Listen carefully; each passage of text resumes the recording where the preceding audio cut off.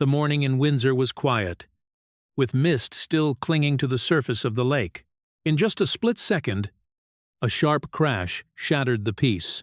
The screech of brakes, the grinding of metal against metal, then silence. A black Range Rover lay tilted on the side of the road, its front end crushed, white smoke billowing thickly. Bystanders froze in shock. A few rushed toward the wreck. Inside the car, Prince William was motionless, blood trickling down his forehead. Security officers shouted for help, calling emergency services, as the gates of Windsor Great Park in the distance were immediately sealed off. Only minutes later, images of the scene spread across social media. Prince William's car involved in serious accident. The red headline flashed on BBC and Sky News breaking bulletins, minute by minute. The news spread like wildfire. TV channels interrupted their broadcasts. Reporters flooded into Windsor. Across Britain, people were gripped by fear, and social media filled with prayers. Buckingham Palace remained silent. No statement was made. No confirmation or denial. Every phone line in the palace was locked down, and the press received only one response: no comment. Outside King Edward VII Hospital, ambulance lights flashed. The doors opened, and the person on the stretcher was the prince himself. The entire nation seemed to hold its breath. To understand what turned a peaceful morning into chaos, we must go back a few hours before the crash, when Prince William left Adelaide Cottage for what seemed like an ordinary trip. That morning in Windsor began like a misty painting. The sun had yet to rise. The sky glowed faintly gray in the chill and damp of November. The trees lining the road from Adelaide Cottage stood still, so quiet one could hear the footsteps of the guard changing shifts. In that silence, everything seemed to slow down except the rhythm of royal life, preparing for an unusual day. Inside the small yet elegant house, a warm yellow light spilled through the fogged window pane. Prince William had been awake long before dawn. On his desk, his laptop was still open, displaying an email received at 4:23 a.m. The subject line was brief: urgent document, review and sign today. The letter came from the office of a senior advisor at Buckingham Palace. The content was short but enough to make William frown. It concerned an internal financial report from the charity he patronized, the Royal Foundation. The report included suspicious money transfers, along with a file marked confidential, requiring direct approval from the prince. William sat still for a few minutes. Normally, he could have delegated the matter to his private secretary or handled it through an online meeting. But today, something felt off. A few notes in the email hinted vaguely that someone might be trying to conceal something. And so, instead of sending someone else, William decided he would go to the palace himself that morning, around 6 o'clock. The first light of day barely touched the treetops. The fog was still thick, drifting low over the lawns surrounding Adelaide Cottage. The soft hum of an engine echoed in the yard as a sleek black Range Rover rolled out of the garage. His driver double-checked the route. Behind them, 2 security escort cars started their engines, headlights cutting pale beams through the gray mist. William stepped outside, wearing a heavy coat and carrying a briefcase of documents. He glanced back at Catherine's window, where the light remained off. She was likely still asleep, or perhaps just waking. One fleeting look. Then he walked briskly toward the car. No one at the residence could have imagined that very moment the dry click of the car door closing would mark the beginning of a day Britain would never forget. The convoy left the grounds, gliding along the winding, 308 road that skirts Windsor Great Park. The pavement was still slick from the night's rain, reflecting the dull gray light of early morning. Outside, the world seemed drenched in chill air. The driver was cautious, but the speed was slightly faster than usual, around 80 kilometers per hour. William urged, "Let's try to reach the palace before 7. I want to review the document before the meeting." Inside the car, The air was silent. Only the rhythmic sound of the wipers and the hum of the engine filled the space. William reopened the email, reading each line again. The more he read, the clearer he sensed the tension behind the sender's tone. One particular line made him pause. This document should not be transmitted electronically to avoid any leaks. Please come in person to sign the confirmation. He hid, wondering who in the palace would send such an important message in the middle of the night. Could something have gone beyond control? In recent weeks, rumors had spread across Westminster about a Royal Foundation board member being secretly investigated, but nothing had been confirmed. William knew all too well, if there was any financial misconduct, the royal family's reputation would suffer greatly. At around 6:40, the car began to enter the winding road leading to the side gate of Windsor Great Park. The fog grew thicker, like a curtain hiding something ahead. The security team communicated constantly through their radios, reminding each other to keep a safe distance. Outside, the tires hissed softly against the damp road. Then suddenly, a small truck appeared from the opposite direction. No one knew where it had come from. Its headlights flashed through the fog, and in an instant, the vehicle swerved slightly as if the driver had lost control. William's driver turned sharply to the right, but the slippery road caused the Range Rover to skid. The sound of metal colliding screamed through the still morning air, tearing it apart. William's car spun sideways, crashing through a section of roadside railing.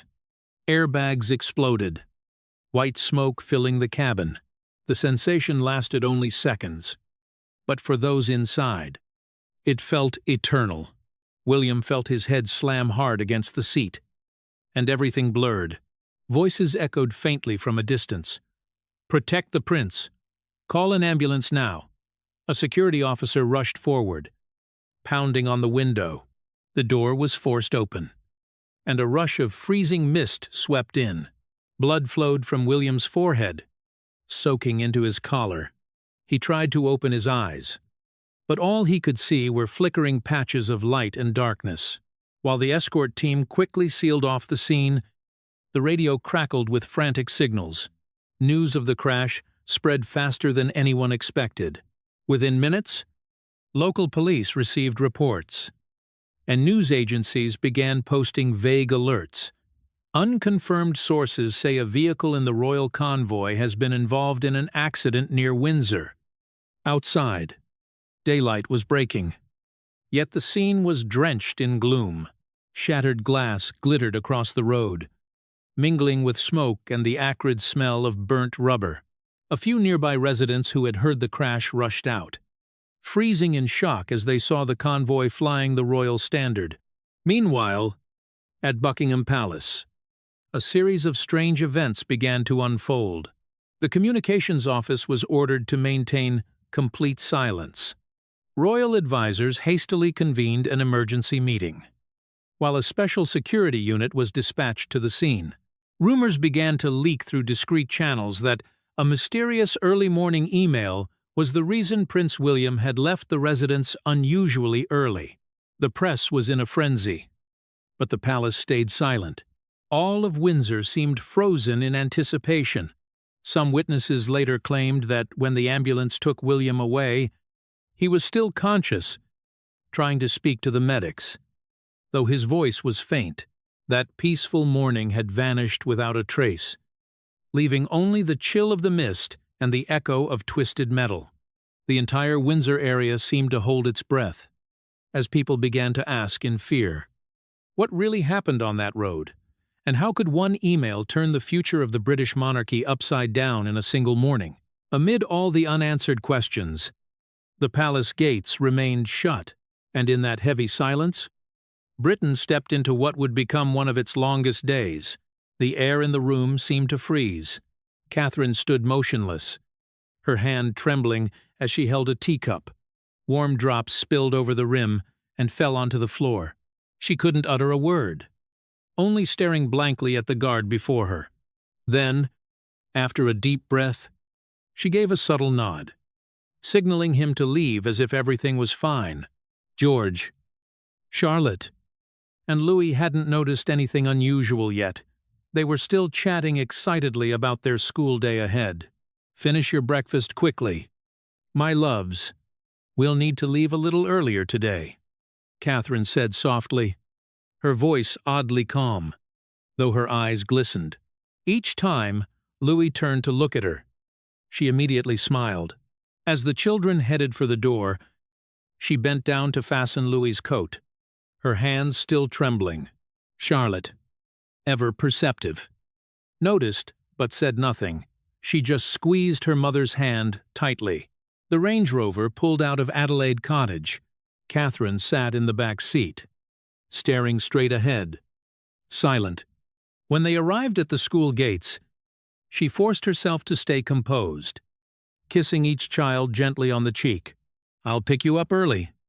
All right, she whispered, then turned away quickly so they wouldn't see the panic in her eyes. As the car returned home, she finally let herself breathe heavily. Her phone buzzed non-stop, messages from the security team flooding the screen. Prince William's car involved in a serious accident on the road from Windsor to London. She didn't finish reading, only replaying 2 words in her mind. Serious accident. The news spread faster than any wind.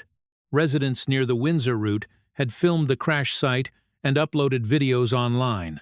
Within minutes, thousands of shares appeared under the headline, Prince William's car overturned, condition unknown.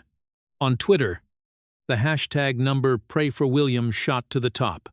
BBC interrupted its morning program. The anchor's voice trembled slightly. We have just received reports of an accident involving Prince William's vehicle. Sky News, the Daily Mail, and countless outlets followed suit. The entire nation held its breath. Outside Adelaide Cottage, reporters began to gather, their cameras fixed on the closed iron gates. No one knew what was happening inside, but everyone assumed Catherine must be breaking down. Yet inside that house, Catherine remained unnervingly calm. She set her phone down on the table, stood up, and walked into the bedroom. Each step felt heavy. She opened the closet, took out a long beige coat, then stopped in front of the mirror. Reflected back was a pale face, reddened eyes, but a determined gaze. Catherine didn't cry. She wouldn't let herself cry, because she knew, if she broke down now, who would her children lean on? She took a deep breath, fixed her hair, then turned to the guard. Prepare the car. I have to go to the hospital. The guard bowed, his voice trembling slightly. Your Royal Highness, Buckingham Palace has not yet issued an official statement. They've requested that you wait. No, Catherine interrupted, her voice suddenly cold. I can't wait. Outside, rain had begun to fall, heavy drops striking the window frame. For a brief moment, Catherine closed her eyes, as if in silent prayer. The image of William flashed through her mind, his gentle smile, the warmth in his eyes that morning before leaving for duty. She had told him, "See you after lunch." Now, those words echoed like a blade in her chest. The phone rang again, this time from the security team. His Royal Highness is being taken to King Edward VII Hospital. His condition is still unclear. Catherine gripped the phone tightly, her nails pressing deep into her palms. She drew a sharp breath and motioned for the driver to start the car. The engine roared to life amid the pounding rain. She sat in silence, staring through the fogged window, feeling as if time itself had stopped. Outside, the media and the public were in chaos. Every minute brought thousands of new comments, online prayers, fears, and wild speculations spreading fast. Buckingham Palace maintained absolute silence. No one knew whether that made things worse or if it meant they were hiding a truth too heavy to reveal. And as the whole of Britain waited for updates from the hospital, the one woman who hadn't put down her phone for hours was Catherine herself. She was on her way to London, carrying a fear that no royal title could ever ease.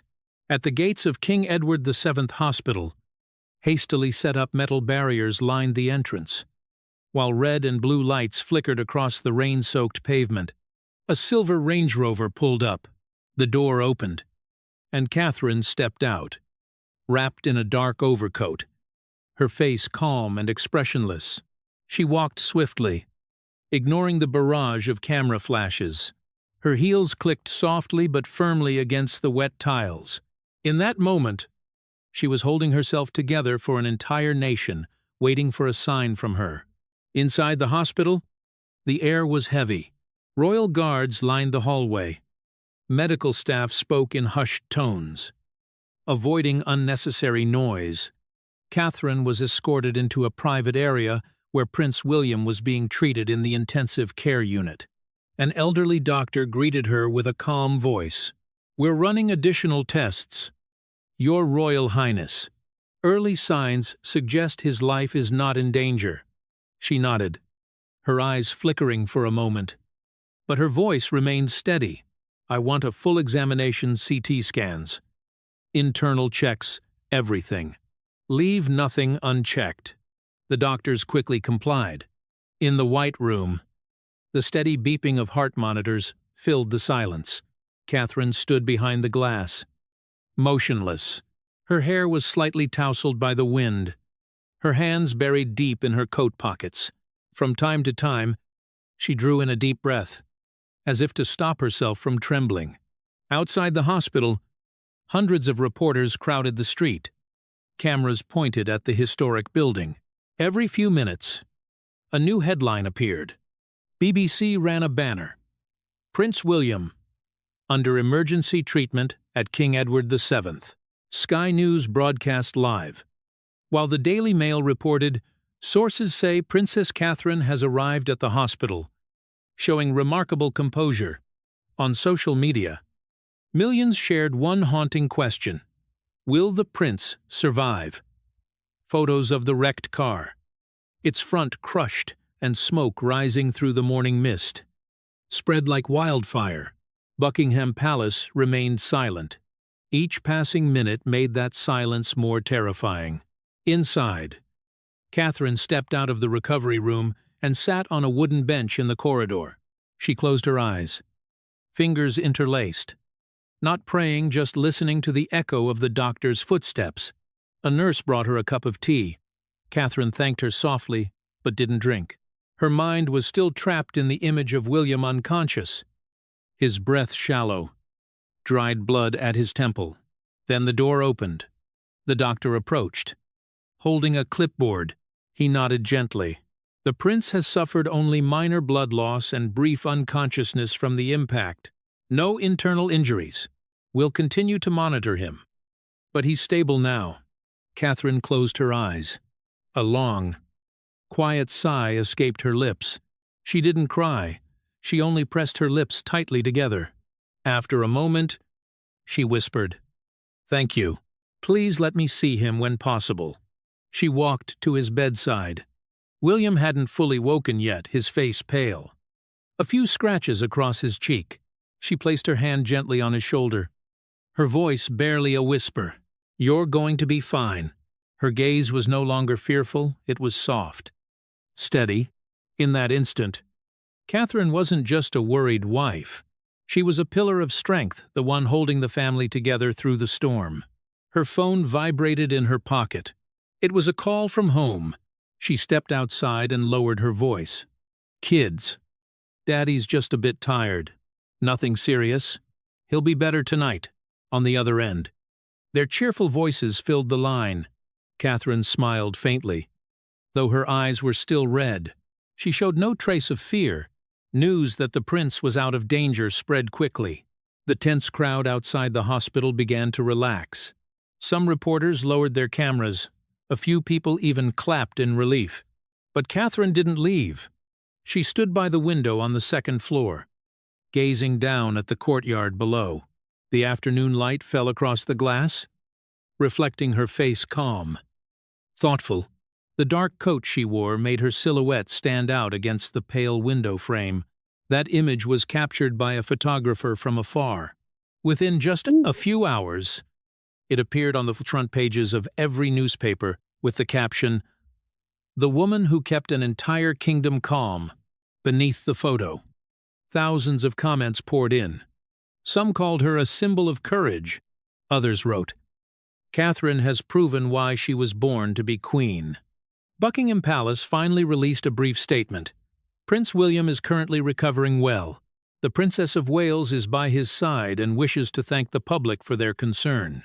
It was only 2 sentences long, but it was enough to ease the wave of anxiety sweeping across Britain.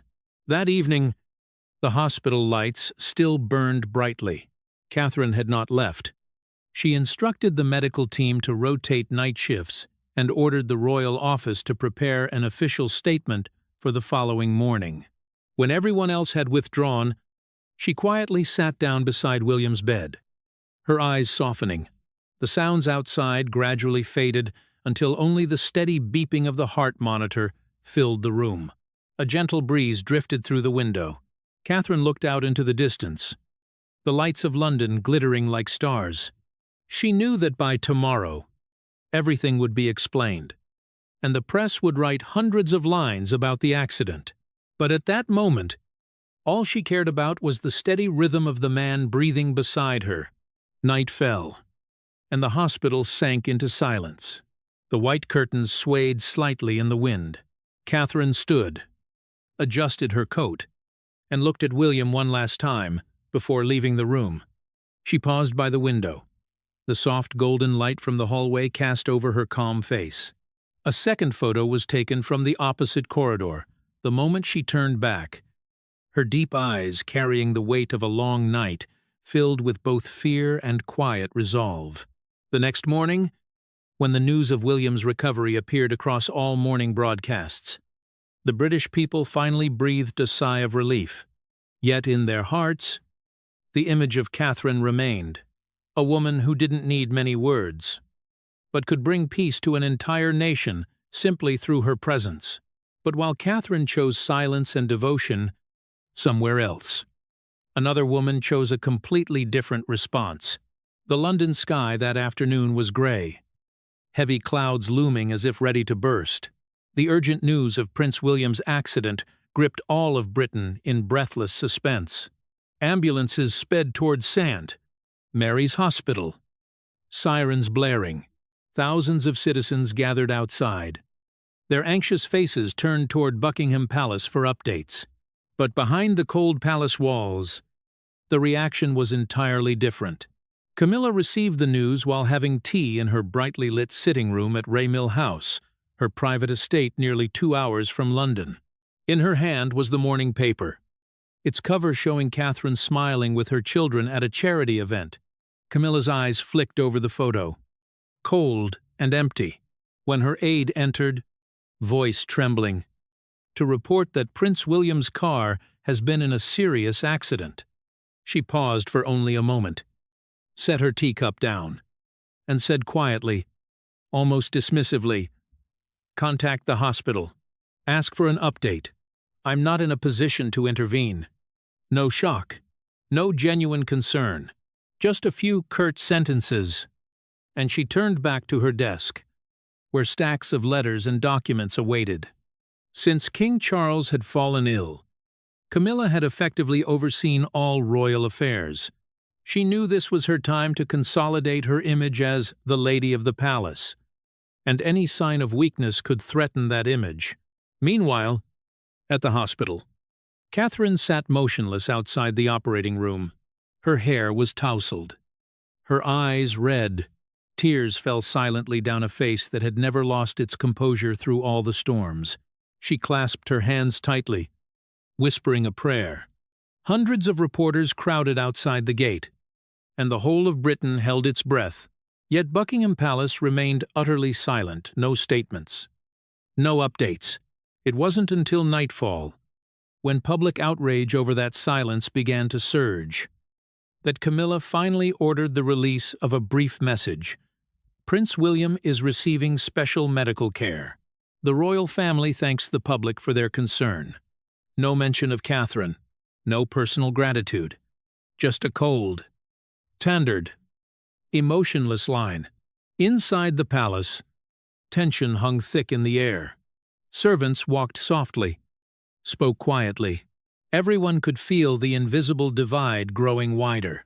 One side remained loyal to the Prince and Princess of Wales, symbols of devotion and genuine love.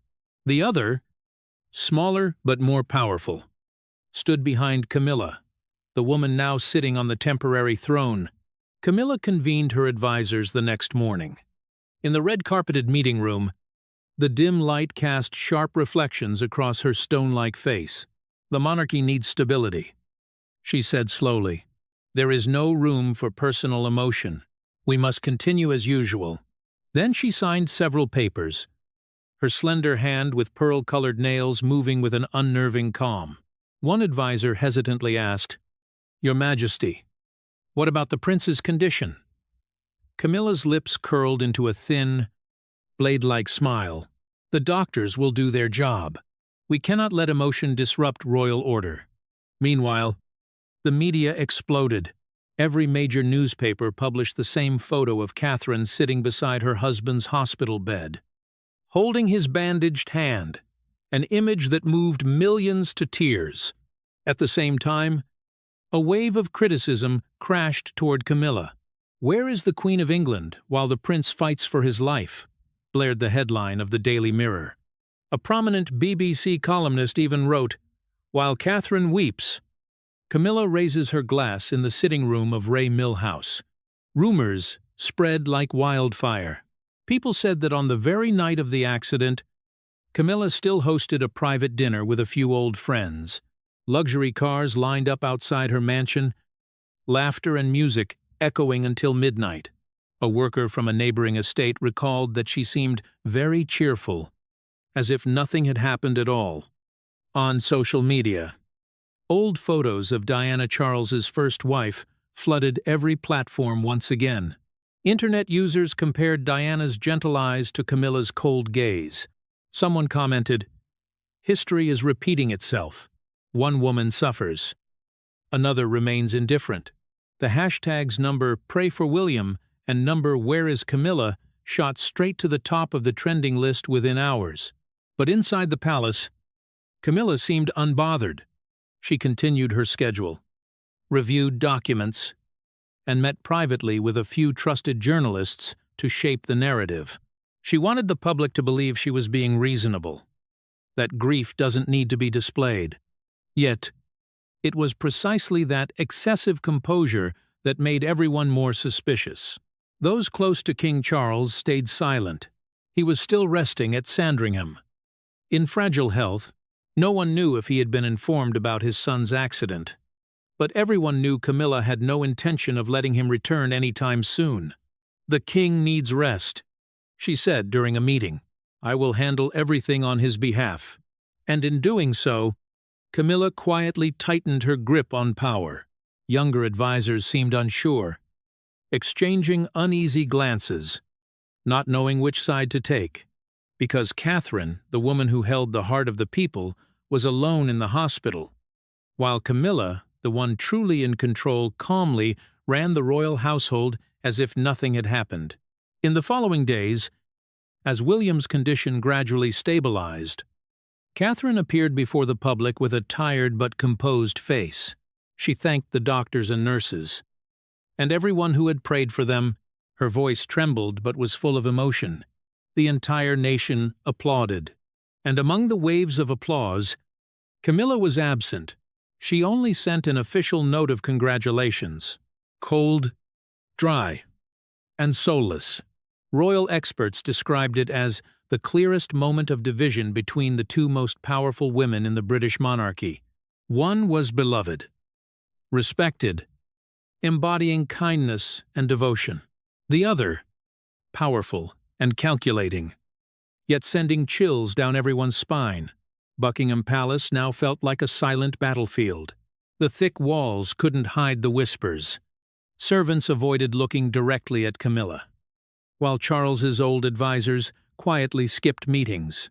They all knew that between Catherine and Camilla, a silent war had begun not for titles, but for the heart of the entire nation.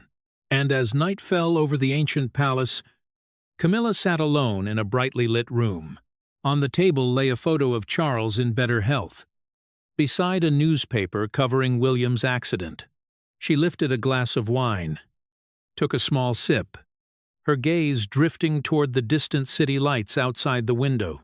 No one knew what she was thinking, but the faint smile that crossed her lips, thin, cold, and full of meaning, sent a chill through anyone who might have seen it, because at that very moment she seemed entirely unafraid. On the contrary, she looked like the only person still in control of everything, even as the entire nation outside was asking, who truly deserves to represent the British royal family in the future?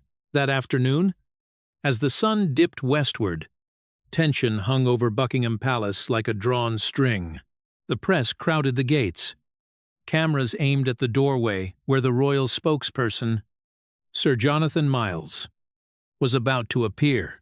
After long hours of silence, the palace finally spoke, dressed in a neat grey suit, his voice calm yet firm. He read each word slowly. The Prince of Wales has regained consciousness following a traffic collision. His injuries are minor, and he is currently being cared for at St. Mary's Royal Hospital. Doctors have confirmed that his condition is stable. The family kindly requests that the media respect their privacy during this time. Before the statement even ended, the crowd outside erupted. Hundreds cheered and clapped. Some were moved to tears. Someone shouted, "Thank God the prince is safe." Emotion spread like a rising wave.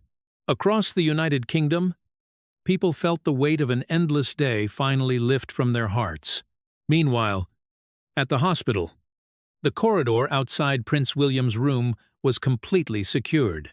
Catherine sat quietly beside her husband's bed, her face still marked by exhaustion. All morning, she had held herself together for their children. But now, with the door closed, her eyes quietly filled with tears, William gently squeezed her hand and whispered, "I'm okay." That was all. Catherine nodded, saying nothing more. That moment needed no grand words. It was perhaps one of the rare, genuine glimpses of humanity the royal family ever allowed the world to see. While the public was deeply moved by the image of a strong wife and gentle mother, at Ray Mill House, the atmosphere was entirely different. Queen Camilla, who still hadn't appeared since the incident, was reportedly hosting a private tea gathering with a few close friends. According to a source, she merely offered formal condolences during a closed meeting with her advisors and refused to comment further. Her absence quickly became the center of public outrage online. Many accused her of deliberately keeping her distance to avoid blame, while others bluntly said she lacked the basic compassion expected of a member of the royal family. That very evening, major newspapers such as The Times and Daily Mail simultaneously ran the headline, "Catherine, the woman who kept the royal family together." The photo of her leaving the hospital, her eyes resolute yet gentle, became a symbol of composure, a portrait of a woman quietly carrying the image of the monarchy's future on her shoulders. Media experts remarked, "While Camilla shows silence, Catherine moved the entire nation with nothing more than her calm and compassion." However, inside Buckingham Palace, silent cracks began to appear. Some of the king's close advisers feared that the public was beginning to compare the two women, and that Catherine was clearly winning. Queen Camilla's image was fading from the hearts of the people, especially after she was found to have cancelled 3 consecutive engagements since the day of the accident. An insider revealed that Camilla was visibly irritated seeing her name attached to negative headlines. During a brief meeting at Clarence House, she was said to have remarked, "This is their issue, not mine. I am not obliged to perform for the cameras." That statement spread like wildfire. Many palace staff could not hide their surprise. A former aide to Prince William told the press, "If Camilla ever had a chance to regain the public's sympathy, she just lost it completely with those few words." For ordinary people, the image of Catherine holding herself together for her children only made the contrast even sharper. At the hospital, After 2 days of monitoring, doctors officially allowed Prince William to be discharged. The news was confirmed on Tuesday afternoon. As British media joyfully reported, the prince has recovered and will return home to rest with his family. Royal black cars lined up one after another at the patient pickup area. Outside the hospital gates, hundreds of people were waiting just to catch a glimpse of William. When the car door opened, he gave a tired yet warm smile and waved to the cheering crowd. Catherine walked beside her husband, saying nothing, but their eyes spoke volumes. In that moment, there were no titles, no crowns, only two people returning home after a storm. The media captured that scene and simply captioned it, "They just want to go home." That single line brought tears to millions. When the car stopped in front of Adelaide Cottage, the three children were already waiting at the door. George, Charlotte, and Louis, still in their school uniforms, ran toward their father with bright smiles. William knelt to embrace them, while Catherine stood behind, watching with warmth in her eyes. For a fleeting moment, the noise of the outside world faded away. There were no princes or duchesses, only a family that had just weathered a great storm. The scene spread across every front page, moving the nation like never before. An editorial in The Guardian wrote, "At a time when the monarchy faces division and dwindling trust, that image reminds us that behind palace walls still beat hearts that love and fear like any of us." Yet, even in that moment of apparent peace, those who understood the undercurrents sensed another wave rising inside the royal family. Catherine's overwhelming public support not only elevated her image, but also overshadowed Camilla's, who had been striving to consolidate power while the king remained in recovery. A former palace communications officer stated, "After this accident, you could say the balance of power within the monarchy has begun to shift. The public now sees Catherine as a new symbol, while Camilla has been pushed to the sidelines." And as night fell and the lights within the palace dimmed, one question lingered in many hearts. Was this car accident merely an unfortunate incident, or the beginning of a quiet transfer of power within the British monarchy? That collision, though lasting only an instant, awakened the entire nation. Amidst the luxury cars, the iron gates, and the cold official statements, people suddenly realized who the true heart of the royal family was. It was not about titles or power, but about composure, grace, and the love of family. Virtues that Catherine had embodied through her silent strength. As for Camilla, the woman who once climbed to the throne through her calculated moves, she now faces the growing distance of public sentiment. Perhaps, in a monarchy where faith is beginning to waver, all eyes will soon turn toward the woman who listens, rather than the one who commands. So, what do you think? Does Catherine truly deserve to be called the new heart of the British monarchy? Press 1 if you believe she does, or press 2 if you think Camilla is simply trying to protect what's rightfully hers. And don't forget to subscribe to our channel to follow the next chapter of this mysterious royal story.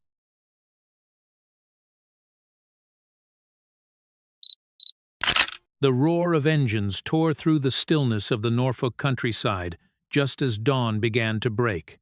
Across golden barley fields stretching to the horizon, a place once filled only with birdsong and the soft whisper of wind was now overwhelmed by the harsh metallic noise of excavators and heavy trucks. Layers of earth were being dug up without pause. Dust filled the air. Local residents stood at a distance in shock, their eyes full of confusion. An elderly man murmured in worry, "This was not an ordinary construction site. This was something far bigger. Something was being hidden." None of them could have imagined that the center of this chaos would lead directly to one of the most private and discreet royal residences, Balmoral Hall, once seen as a symbol of peace and absolute privacy, a special gift from Queen Elizabeth II to Princess Anne. was now being pulled into an unprecedented storm of controversy. Allegations began to spread like wildfire.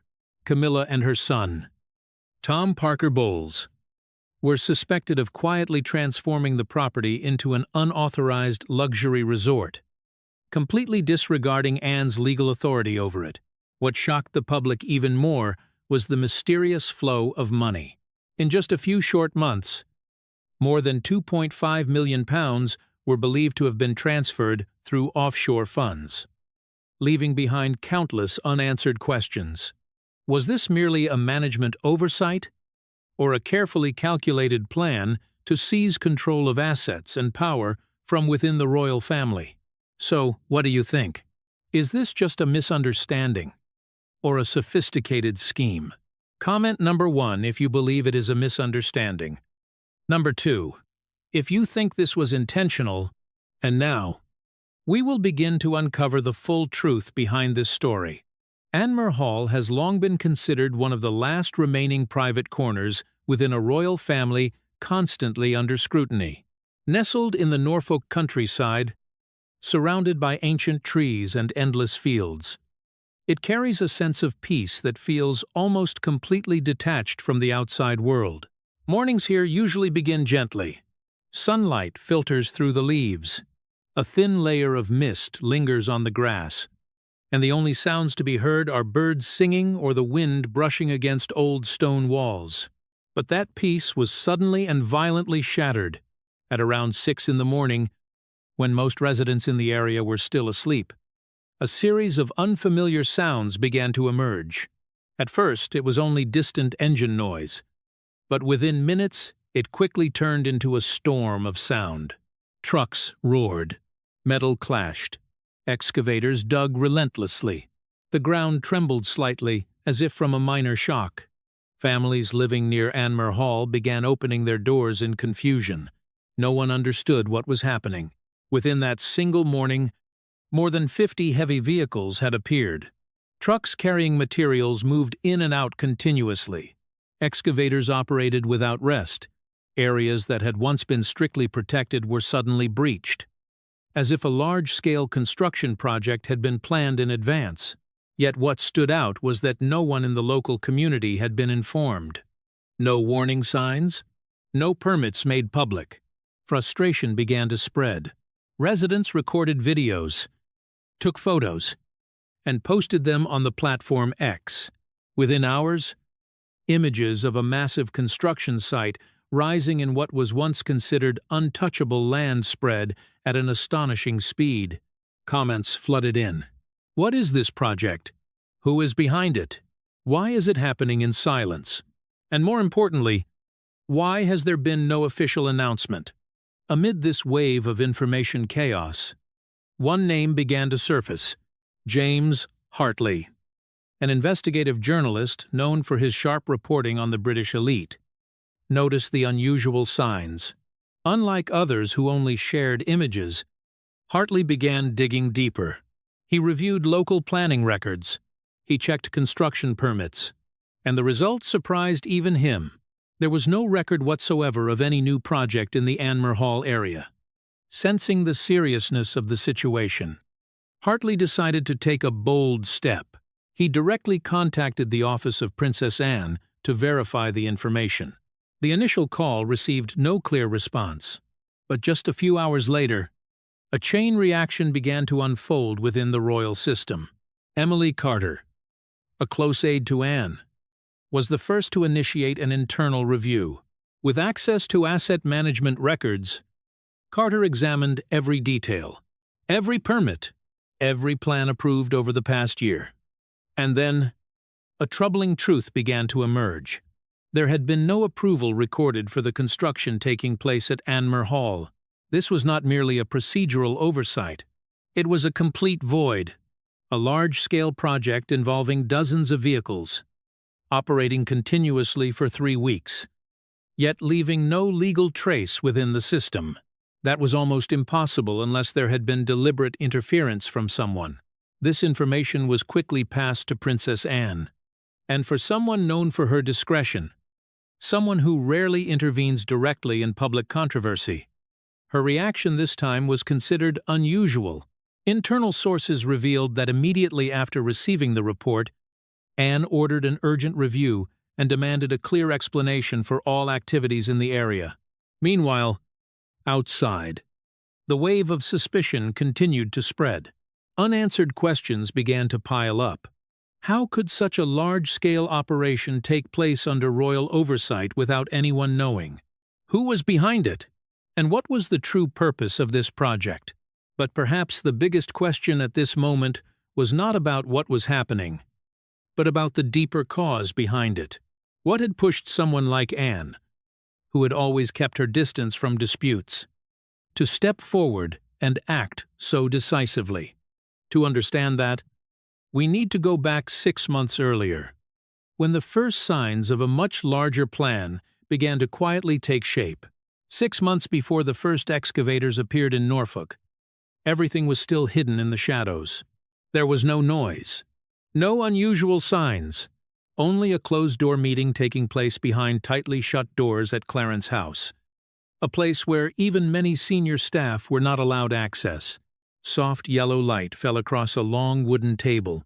The atmosphere was heavy, and those present understood very clearly that whatever was discussed in that room could never be allowed to leave. Camila was the one who began. Her voice was calm but firm. She did not speak much about emotion. Instead, she went straight to the point.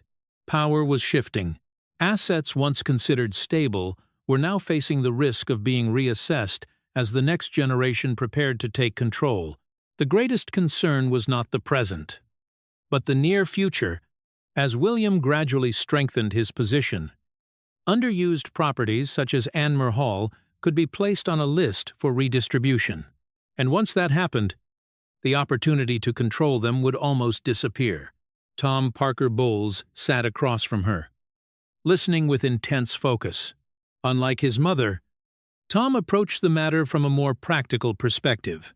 To him, Anmer Hall was not just a symbolic asset, it was a wasted business opportunity, a vast estate, secluded in location, tied to the royal family yet rarely used. In the eyes of high-end investors, it was a potential gold mine, a private resort for the elite, where absolute privacy could be guaranteed, capable of generating enormous profit if developed properly. The advisors in the room began to propose options. No one suggested direct action, too risky. Instead, they spoke of complex legal structures, layers of cover that could conceal the true purpose of the project. One name was introduced: Regal Estates, a newly formed company, registered under the purpose of heritage management and preservation. On the surface, it appeared entirely legitimate, even positive, but behind that name, an entirely different plan was taking shape. Details began to fall into place. The company would apply for the necessary permits under the guise of restoration and preservation, not new construction, not commercial development, simply infrastructure upgrades to maintain historical value, a justification reasonable enough to avoid outside attention. At the same time, the funding would not be transferred directly. Instead, offshore funds would be used to ensure that the flow of money could not be easily traced. The initial figures seemed modest. Regal Estates was registered with a capital of just £1,000, an almost insignificant amount for a project of this scale. But within a few months, transactions began to appear. Large sums of money were transferred into the company account from unidentified sources. The total quickly surpassed £2.5 million, enough to transform a quiet estate into a busy construction site in a short time. Everything appeared to be carefully calculated. The timing of implementation was chosen during a period with fewer royal events. When media attention was scattered, contracts were signed through third parties. Workers were hired from multiple sources to avoid creating a clear chain of connection. Even the construction schedule was broken into smaller phases to avoid drawing too much attention in the early days. For several weeks, the plan operated smoothly. There were no leaks, no reaction from local authorities, and most importantly, No sign that Princess Anne had realized what was happening.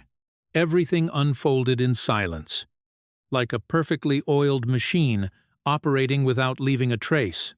But then, a small mistake changed everything. An internal email was sent during the coordination of the project. The sender was one of Tom's assistants. The content was originally just a routine progress confirmation, but at the end of the email, a short line appeared. "Mother approved," a phrase that seemed harmless. Yet in this context, it became a crucial piece of the puzzle, because it did not only confirm Camilla's involvement, it also showed that this was not a spontaneous action, but a plan approved at the highest level. The email had not been properly secured. It was forwarded through multiple parties, and eventually, it entered a system that no one in the project team had anticipated. A system connected to the Royal Asset Management Office. When this information began to surface, the first suspicions emerged internally, and this time, nothing could remain hidden. Financial data, legal records, and unusual transactions were all cross-checked. Inconsistencies began to appear. Gaps in the approval process became clearer than ever. Princess Anne, who had previously not been drawn into any disputes related to assets, now began receiving detailed reports. With her years of management experience, she quickly recognized that this was not a simple administrative error. This was a coordinated chain of actions, planned in advance, with a clear objective. The first steps of tracing the activity began. Every contract was re-examined, every transfer of money was tracked, and every individual involved was placed under review. This was no longer a vague suspicion. It had become a full investigation, with consequences that could spread across the entire power structure within the royal family. The plan that once seemed perfect now began to show cracks, and from those cracks, the full picture slowly emerged. But what none of the original participants could have predicted was the speed at which everything would collapse once the truth started to come to light. The operation had run smoothly in the shadows, but a single small mistake, a seemingly insignificant line in an email, changed everything. From that moment on, Princess Anne began following the trail, step by step, moving closer to a truth that many may not have wanted her to discover. As soon as the first reports were placed on her desk, Princess Anne did not hesitate for a single second. There was no delay, no indirect discussions. She understood clearly that time was the decisive factor.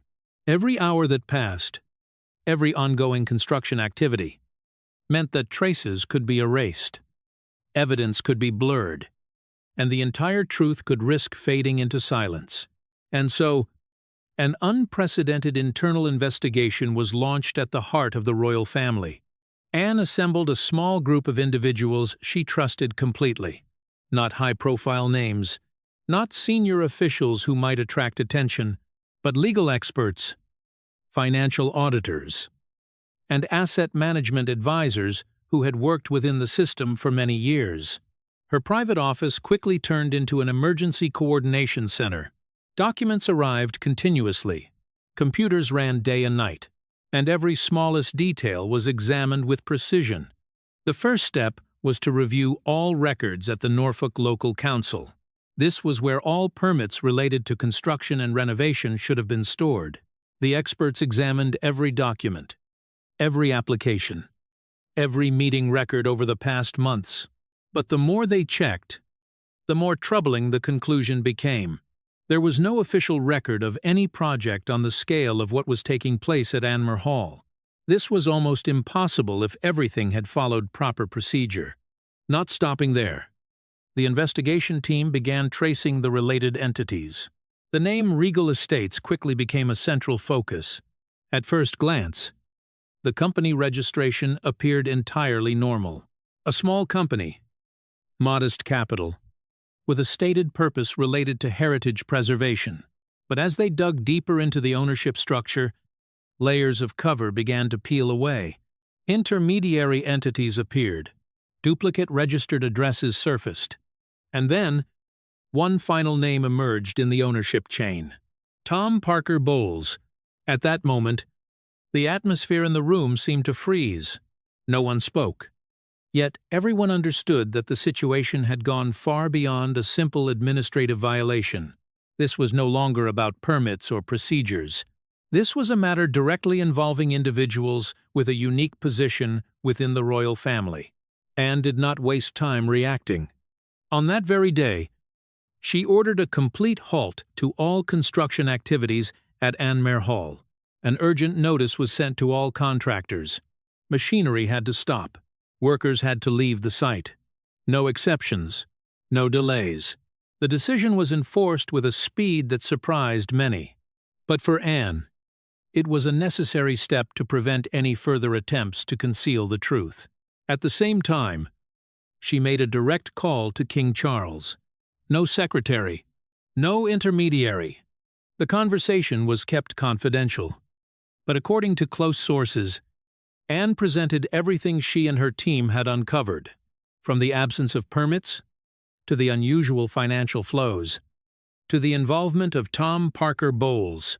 This was not just an internal issue. It had the potential to become a public crisis if not handled in time.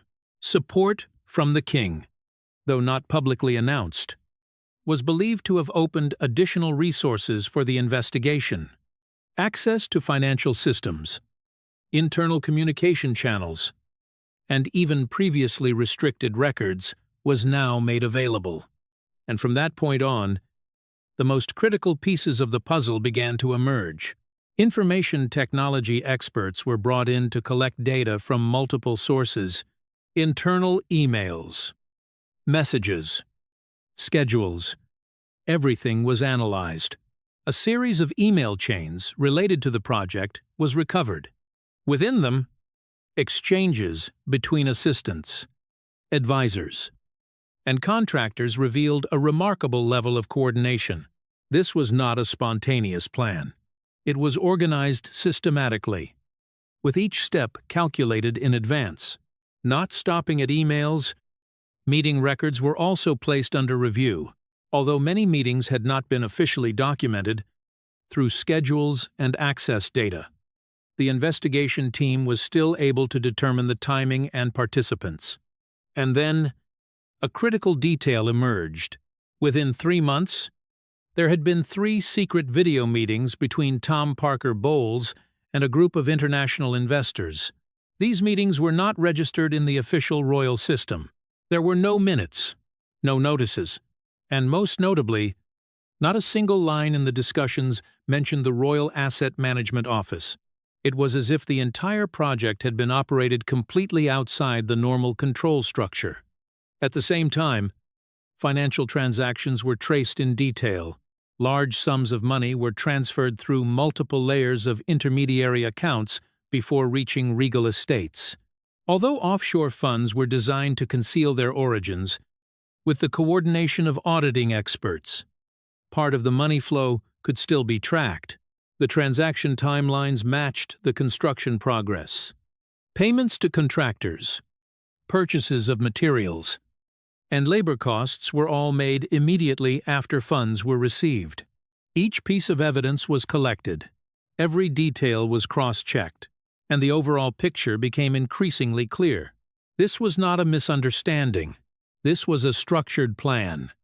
With clear financial backing and the involvement of influential individuals, what made the situation even more serious was that the entire process had taken place without any approval from official authorities.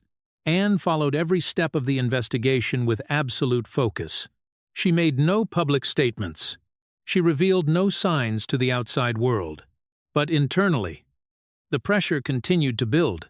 Each new piece of evidence not only reinforced suspicion, but also pushed the situation closer to an unavoidable breaking point. However, as evidence began to accumulate, another reaction emerged at the same time. Those involved did not remain still. Signs appeared that some data was being deleted. Certain accounts suddenly became inactive. Communication channels were altered. It was as if someone had realized they were being watched. That only made the investigation more urgent. Because if the erasure of traces continued, what had been discovered might be only a small part of the entire story, and the rest, if successfully hidden, might never be known.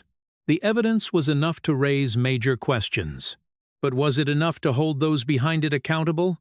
And while the investigation continued, a silent race was unfolding in parallel.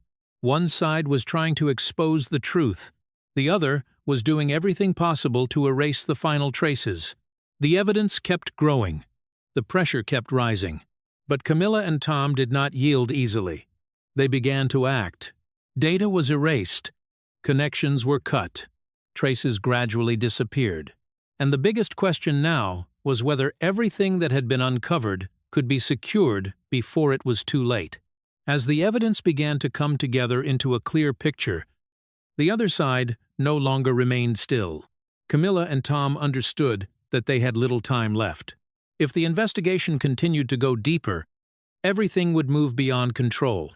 And so, a damage control effort was launched. Quietly but urgently. The first step was to control the narrative.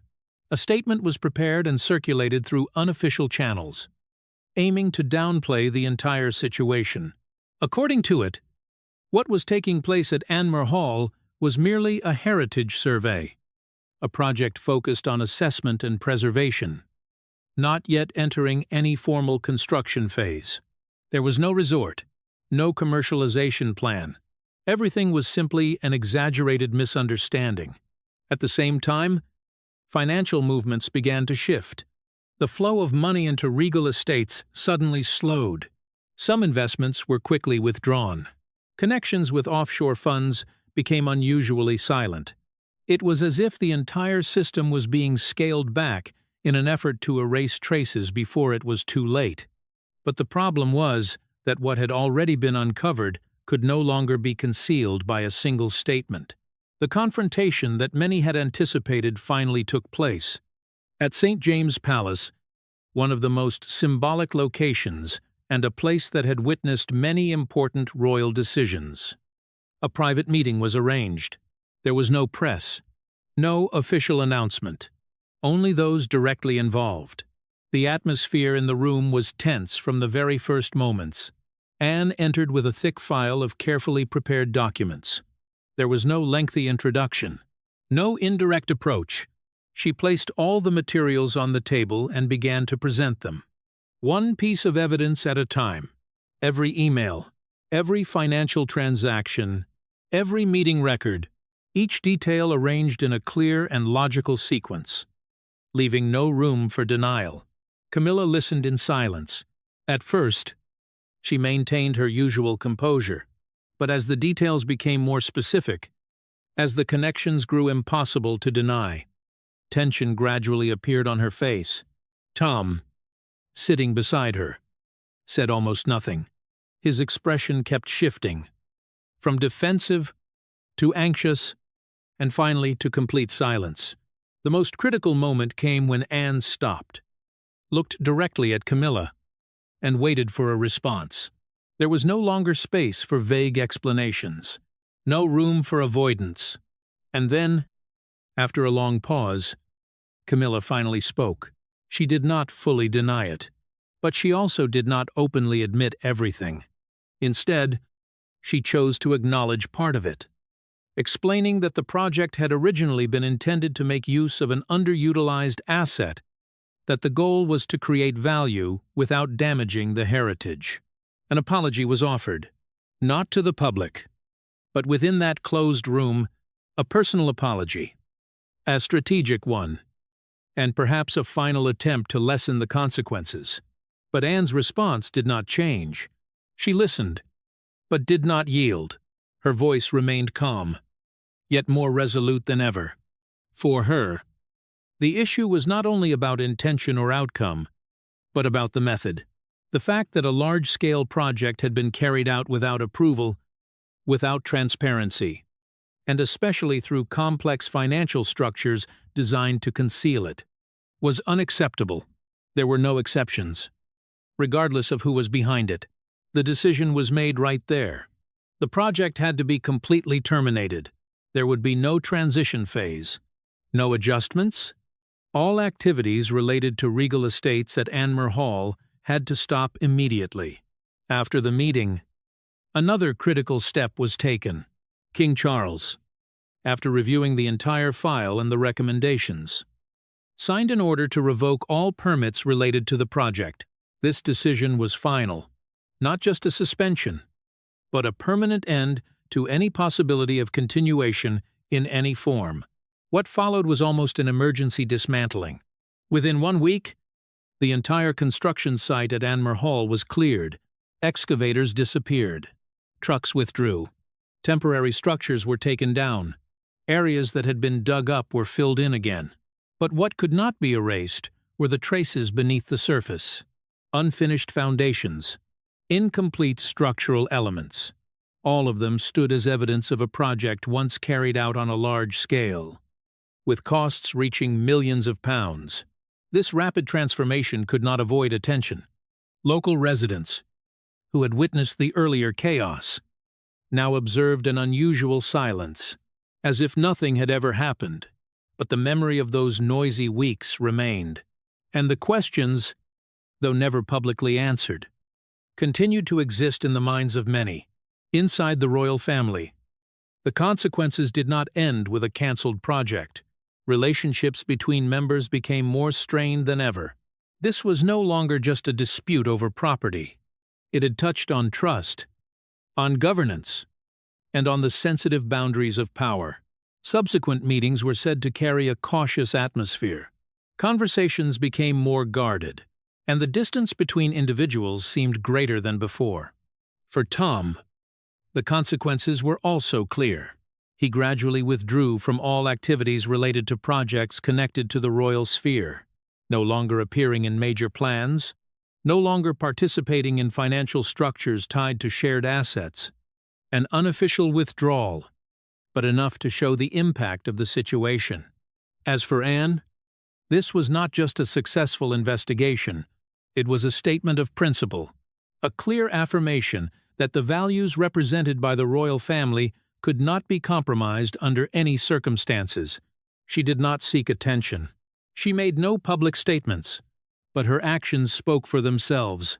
Protecting heritage is not only about preserving physical structures, but also about safeguarding the principles behind them.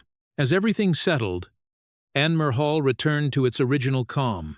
The fields became quiet again. Mornings once more began with sunlight and birdsong. No more machinery, no more lines of trucks. But the story that had unfolded left a mark that could not be erased. And now, as the curtain has fallen, as actions have been taken and consequences have become clear, perhaps it is time to look back at the entire situation from a broader perspective. Not only at what happened, but at what it reveals about how power, assets, and trust intertwine within one of the most closely watched families in the world. As the story gradually comes to a close, one question still lingers. Was this truly just a misunderstanding in asset management, or a calculated power move from the very beginning?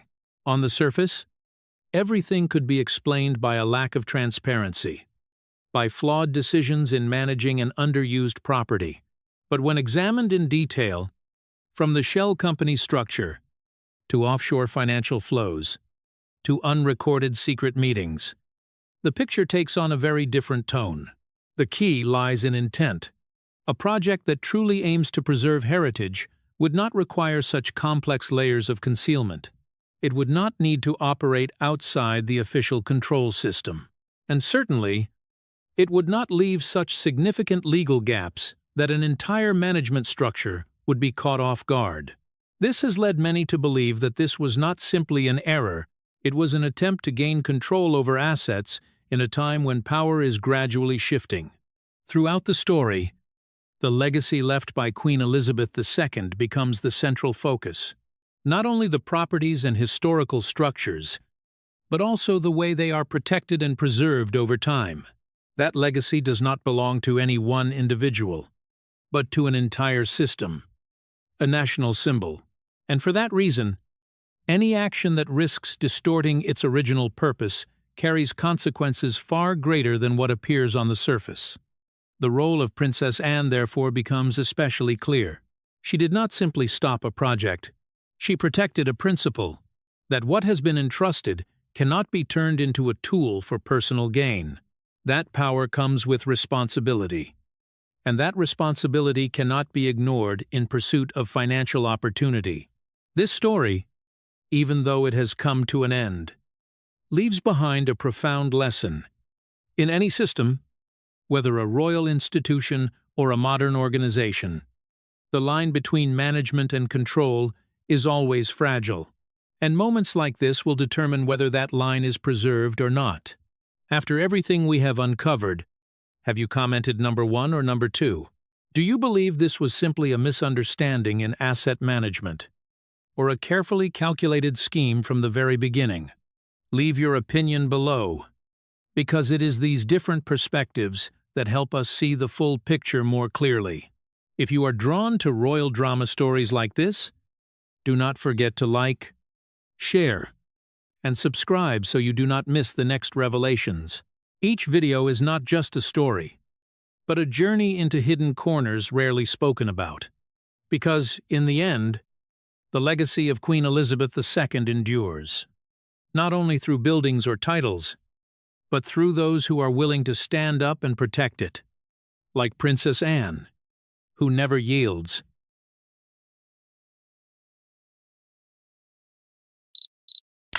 One night in 2024, the entire United Kingdom sank into a heavy and anxious atmosphere. At the center of all attention, King Charles III, a monarch who had only recently ascended the throne, suddenly faced a diagnosis that no one ever wants to hear: cancer. The news not only shocked the public, but also raised questions that had not been asked since the royal family's previous crises. And then, in the midst of that storm, Queen Camila, a woman who had been controversial for decades, stepped forward with a statement that left the world stunned. It was not a familiar reassurance. It was not a carefully controlled image. It was a rare admission that everything behind the palace doors was no longer as stable as it appeared. At the same time, troubling signals began to emerge in rapid succession.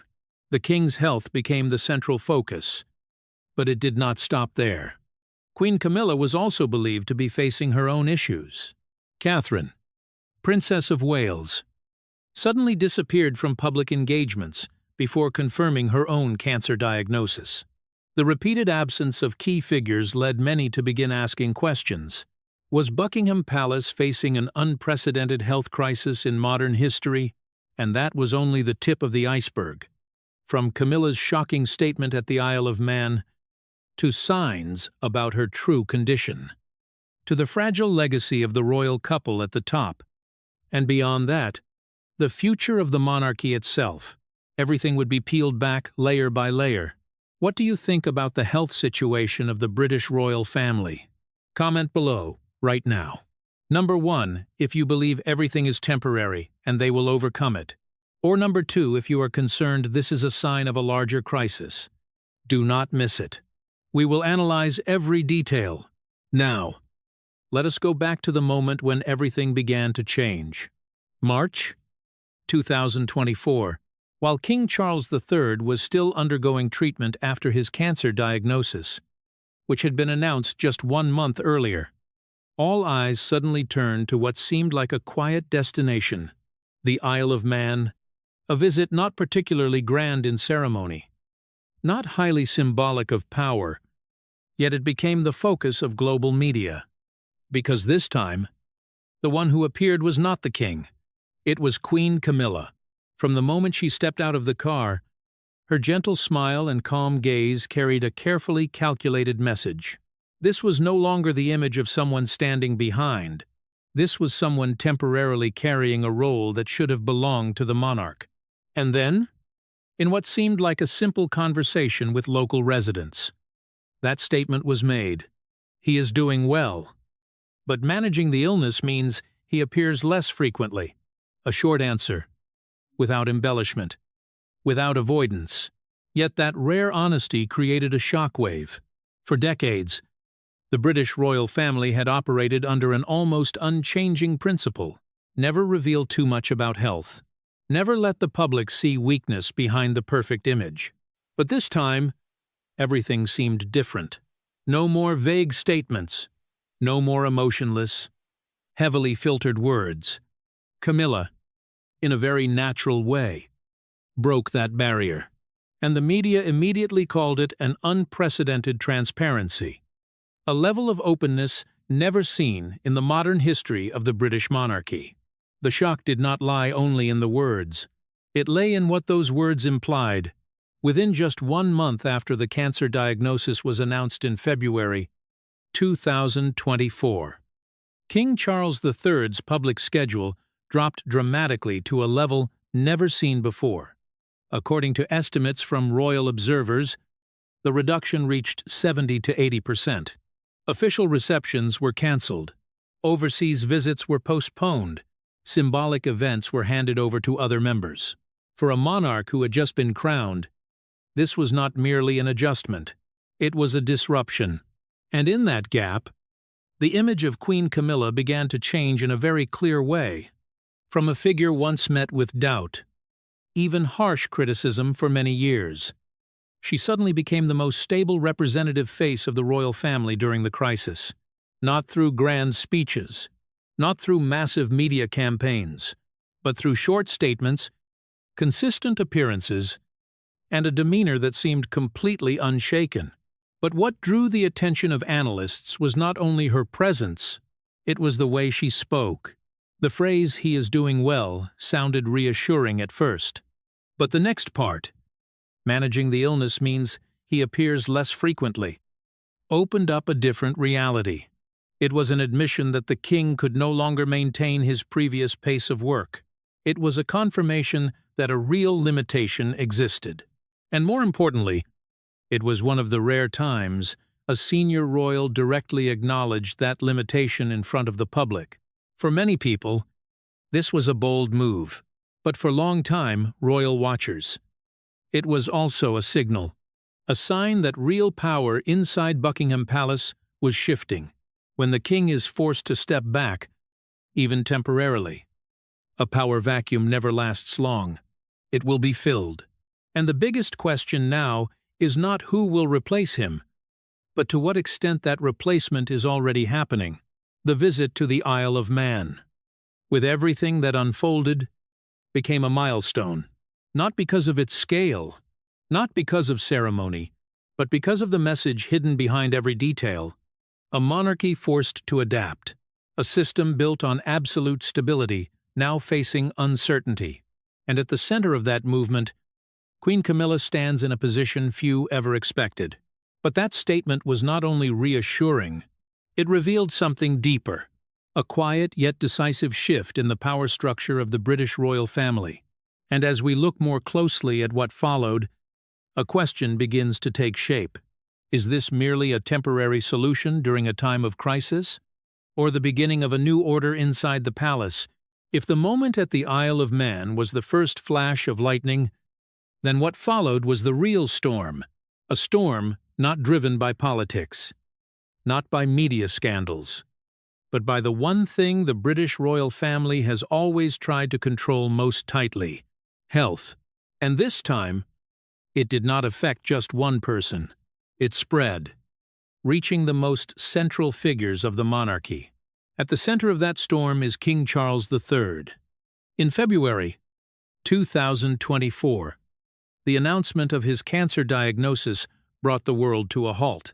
There was no specific information about the type of illness, no details about the stage, only a brief message: the king was undergoing treatment. But that lack of information fueled more speculation than ever. In the months that followed, his appearances became increasingly rare. Public engagements were significantly reduced. Every appearance was carefully calculated. And behind the scenes, a strict treatment schedule was said to be reshaping the daily life of the head of the monarchy. However, by the end of 2025, positive signals began to emerge. According to sources close to the situation, early detection played a key role. Doctors were believed to have adjusted the treatment plan toward long-term management rather than emergency intervention. This allowed King Charles III to reduce the intensity of treatment and gradually consider returning to some public duties. Even so, one reality could not be denied. The king's health had become an inseparable factor in every decision made by the palace. Meanwhile, Queen Camilla, who had been carrying much of the representative role, was not outside the storm. In November 2024, she was confirmed to have a chest infection. At first, it was described as mild, but within a short time, it developed into pneumonia, a turning point that forced doctors to make a clear recommendation. She needed rest, and for the first time in months, her packed schedule was interrupted. A series of important events were cancelled. Among them was the Field of Remembrance ceremony, an event with deep symbolic meaning for both the royal family and the public. Alongside it, a high-level reception could not proceed as planned. These decisions were not simply schedule adjustments. They were clear signs that even the person stepping in could no longer sustain the previous pace. And in that context, the image of a monarchy that is always resilient and uninterrupted began to show cracks. But perhaps the greatest shock came from Catherine, Princess of Wales. For a long period, her absence from public engagements fueled countless rumors. And then, the official confirmation came. She was undergoing cancer treatment. This news did not only shock the United Kingdom, but spread across the world. Because Catherine, Princess of Wales, is not just a member of the royal family. She is a symbol of the next generation, a representation of future stability. By September 2024, she was confirmed to have completed chemotherapy, a significant milestone that brought hope. But at the same time, it underscored the severity of the earlier situation. The fact that a young figure, at the height of her public role, had to undergo such a treatment journey was something never imagined in the ideal picture of the monarchy. When placing these three cases side by side, a concerning picture begins to emerge. Within less than 1 year, 3 of the most senior members of the British royal family faced serious health issues. 2 cases of cancer, 1 case of infection developing into pneumonia. These are no longer isolated events. This is a pattern, a coincidence too striking to be seen as random. Observers began using a strong phrase, an unprecedented rate in modern history, because for decades, despite many upheavals, the British monarchy had maintained an image of continuity and stability. Health issues, if any, were handled discreetly and rarely occurred simultaneously among key figures. But this time, every rule seemed to have been broken. The pressure does not come only from illness. It comes from the consequences that follow. Schedules disrupted, responsibilities redistributed, other members stepping forward to fill the gaps. And in that process, a power structure once considered stable is beginning to shift. Questions are emerging more frequently. Who is truly in control? Who is making the decisions? And more importantly, how long can this system sustain itself in such a state? Amid all these upheavals, one image has gradually become clearer: Queen Camilla. Even while facing her own health issues, she has continued to appear whenever possible. Not ostentatious, not dramatic, but enough to maintain the sense that the monarchy is still functioning. That steady presence, in a time of deep uncertainty, has begun to reshape how the public sees her. Because in ordinary times, the role of a queen consort can be overlooked. But in a crisis, everything changes. The one who endures the longest, the one who appears when needed most, becomes the symbol, not because they are chosen, but because circumstances force them to step forward. In the midst of this unprecedented health storm, the British royal family is not only fighting illness, they are adapting to a new reality. A reality in which vulnerability can no longer be fully concealed. And within that very vulnerability, new roles are being reshaped day by day. In that storm, Camilla is not only stepping in for her husband, she is becoming a new symbol. To understand why the image of Queen Camilla during this recent crisis has created such a powerful shift, we must go back to the past. A past that was far from easy, even deeply controversial. For many years, the name Camilla was not associated with respect. It was tied to one of the most painful chapters of the British royal family, involving Diana, Princess of Wales. In the eyes of the public, the story between King Charles III and Camilla was once seen as a primary cause of the collapse of the most famous royal marriage of the century. The image of Diana, with her vulnerability and unique charisma, created a stark contrast. And within that contrast, Camilla was placed in the role of the third person, a label she carried for decades. The criticism came not only from the media, but from public emotion itself. For many, she did not belong in the royal family, at least not in the way they expected. But time, as it often does, changed many things. After marrying Charles, Camilla began to appear more frequently in official duties. Not loudly, not seeking the spotlight. She chose a different path. Quiet, persistent, and focused on areas she genuinely cared about. Literacy, support for victims of domestic violence, raising awareness of osteoporosis, and especially campaigns related to cancer. By 2023, when King Charles III was officially crowned, Camilla's title as Queen Consort was no longer an assumption. It became reality. And notably, public reaction was different this time. There was no longer the intense wave of opposition seen before. Not everyone fully supported her, but acceptance had begun to take shape. Partly because time had softened old wounds, partly because of what she had done over the years. Queen Camilla's charitable work has not been symbolic. She has been deeply involved in each campaign. With organizations such as Macmillan Cancer Support and Breast Cancer Now, she has not only appeared as a representative, she has met patients, listened to their stories, taken part in initiatives to raise awareness and support treatment. In the field of combating domestic and sexual violence, she has also spent significant time working directly with organizations and victims, not through formal speeches, but through personal encounters. One of the key milestones in this journey was the documentary Her Majesty, the Queen Behind Closed Doors, broadcast in November 2024. Unlike traditional royal content, the film opened a different perspective. More intimate, more realistic, and at times, more difficult to watch. Its focus was not ceremony or power. It was the stories of domestic abuse, sexual violence, and the consequences they leave behind. In the film, Queen Camilla appears not as a symbol, but as a listener. She meets victims, sits with them, hears them recount painful experiences. And what surprised many was how she responded. Not distant, not performative, but sincere and direct. It was an image the public had rarely seen before.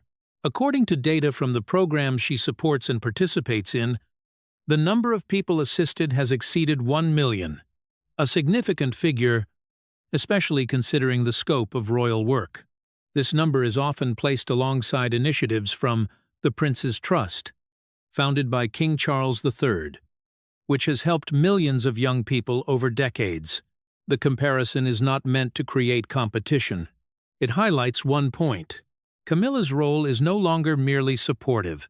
It is becoming an important part of the overall picture. However, the journey from scandal to recognition has never been a straight line. Although her image has improved significantly, memories of the past have not completely disappeared. For a portion of the public, the story of Diana, Princess of Wales, still remains, and any shift in perception of Camilla continues to come with debate. But perhaps the most notable aspect of this recent period is not only the change in public perception, it is how she has responded to circumstances. While the royal family faces a series of health challenges, while pressure from media and public opinion intensifies. Queen Camilla has not stepped back. She has stepped forward, not with drama, but with steadiness, and it is that steadiness that has gradually reshaped her image. From a controversial figure, she has become one of the most stable faces of the monarchy in a time of instability, not because her past has disappeared, but because her present has become strong enough to create a new perspective, but in a system as complex as the British royal family. Individual image never exists in isolation. It is always tied to relationships, to internal dynamics, and to the reactions of other members. And when we look at how the royal family has responded during this period, a question begins to emerge. Is the unity we are seeing truly sustainable? Or beneath it, do cracks still remain that have never fully disappeared? As the health crisis spreads across the British royal family, the response does not come only from the outside. It begins within the family itself, and the way each member reacts has painted a complex picture. There is unity, there is empathy, but at the same time, there are silences that leave many people wondering. First, there is Prince William and Catherine, Princess of Wales. In a context where both face immense pressure, especially as Catherine undergoes cancer treatment, the tone of their statements has been notable. Not panic, not avoidance, but focused on a single word: resilience. Messages from their office emphasize that the family remains united, still facing challenges with strength. For many, this is an effort to maintain an image of stability. But for close observers, it also reveals something else. The pressure has become so intense that they are forced to control the message more tightly than ever before. On another side, Prince Harry, although no longer a working member of the royal family, has offered responses that feel more personal. His statements are described as sincere, filled with emotion, not official in tone like those from the palace. Yet that difference itself creates impact. It shows that despite geographical distance and past conflicts, the bond of family has never been completely severed. However, Harry's presence in this narrative also reminds the public of fractures that have existed for years, and the question arises whether personal emotion is enough to heal deeper divisions. Perhaps the most striking response comes from Anne, Princess Royal. For many years, she has been seen as one of the most reserved and least expressive members of the royal family. But this time, observers have noticed a clear shift. The moments she appears, the small gestures, even the way she speaks about the family situation, all carry a different tone. Many describe it as emotional, not dramatic, but enough to reveal the seriousness of the situation. When a figure known for distance begins to show feeling, it often means the internal pressure has crossed a certain threshold. Meanwhile, the reaction from the public tells a different story. At first, there was shock.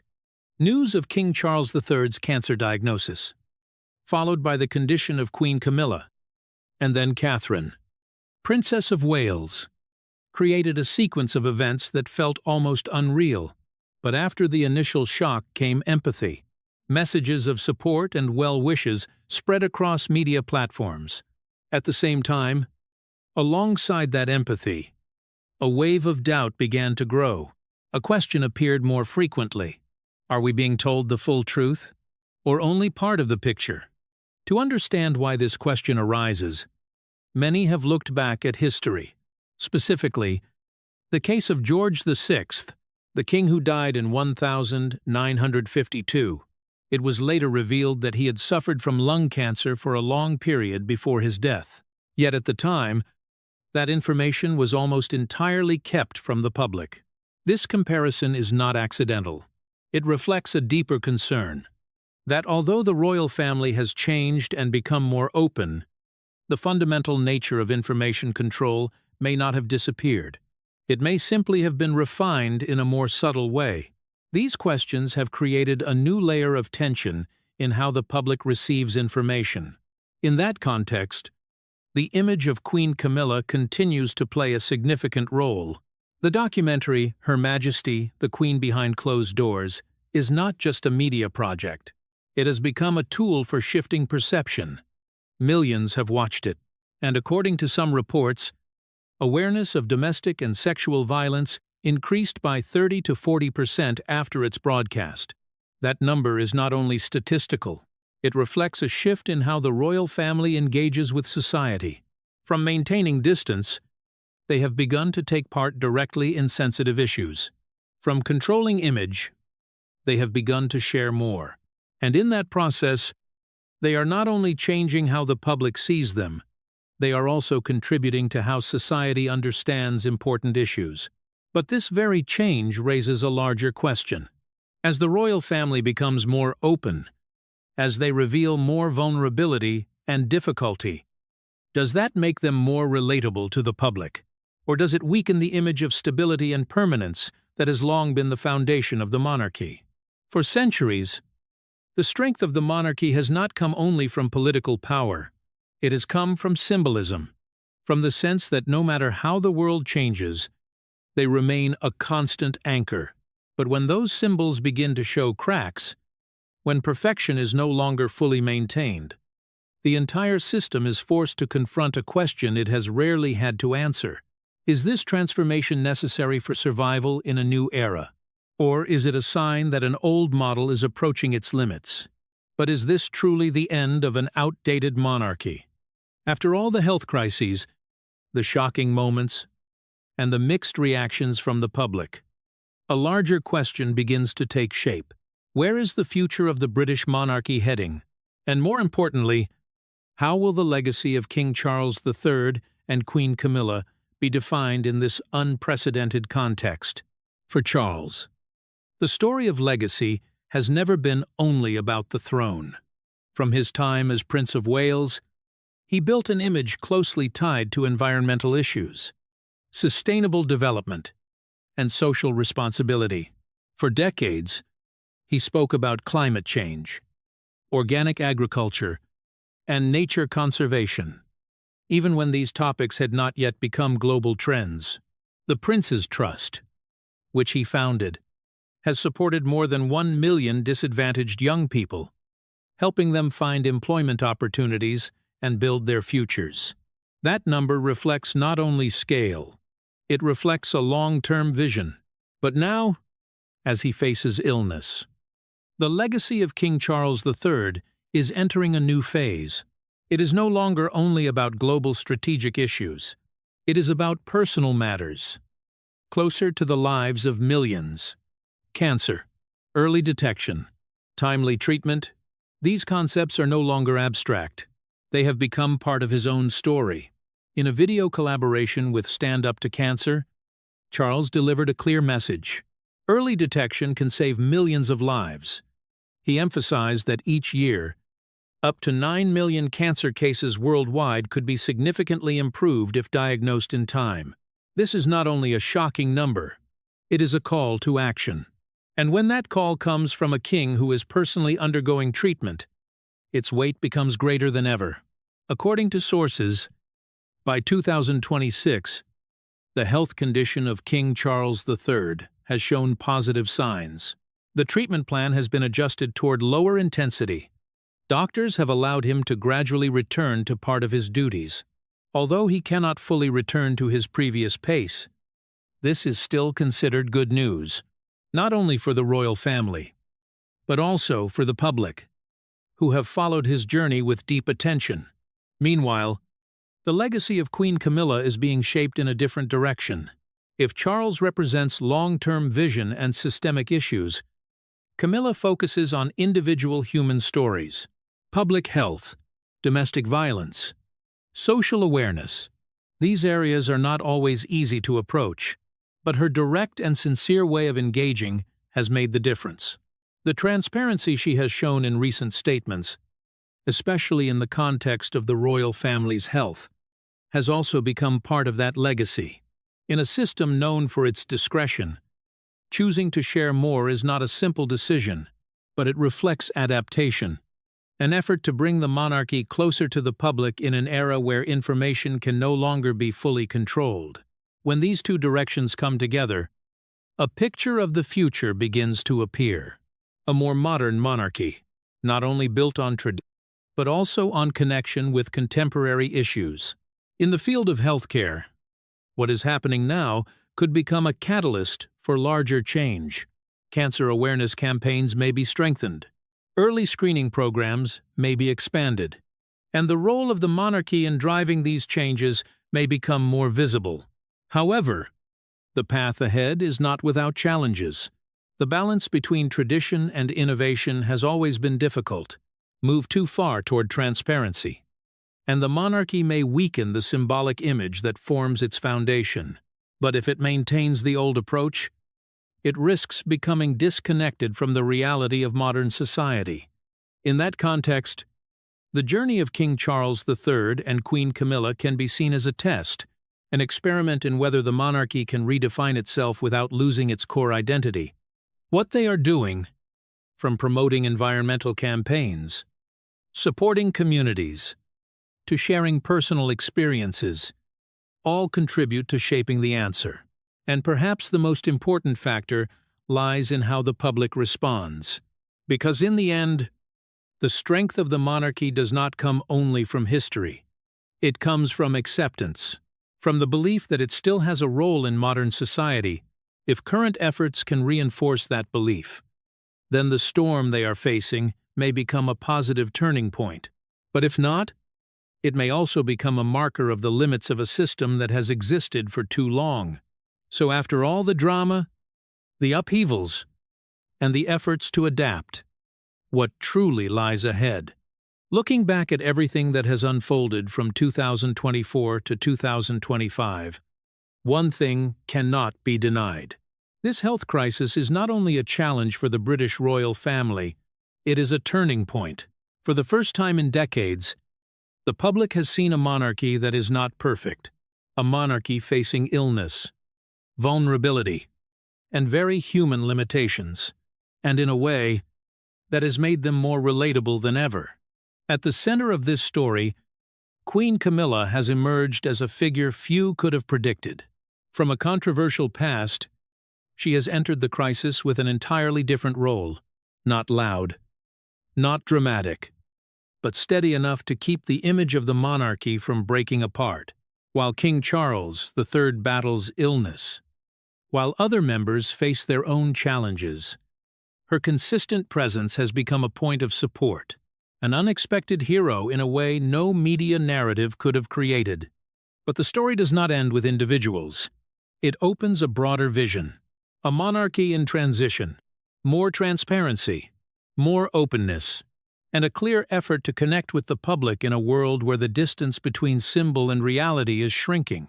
If these changes continue, if the lessons from this crisis are turned into action, then the future of the British monarchy may not weaken as many fear. On the contrary, it may become stronger, more adaptive, and more resilient. The legacy of King Charles III and Queen Camilla will therefore be viewed from a different perspective, not only as titles, not only as ceremonies, but as the way they guided the monarchy through one of the most difficult periods in modern history, a legacy built not only on power, but on adaptation and resilience. And what about you? What do you think the future of the throne will look like? Comment below right now. Number 1. If you believe everything will stabilize and the monarchy will overcome. Or number 2. If you think this is only the beginning of greater upheaval. If you found this entire story surprising, do not forget to like, share this video with your friends to discuss together, and subscribe to the channel so you do not miss the latest updates about the British royal family. Thank you for watching until the end. See you again in the next stories.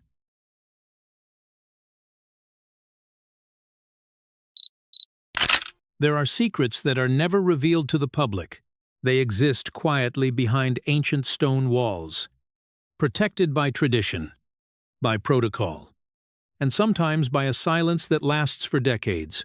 But history has shown time and again that no matter how carefully the truth is hidden, it will eventually find a way to surface. And when it does not arrive gently. It comes with legal documents, with letters from lawyers, and with questions that the royal family can no longer avoid. For many years, the British royal family has endured no shortage of storms. From personal scandals to crises of public image, they have always found a way to preserve their power structure and maintain stability in the eyes of the public. But this time, the situation appears to have changed. It is no longer pressure from the media or public opinion from the outside, but a challenge emerging from within the family itself. A youngest brother, once seen as standing outside the center of power, is now appearing with a completely different stance, no longer silent, no longer avoiding, but directly using the law to question what has long been considered settled. Numbers have begun to surface. Hundreds of millions of pounds, two iconic estates tied closely to royal history, and a will that has been kept sealed, never fully disclosed to the public. All of it is becoming the center of a dispute that could shake principles once considered untouchable. So, what is really happening behind the palace doors? Does Prince Edward truly have the right to claim what he believes belongs to him? Or is King Charles correct in maintaining control and management over the entire system of assets? Leave your opinion. Comment number 1 if you support Edward.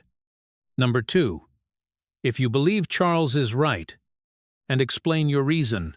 We will now dive deeper into the full story. Within the complex structure of the British royal family, where each member carries a clearly defined role and public image, Prince Edward has long been the least mentioned name.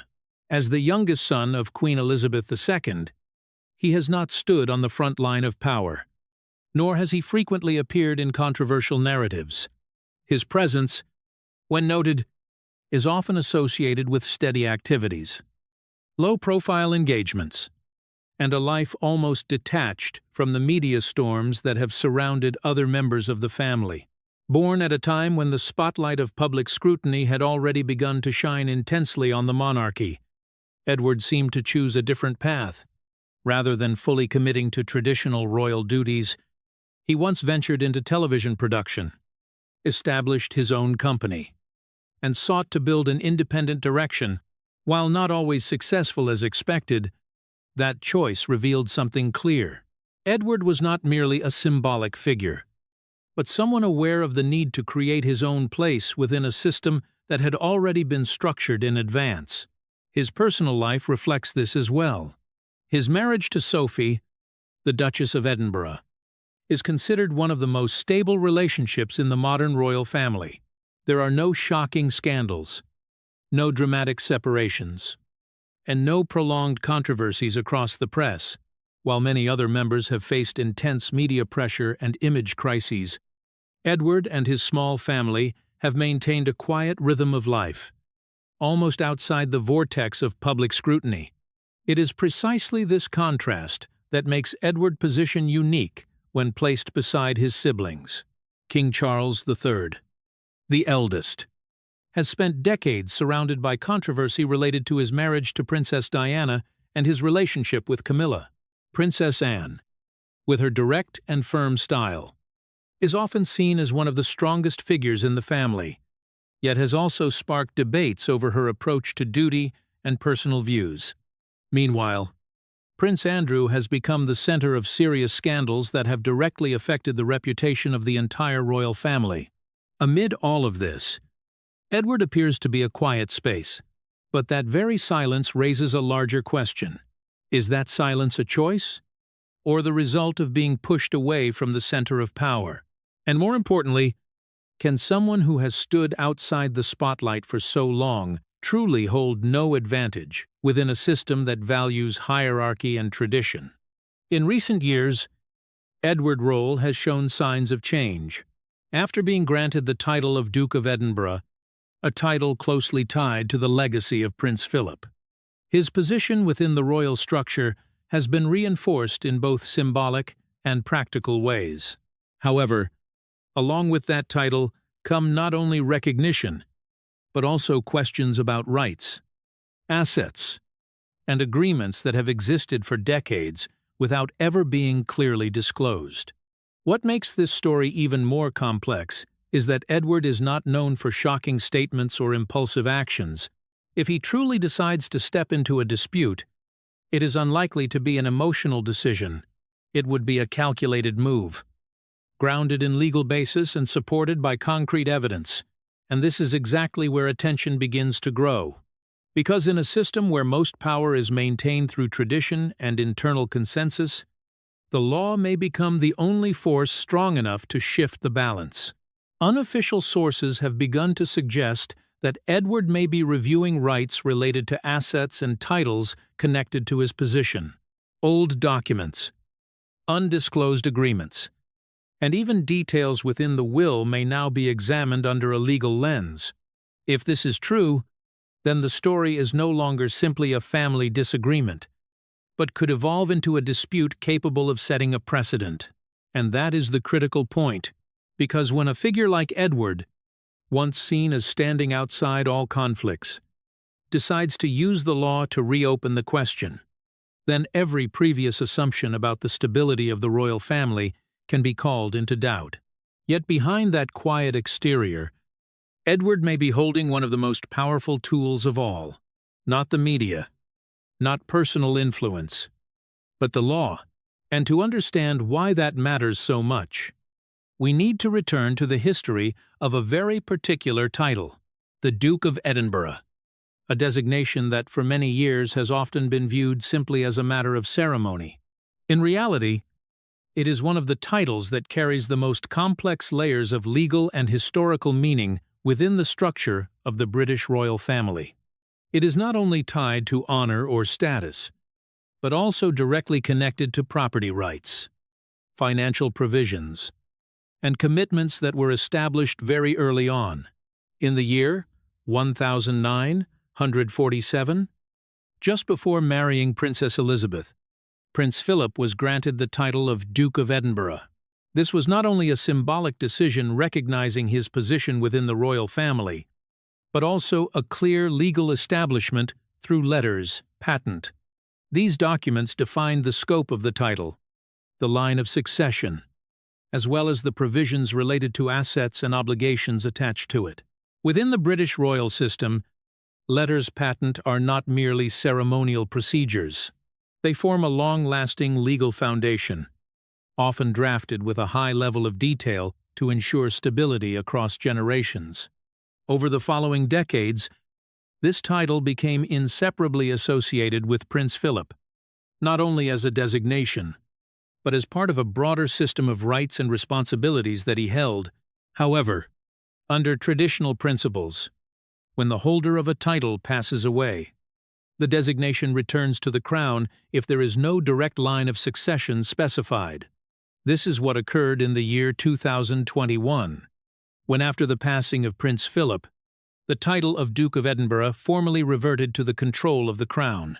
The notable point lies in what followed. In the year 2022, during the period of the Platinum Jubilee, Queen Elizabeth II regranted this title to Prince Edward. This was seen as a deeply personal gesture, as there had previously been indications of Prince Philip's wish that the title would ultimately pass to his youngest son.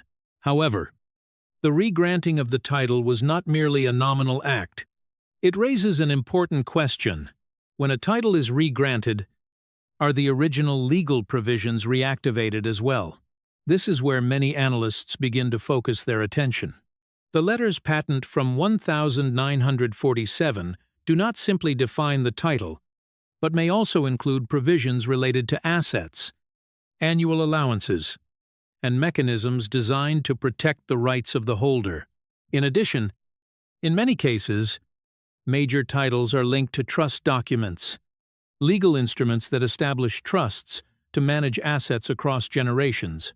These trusts are typically designed with strict binding provisions, which may include beneficiary rights, conditions for asset distribution, and even limitations on external interference. If such documents exist in the case of the Duke of Edinburgh title, then the regranting of the designation to Prince Edward may carry more than symbolic meaning. It could imply the reactivation of a range of legal rights that had been established previously. And this is precisely where the story becomes more complex. Because if these provisions remain in force, they could create legal obligations for the Crown or for the bodies responsible for managing royal assets. Another factor to consider is the binding nature of these provisions. In many instances, trust documents and letters patent cannot be altered unilaterally, especially when they were originally established to protect the rights of beneficiaries across generations. This means that even if the power structure within the royal family has evolved, legal commitments from the past may still remain in effect. And if there is any conflict between current management practices and the original provisions, then a dispute may become difficult to avoid. For that reason, viewing the title of Duke of Edinburgh as merely a ceremonial designation may be an oversimplification. Behind it lies a complex network of legal documents, trust structures, and agreements that have existed for decades. These elements are rarely discussed in public, yet they play a crucial role in determining the actual rights of royal family members. In the current context, as Prince Edward holds this title, attention is beginning to focus on whether these historical provisions are being reviewed. If they are, then the issue extends beyond who holds the title and moves into the question of who has rights over the assets and benefits associated with it. And that is why many believe that documents which once seemed confined to history may now become decisive factors in the present. Provisions written decades ago, in a completely different context, may now be brought into the light and interpreted in new ways. When that happens, they are no longer just lines in an archive, but become the foundation for legal arguments capable of reshaping the entire landscape. And it is precisely these old provisions that have quietly existed like a slow, burning fuse. They do not create immediate impact, but once activated, their consequences can spread far beyond expectation. After the passing of Queen Elizabeth II in the year 2022, a historic transition of power officially began. It was not only the succession of King Charles III to the throne, but also a process of restructuring the entire system of personal royal assets, particularly iconic properties such as Balmoral Castle and Sandringham Estate. For many years, these estates were not part of the Crown estate, but were considered the private property of the monarch, passed down through the line of succession. This meant that upon the Queen passing, effective control over these assets transferred to Charles almost immediately. In that context, a series of management decisions began to take shape. Sources suggest that King Charles III moved to consolidate control over both Balmoral Castle and Sandringham Estate, including reviewing ownership structures, revenue streams from the land, and agreements related to their use. This was not an unusual step during a transition period, as any successor would need to ensure that the asset system operates in a stable manner and aligns with long-term strategy. However, it is precisely during this process that another factor begins to emerge. The legal team of Prince Edward is believed to have started reviewing documents related to the title of Duke of Edinburgh. This review does not stop at the letters patent from the year 1947, but also includes supplementary materials, trust documents, and agreements that have never been widely disclosed. The objective of this review is not simply to confirm the title, but to clarify the actual scope of rights attached to it. The initial findings of this process are said to have created a turning point. Provisions within these older documents may not only refer to the title itself, but could also include rights to use certain assets, rights to benefit from income, and even a share of interests connected to historic estates. If these provisions remain valid, then the re-granting of the title to Prince Edward could imply that he has the right to request the enforcement of those benefits. This is exactly what makes the situation sensitive, because if a member of the royal family can rely on legal provisions to establish claims over assets traditionally seen as under the control of the monarch, then the entire framework of managing private royal property could be called into question. And this is not merely theoretical. The figures involved have begun to surface, and they are significant enough to draw attention. Balmoral Castle is not only an iconic residence, but also the center of an estate covering approximately 50,000 acres. The estimated value of this entire area is often placed at over £100 million, and in some assessments, even higher. Meanwhile, Sandringham Estate, with an area of around 20,000 acres, is valued between £50 million and £200 million. These are not just numbers on paper. They represent income streams from agriculture, land leases, commercial activities, and tourism. If the legal provisions tied to the title of Duke of Edinburgh include rights to a portion of income or usage related to these assets, then the actual value of those benefits could reach tens of millions of pounds over time. This is where the concept of partial interest begins to emerge. It does not necessarily mean full ownership, but it is enough to create a substantial financial stream that can be protected by law. What is notable is that such rights, if they exist, are rarely made public. They are embedded within complex legal documents, drafted in specialized language and typically understood fully only by experts. This means that for many years, they may have existed without attracting attention. But once a legal team begins to examine every detail, they can be brought into the open and become the basis for specific claims.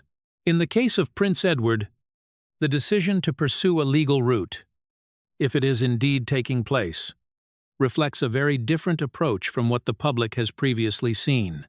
There are no controversial statements, no public interviews, but rather a quiet process of working through documents and provisions. Yet it is precisely this silence that leads many to believe this could be one of the most serious challenges to the current asset structure. On the other side, King Charles III has clear reasons to maintain centralized control. Managing large estates, such as Balmoral Castle and Sandringham Estate, is not only about personal benefit, but is also closely tied to the image and functioning of the entire royal family. Any division of interests, if not tightly controlled, could create complex precedents for the future. For that reason, if legal claims are formally raised, the response from the palace may not be purely defensive, but also strategic in the long term, because once a provision is recognized and enforced, it may open the door for similar claims from other members, or force the system to adjust in an entirely new way. All of these factors combine to form a picture in which the law is no longer a secondary element, but becomes the center of the story. It is no longer just a question of who holds the title, but who has rights to the real value behind that title. And when those values are measured in hundreds of millions of pounds, any shift can create significant consequences. So what are the real stakes in this story? And why is the mere review of legal provisions enough to raise concern within the palace? As legal documents begin to be reviewed in a systematic way, the most important question is no longer who is right in principle, but the actual value of the rights being discussed. In the case of Prince Edward, if the provisions attached to the title of Duke of Edinburgh are indeed valid, then the scope of benefits may be far greater than the public has ever imagined. First, it is necessary to look at the nature of the assets involved. Balmoral Castle is not just a symbolic retreat. It is the center of an estate covering approximately 50,000 acres, including forests, grasslands, rivers, and areas used for agriculture and wildlife management. Each year, this estate generates income from multiple sources. Agriculture provides a stable stream through livestock and cultivation. Land leases and usage rights contribute a significant portion. Tourism brings a steady flow of visitors during open periods. In addition, regulated hunting activities and ecological management can generate further revenue, particularly from high-end clients. Similarly, Sandringham Estate, with its approximately 20,000 acres, represents a diverse asset system It is not only a private residence of the monarch, but also an economic complex with multiple revenue-generating activities. Large-scale agriculture, renewable energy projects, property rentals, and visitor programs all contribute to a substantial income stream over time. Importantly, these revenues are not fixed figures. They fluctuate based on market conditions, management strategy, and demand in each period, but overall remain at a high level. In that context, if legal provisions allow Prince Edward to claim a share of income or certain usage rights, then the true value does not lie in a single figure. It lies in a long-term financial stream that could extend over many years, even decades. This is exactly why the concept of partial interest becomes so significant. Full ownership is not required. Even a defined percentage of income is enough to create a very large financial value over time. Another factor that needs to be considered is the right of use. In many cases, usage rights do not carry only personal meaning, but can also be leveraged economically. The right to access certain portions of land, the right to organize specific activities, or the right to participate in decisions related to asset management can all be transformed into direct or indirect financial benefits. If these rights are clearly defined within legal documents, they can hold value equivalent to tangible assets. What is notable is that this entire situation does not involve a dispute over the throne or position within the line of succession. Prince Edward is not making claims about political power or representational roles. The focus lies entirely on rights defined by property law and binding provisions that have existed for decades. This makes the argument more difficult to dismiss, because it is not based on emotion or personal opinion, but on specific legal principles. When these elements are combined, the financial picture becomes clearer. The value of Balmoral Castle alone has been estimated at over £100 million. Sandringham Estate ranges between £50 million and £200 million, depending on the valuation method. When adding the annual income streams from agriculture, tourism, leasing, and other activities, the total economic value involved may far exceed the initial estimates. In a scenario where Prince Edward rights are partially recognized, the total value he could access or benefit from over time could reach hundreds of millions of pounds.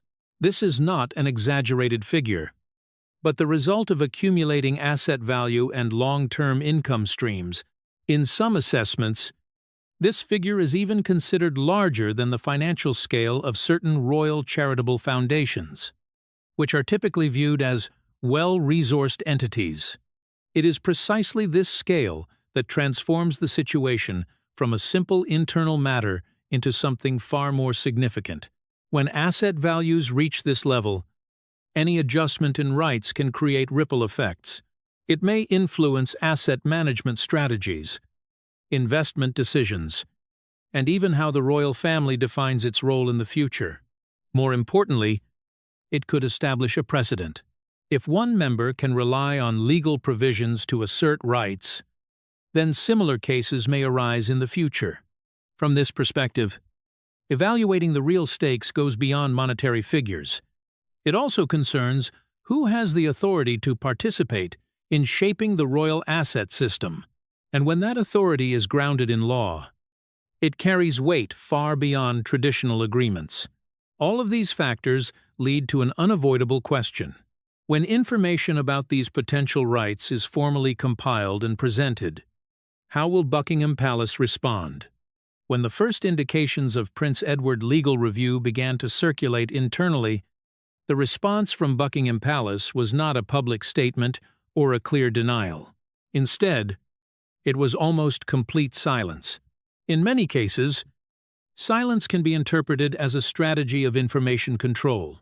But in this context, it carries a different meaning. It reflects the sensitivity of the issue, and may indicate that the parties involved have not yet reached a unified approach on how to handle it. Alongside that silence, a series of actions are believed to have taken place behind closed doors. Discussions are said to have occurred between the legal team of King Charles III and representatives of Prince Edward. The objective was not only to clarify the provisions, but also to assess their binding strength in the current context. Documents from decades ago were brought back for review, with every clause analyzed through a modern legal lens. This is not a rapid process. It requires time, caution, and a high level of confidentiality. One notable element is the involvement of independent advisory groups. When an issue has the potential to set a precedent, relying solely on internal advisors may not be sufficient. Seeking opinions from external experts is therefore understandable. This indicates the seriousness of the situation. When multiple layers of legal evaluation are required, it suggests that no one wants to make a rushed decision that could lead to long-term consequences. At the same time, signs regarding the personal relationship between King Charles III and Prince Edward have begun to attract attention. In the past, Edward was often seen as one of the most stable and least confrontational figures in relation to Charles. However, in the current context, their interactions are believed to have become more cautious. There are no public statements of disagreement, but there are also no clear signals of complete alignment as before. This can be explained by the nature of the issue. When a dispute involves asset rights, it is difficult to separate it entirely from personal factors. Even if both sides attempt to maintain professionalism, facing legal claims from within the family inevitably creates pressure. This is especially true when those claims are based on provisions that may carry clear legal force. Another aspect to consider is how the palace is managing information in relation to the public. Up to this point, there has been no official confirmation of any dispute. No press release. No detailed explanation. This aligns with the traditional strategy of the royal family, maintaining silence to avoid amplifying attention. However, in an era where information spreads rapidly, silence can also create space for speculation. It is precisely this space that leads many observers to raise questions. If everything were entirely under control, would such a level of caution be necessary? The combination of a thorough legal review and private negotiations suggests that the matter is far from simple. It is not a misunderstanding that can be quickly resolved, but a situation that requires step-by-step handling, with careful consideration of both legal and reputational factors. Another commonly noted signal is the level of preparation on both sides. When an institution is confident in its position, it is often willing to present a clear stance. In contrast, when there is uncertainty, the general tendency is to delay and gather more information. In this case, the absence of a definitive response from Buckingham Palace may be interpreted as a sign that multiple scenarios are still being considered. All of these factors combine to form a picture in which silence is no longer merely a media strategy. It becomes part of the crisis management process. Negotiations take place in private. Legal teams work at high intensity. Personal relationships come under pressure. And above all, a sense of uncertainty begins to emerge, something rarely seen in a system that has always emphasized stability. For that reason, this situation does not remain confined within the family. It touches on the core principles of how the royal family operates, from asset management to the handling of internal disagreements. And when those principles are called into question, the impact can extend far beyond what is immediately visible. Looking more broadly, this story is not only about the interests of Prince Edward or the way King Charles III manages assets. It touches on a fundamental principle that has long existed within the modern legal system of the United Kingdom. No individual or institution stands above the law, including the royal family. For decades, the stability of the monarchy has relied in large part on the belief that internal matters are resolved discreetly and effectively. But when specific legal provisions are brought forward, the demand for transparency becomes more apparent. From this perspective, three main scenarios can be considered for what may happen next. The first scenario, and the most likely, is a private settlement.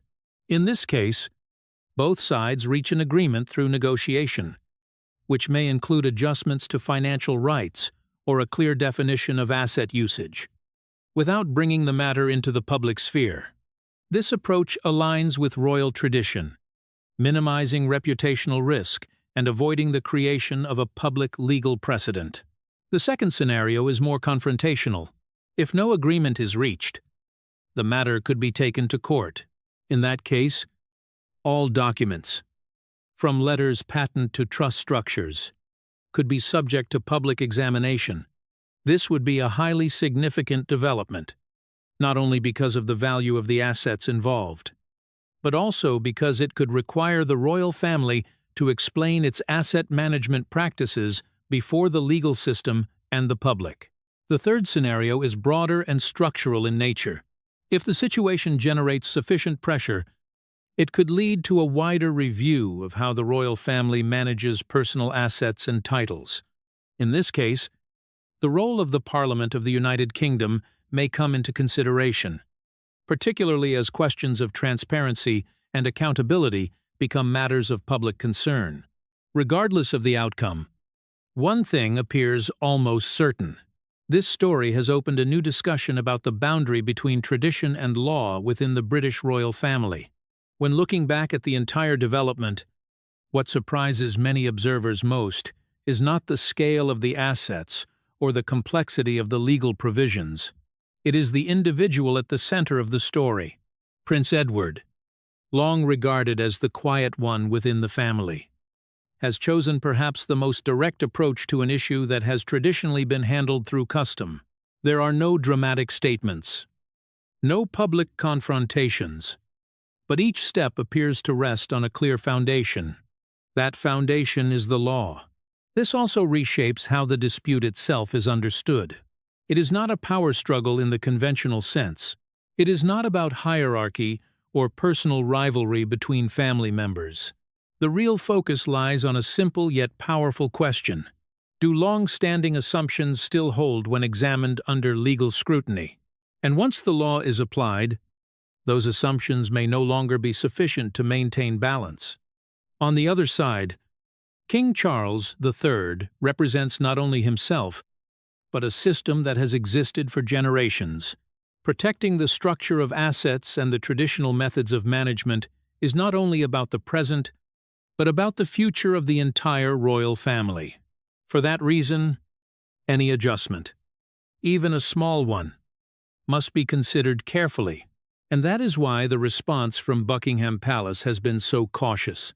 But regardless of the final outcome, this story has already left a clear mark. It shows that even within a system that appears to be the most stable, there are always points that can be challenged. And when that happens, it is not emotion or tradition that will decide the outcome, but what is written in legal documents. The British royal family has overcome many crises in the past.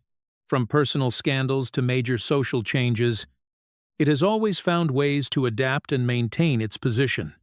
But this time, the challenge does not come from the outside. It comes from the very principles within, and it can be summed up in a simple phrase: not quite. If you find this story thought-provoking, share your opinion. Do you support Edward or Charles? Comment number 1 or number 2 as asked at the beginning, and explain your reason. Press like if you find this content worth your attention. Share it so others can join the discussion. And subscribe to the channel so you do not miss future analysis. Thank you for watching. See you in the next video.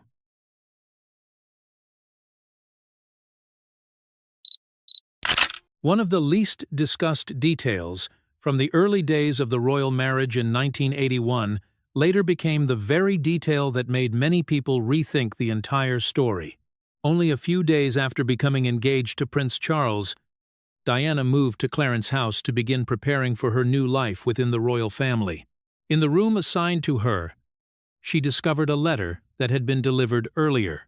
The writer was not a friend or a relative. The writer was Camila, The content of the letter was not simply a message of congratulations. According to what Diana later told several close confidants, the letter felt more like a reminder that Camilla still existed in Charles's life. Despite the fact that he had just announced his engagement to a 20-year-old woman, at the time, the incident did not immediately become a public scandal. But according to many documents and testimonies released years later, Diana began noticing signs that she believed she needed to remember. Over the years, she told friends and people who worked closely with her that what she experienced was not only a troubled marriage, but also a confrontation with a very large system of power. According to several individuals who had contact with Diana, she recorded numerous warnings related to Camilla and the way the royal establishment managed public image, media narratives, and unfavorable stories. Some people later suggested that the number of these warnings may have reached nearly 20 separate observations. After Diana's death, these details did not disappear from public attention. In recent years, as the next generation of the royal family moved into the center of public life, many observers began looking at the story from a different perspective. Prince William, who grew up in the middle of all those upheavals, is now the direct heir to the throne. For that reason, every gesture he makes at public events is examined very carefully. One example that created widespread debate occurred during the coronation concert in 2023, celebrating King Charles. In front of tens of thousands of spectators at Windsor Castle and hundreds of millions watching around the world, William bowed to the king. However, he did not bow to Camilla. Body language expert Judy James later suggested that this moment carried symbolic meaning and could be interpreted as a silent gesture of loyalty toward his mother. If that interpretation is correct, a larger question begins to emerge. In the future, when William becomes king, he will hold the final authority over titles and roles within the royal family. That means he will also have the power to decide how Camilla's position is defined within the institution. For many observers, this raises a deeper question about whether the warnings Diana once spoke about may still be influencing decisions made by the next generation. So what do you think William will choose to do in the future? Will he maintain all of Camilla's current titles, or will he change them when the power is in his hands? Comment 1 if you believe everything will remain the same. Or comment 2 if you think William will try to reshape that legacy. Now let us return to 1981, the moment when the first warning appeared almost immediately after Diana stepped into the royal family. The earliest warnings in Diana's story did not appear years after the marriage began. According to many sources, and the recollections of people who were close to her, they appeared almost from the very beginning. What is notable is that Diana did not simply feel them as vague suspicions. She began observing, remembering, and connecting events in a way that many people later described as the first warnings in her personal record. The first warning appeared only 2 days after Diana and Prince Charles publicly announced their engagement. When Diana moved into Clarence's house to prepare for her new life, she discovered a letter in her bedroom. The sender was Camilla. The message was not a simple note of congratulations to the future wife of the heir to the throne. According to what Diana later told several trusted individuals, the tone of the letter sounded familiar with Charles and made it clear that the relationship between Camilla and him had not disappeared. For a 20-year-old woman about to enter a royal marriage watched by the entire world, this detail immediately raised a serious question. Diana later said many times that this was the moment when she first realized she was stepping into a marriage far more complicated than the public could see. The second warning appeared on what became the most famous royal wedding day of the 20th century. The wedding of Charles and Diana in 1981 was broadcast to an estimated 750 million viewers around the world. It was staged as a grand symbol of royal romance. Yet among the crowd of guests at St. Paul's Cathedral, Camilla was also present. What caught Diana's attention was not simply that presence. According to people who later spoke with her, Diana remembered very clearly the gray pillbox hat that Camilla wore that day. In several private conversations, Diana said that she noticed Camila immediately among the crowd. For Diana, that presence felt like a reminder that Charles's previous relationship still existed even on the very day that was supposed to mark the beginning of a new marriage. Many royal biographers later argued that small details like this were what first led Diana to pay close attention to Camilla's real place in Charles's life. The third warning did not come from a major public event.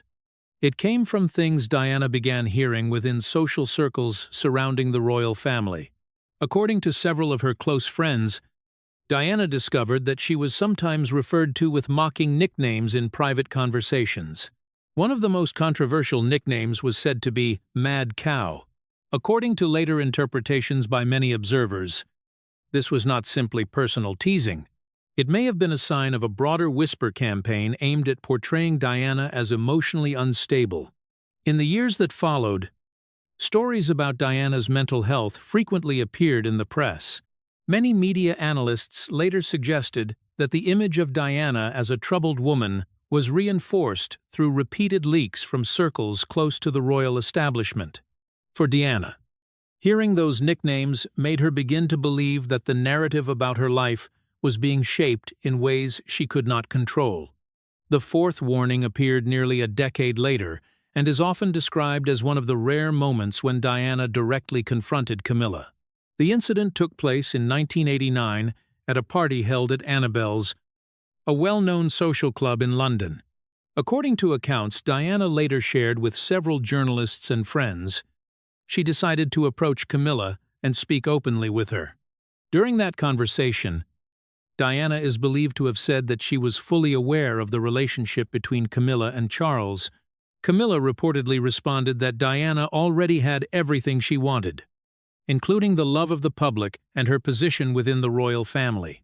According to people who later heard Diana recount the story, that response made her realize that the relationship between Camila and Charles was far deeper than she had ever hoped. The event at Annabel's is often described as a turning point. It showed that Diana was no longer simply observing events from a distance. She had begun confronting directly the people she believed were influencing her marriage. For many researchers who study the royal family, this moment marked the point when Diana understood that her story was not only a personal matter involving three individuals. It involved networks of relationships, social influence, and the ways in which media narratives could shape the public image of each person involved. After those events, Diana did not stop at simply remembering details. According to several former associates, she began keeping records, conversations, and personal observations about how events unfolded behind the doors of the palace. Many people later described this collection as a form of personal archive. Some even believe that Diana shared parts of these thoughts with her eldest son at a relatively early stage. If that is true, then the story of the 20 warnings is not only the memory of a mother, it may also have become part of how Prince William understands the past of his own family. That is why many observers believe that Diana's earliest warnings may still influence decisions made by the next generation. After the first signs appeared during the early years of the marriage, Diana's story entered a different phase in the middle of the 1990s. At that point, she was no longer only observing events around her. According to accounts from people who worked closely with Diana, she became increasingly aware of the importance of preserving information and warning those close to her about how her story might be distorted in the future. One detail that is often mentioned involves a conversation believed to have taken place while Prince William was studying at Eton around 1995.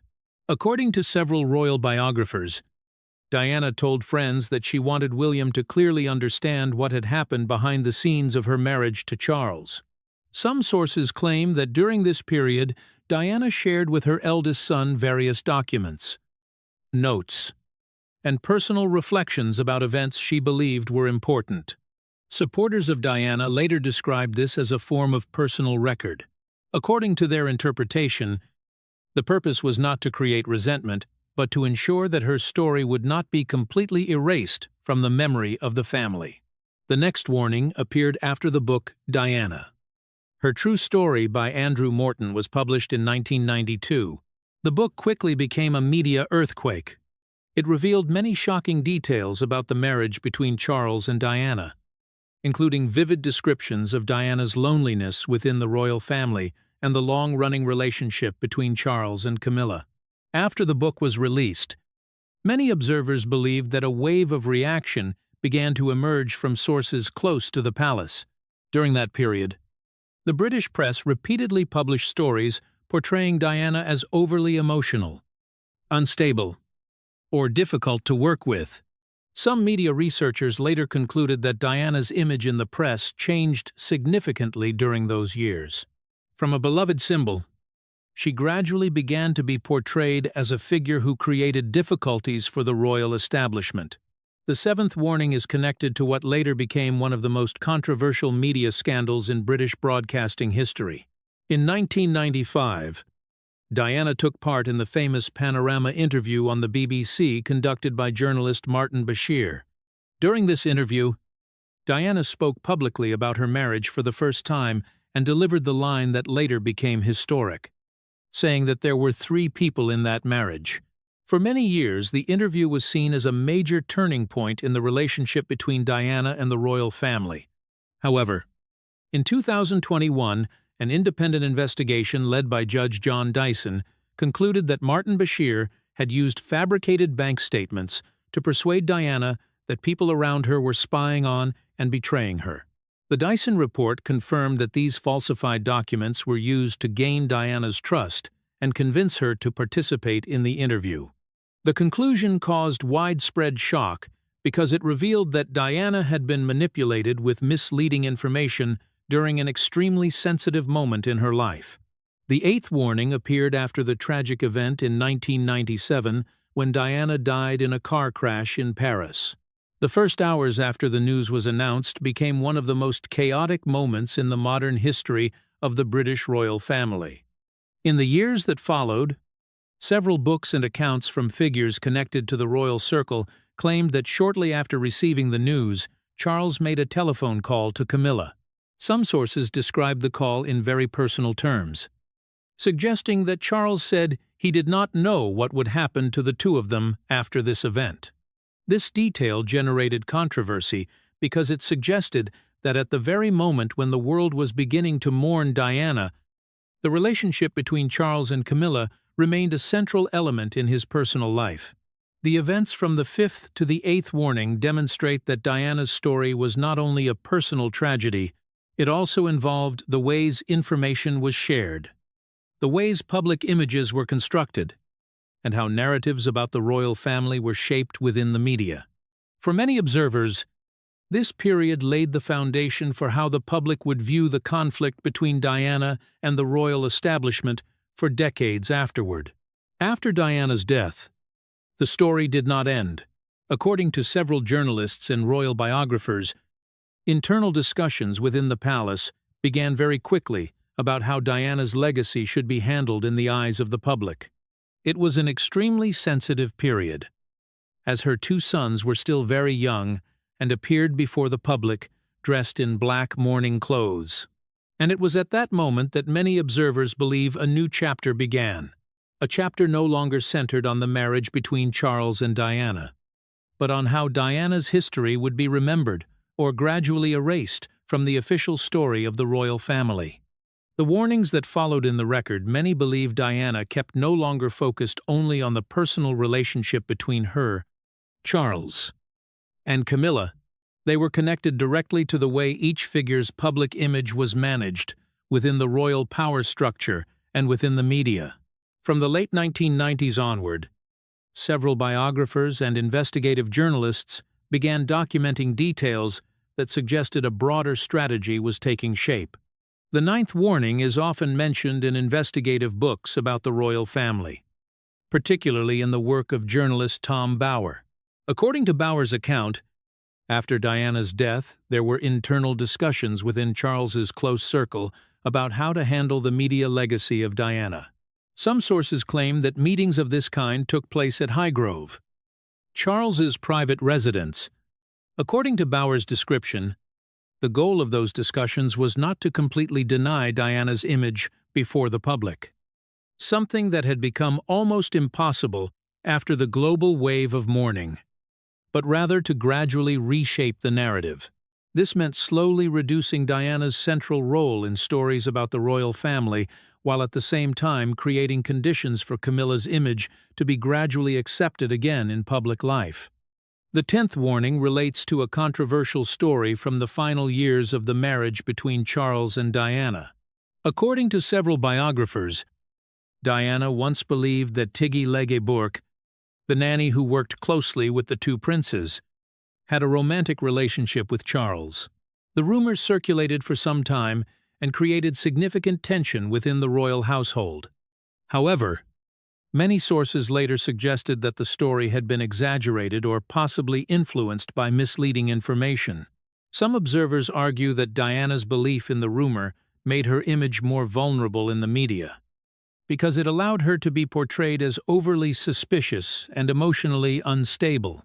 To this day, the exact origin of that rumor remains a subject of debate among royal historians. The 11th warning concerns what some describe as early efforts to restore Camilla's image in the eyes of the public.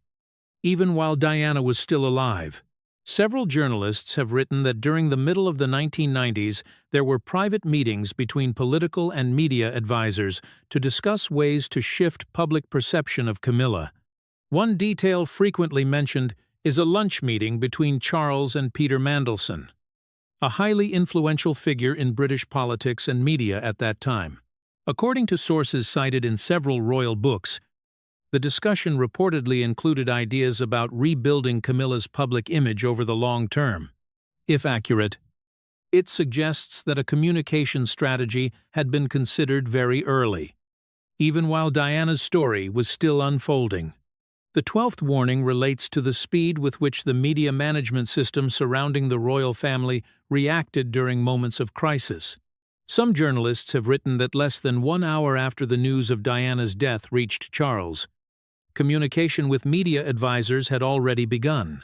Such calls are not unusual in large institutions where every public statement must be carefully considered. However, this detail is often mentioned in investigative books to illustrate how quickly the royal image management system moved into action when faced with a global media crisis. When these 4 warnings are examined together, many observers believe they reveal a far more complex picture than the personal story often told about Diana. These events involve different elements: strategic meetings, controversial rumors, conversations with influential figures in politics and media, and the rapid response of a public relations system when a major event occurs. For many researchers of the British royal family, what matters is not only each individual event. What matters more is the way they connect within a much larger context. Diana's story is not simply the story of a failed marriage. It has become an example of how power, public image, and media influence can interact within a long-established institution such as the monarchy. According to people who were once close to Diana, she understood this quite clearly during the final years of her life. That is why many believe she did not only remember events, she also tried to ensure that her sons would understand the story from her perspective. If those accounts are accurate, then the record Diana left behind was not only a collection of personal memories, it may have become part of how Prince William understands the history of his own family. And that leads to a larger question. If Diana prepared her son to understand what had happened, is William now acting with those memories in mind? From that point forward, many observers began watching every gesture William made at public events with a new level of attention. Because if the story of Diana's warnings is real, then William may not simply be the heir to the throne. He may also be the person gradually offering an answer to the past of his mother. After reviewing the warnings, Diana is believed to have remembered throughout her life. Many observers began asking an important question: if those warnings truly existed, and if they were shared with her eldest son, are there signs that Prince William may be responding to them in the way he builds his role today? Over the past years, a series of William's public actions have often been analyzed from this perspective. The 13th warning is frequently mentioned in connection with the Heads Together campaign launched in 2016. The campaign was founded by William, Catherine, and Harry with the goal of changing the way society talks about mental health. In earlier decades, Diana's mental health had been discussed publicly in ways that caused her significant pain. During the 1990s, many newspaper stories portrayed Diana as emotionally unstable. When William and Harry placed mental health at the center of a national campaign, many media analysts argued that it was more than a typical charitable project. They suggested that the campaign partly reversed the old narrative. Instead of treating psychological struggles as a sign of weakness, the campaign emphasized that speaking openly about them was necessary. For people who closely follow Diana's history, this has often been seen as a way of reclaiming control over a narrative that had once been used against her. The 14th warning is connected to a small but deeply symbolic gesture. In the final years of her life, Diana frequently visited charities that helped homeless people, including the organization Passage in London. Images of Diana sitting and speaking with people living on the streets made a powerful impression on the British public. Many years after her death, William continued a relationship with the same organization. What drew particular attention was a visit when William brought his eldest son, Prince George, to Passage. During that visit, William signed the organization's guest book. What made the moment remarkable was that Diana had signed the same book decades earlier. The distance between the two signatures was 32 years. For many observers, William bringing George to the same place that Diana once visited was not simply another charitable appearance. It looked like a direct continuation across 3 generations. With William passing on to his son the values that Diana once represented. The 15th warning is often mentioned when discussing the coronation of King Charles in 2023. During this event, millions of people around the world followed every detail of the ceremony. In one brief moment, when members of the royal family expressed their respect to the king, William bowed to Charles. However, many observers believe that he did not perform the same gesture toward Camila. Several body language experts, including Judy James, later analyzed the video of the ceremony and suggested that William performed what they described as selective bowing. According to their interpretation, the gesture showed respect for the king but did not necessarily extend to other figures. Some observers believe the action carried symbolic meaning because it took place during an extremely public moment. Although interpretations differ, the detail became a topic of debate for many months after the ceremony. The 16th warning relates to the relationship between William and his younger brother, Prince Harry. After the well-known interview between Harry and Meghan and Oprah Winfrey in 2021, tensions between the Sussex family and the rest of the royal household became the focus of global attention. In the official statement released by the palace following the interview, William was one of the few members of the royal family who spoke directly to the press when asked about the situation. He said that the family was not a racist family and emphasized that he would still speak with his brother. Although the statement was brief, many analysts believe it showed an effort to balance 2 responsibilities. One was protecting the institution of the monarchy. The other was maintaining a personal relationship with Harry. Considering that Diana often spoke about the importance of her 2 sons always protecting each other, some observers believe William's response reflected his awareness of that role. The 17th warning relates to the way the new generation of the royal family handles personal information in front of the public.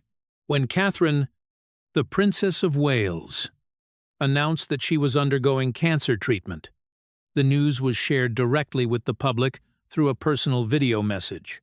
Instead of allowing months of speculation in the press, the Wales family chose to speak openly about her health condition. Many commentators believe that this approach reflects a level of transparency rarely seen in the history of the British royal family. In the past, the health of royal family members was usually kept private and revealed only when necessary. Some observers believe this more open communication style resembles the way Diana spoke with the public during the final years of her life, when she chose to address personal issues directly, rather than allowing anonymous sources to define her story. When these actions are placed side by side, many royal researchers believe a clear pattern begins to appear. William rarely speaks publicly about the controversies of the past. He seldom refers directly to the conflicts between his mother and the royal establishment. Yet in many situations, his actions appear to highlight the values that Diana once represented: concern for mental health, direct engagement with charitable organizations, personal connections with people living on the margins of society, and a more open way of communicating with the public. For this reason, some observers believe William is shaping his public image in a way that both respects the traditions of the monarchy and continues the personal legacy of Diana. For those who believe the story of the warnings Diana once recorded, these actions are often interpreted as deliberate steps, not emotional reactions, but strategic choices in how William may be shaping the future of the royal family. However, those public actions are not the moments that attracted the most attention. For many years, William has usually kept a distance from deeply personal interviews. He rarely stands before cameras to speak directly about emotions connected to his mother. Yet, there have been moments when William stood alone before a camera and spoke in a way that convinced many people that Diana's story still remains very present in his mind. And it is those moments that have led the public to ask whether Diana's warnings might still influence the way William sees the future of the royal family. The 18th warning is often mentioned when discussing the rare moment when Prince William stepped forward publicly to speak about what happened to his mother. This moment occurred in 2021 after the independent investigation, led by Judge John Dyson, was released. The report re-examined how BBC journalist Martin Bashir obtained the panorama interview with Diana in 1995. For many years, the panorama interview had been considered one of the most important moments in British media history. In that interview, Diana spoke openly for the first time about her marriage to Charles and about the relationship between Charles and Camilla. Her words quickly spread around the world and became a central part of how the public understood the story of the royal family. However, the Dyson report changed the way this entire event was viewed. According to the findings of the report, Martin Bashir used fabricated documents, including false bank statements, to convince Diana that certain people around her were receiving money to spy on and betray her. These documents reportedly led Diana to believe that she was being monitored by a larger network of individuals. The report also concluded that the BBC had failed to properly investigate Bashir's actions at the time and had missed several opportunities to uncover the truth. When the Dyson report was released, the BBC was forced to acknowledge that the process used to secure the interview had not met the journalistic standards the organization claimed to follow. Shortly after the report became public, Prince William released a brief video statement. What caught the attention of many observers was not only the content of the message, but also the way it was delivered. William stood alone in front of the camera. There was no interviewer. There were no visible notes in front of him, and he directly mentioned the BBC by name during his remarks. In that statement, William said that the BBC had failed his mother. He argued that the way the interview had been obtained contributed to the fear and confusion Diana experienced during the final years of her life. He also stated that the panorama interview damaged the relationship between Diana and the royal family at an extremely sensitive moment. For many media analysts, the fact that a senior member of the royal family publicly criticized the BBC so directly was highly unusual. Within the traditions of the British royal family, senior members usually avoid openly criticizing major media organizations. They typically communicate through written statements or through advisors. For that reason, William standing alone before the camera and speaking so directly about the issue was interpreted by many observers as a sign of how serious the matter appeared in his view. Another detail also drew attention from analysts. In his statement, William did not speak only about the effect of the interview on Diana. He also emphasized that dishonest practices in journalism damage public trust in the media as a whole. According to him, when ethical standards are broken, the consequences do not stop with one individual or one family. They affect the entire information system on which society depends. For many people who study the history of Diana, this statement carried meaning beyond a simple response to the Dyson report. It was seen as an attempt to correct part of the story about the final years of Diana's life. For decades, the Panorama interview had often been described as an example of Diana choosing to break the silence surrounding the royal family. But after the Dyson report, the narrative became more complex. It raised questions about how much Diana may have been influenced by misleading information at the moment when she decided to participate in that interview. This is why, when William said that the BBC had failed his mother, many commentators believed he was trying to close a long chapter in his family's media history, not by denying what Diana had said, but by restoring the context of that interview. In this interpretation, William's statement was not only the personal response of a son, it was also a declaration about how the new generation of the royal family wants to look back at the events that shaped Diana's image in the eyes of the public. That moment also revealed something else. William was willing to step forward in public and speak directly about issues that had once been considered too sensitive for the royal family. It reflected a different style of leadership from many earlier generations, when royal figures usually remained silent and allowed advisors to manage media crises. And that approach led to another question that many people began to ask. If William was willing to challenge a major media institution like the BBC when he believed his mother had been treated unfairly, then how would he use his authority if he one day became king? Because in the future, William will not only be the guardian of Diana's legacy, he will also hold real influence within the structure of the royal family. And that leads to another question: what that authority could mean for the position and title of Camilla in the years ahead. When looking back across the entire chain of events that stretches from the early 1980s until today, many observers believe the story of Diana does not end in the past. It is also directly connected to the future of the British monarchy. And it is at this point that the final two warnings are often mentioned in discussions about the legacy Diana left behind. The 19th warning concerns a very specific element in the structure of royal power: titles. In the British monarchy, royal titles are not only ceremonial symbols, they are closely tied to the position of each figure within the hierarchy of the court.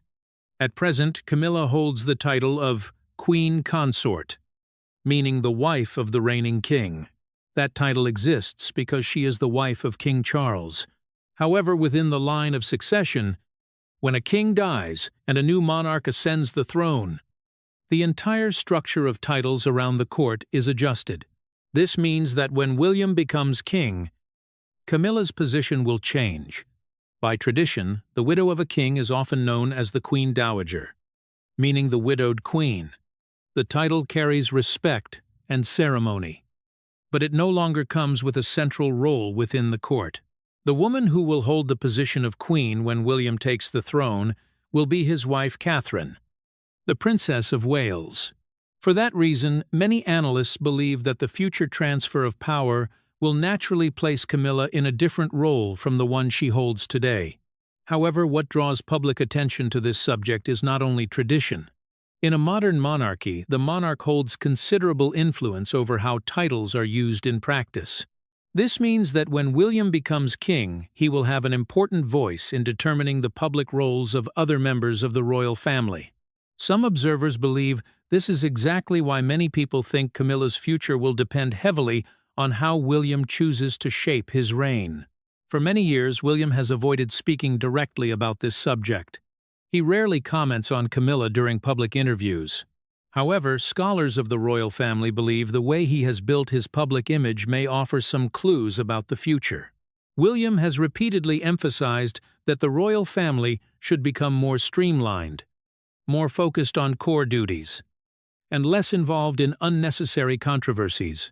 If that direction continues when he becomes king, the structure of the royal court in the future could look very different from today. The 20th warning is often mentioned in the broader context of the relationship between Diana and her eldest son. In many conversations recorded by biographers and close friends, Diana reportedly said that she believed William would become a different kind of king from those who came before him. She is said to have told several people that William understood very clearly how the public views the monarchy and that he would know how to balance tradition and change. For those who believe in the story of the warnings Diana is said to have recorded, this idea carries special meaning. In their interpretation, Diana was not only trying to protect herself in the final years of her life, she was also trying to prepare her son with a different understanding of power and responsibility. A perspective in which empathy for the public, transparency, and the ability to face the media openly are considered essential qualities of a modern leader. If we look at what William has done over the past 2 decades, many people believe he is indeed building his public image in that direction. He has taken part in social campaigns related to mental health. He has continued charitable work that Diana once championed. And at certain key moments, he has been willing to speak directly about issues that the royal family once avoided discussing. Because of this, some commentators believe the biggest question is not whether William will follow Diana's warnings. The real question is how he will use his authority when he becomes king. Because when that moment arrives, William will not only be the heir to the throne, he will be the person with the power to shape the official story of the royal family for the next generation. And within that picture, Camilla's position may become one of the most closely watched elements. Because when Charles is no longer the head of the court, Camilla's current title will naturally change according to the rules of succession. Many observers believe she may have to wait until that moment to know exactly how her role will be defined during William's reign. That leads to another observation often mentioned in discussions about the future of the monarchy. While Diana is no longer here to witness these changes, her son is gradually stepping into the most powerful position within the system she once had to confront. And when William eventually becomes king, many people believe the final question about Diana's legacy will no longer belong to the past. It will become part of the future that William himself will decide. So the final question still lies ahead. When William one day becomes king, which path will he choose for his reign? What do you think will happen? Comment 1 if you believe every title will remain exactly as it is today. Or comment 2 if you believe major changes are still waiting in the future. Do not forget to like, subscribe, and turn on the bell to watch the next video. Our next topic will be 20 things Camilla could lose when King Charles dies. Thank you for watching. And remember one thing. In history, the truth often takes a very long time. But in the end, it always finds its way back.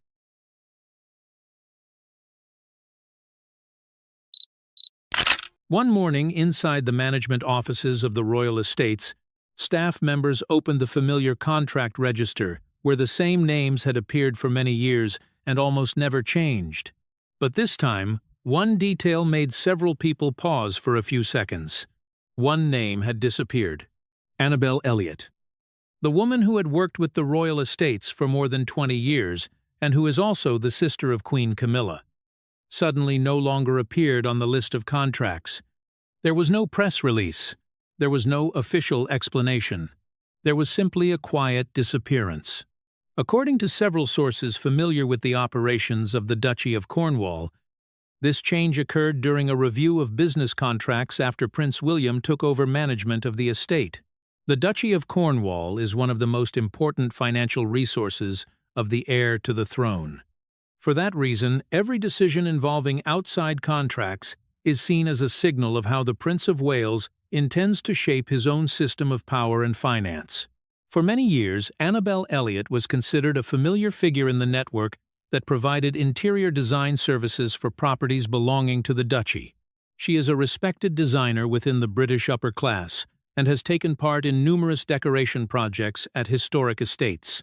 However, the fact that she is also the sister of Queen Camilla has always led observers to question the boundary between family relationships and business interests inside the royal system. As William and Catherine increasingly show their intention to build a more modern and transparent image for the monarchy, relationships of this kind have begun to face renewed scrutiny. Some analysts believe the decision to end the contract with Annabel Elliot is simply a step meant to separate personal interests from the financial operations of the estate. Yet behind the scenes of the royal world, many people see another layer of meaning. Power is quietly shifting, and that shift appears to be moving toward greater concentration around William and Catherine. So, is this an inevitable step in the modernization of the monarchy, or a personal message that William wants to send to those who once stood close to the old center of power? If you support the decisiveness of William, comment with the number 1. If you feel sympathy for the declining position of Camilla, leave the number 2. To understand why Prince William is able to make such strong decisions regarding contracts and personnel within the royal business network, it is necessary to turn the clock back to a moment that completely changed the structure of power in the United Kingdom. That moment was September 8, 2022, when Queen Elizabeth II died at Balmoral Castle after more than 70 years on the throne. This event immediately triggered a chain of power transitions that the public rarely noticed in full. Charles became king. Camilla became queen. Yet, while public attention focused on the coronation and the ceremonies of the state, another important transformation occurred almost at the same time.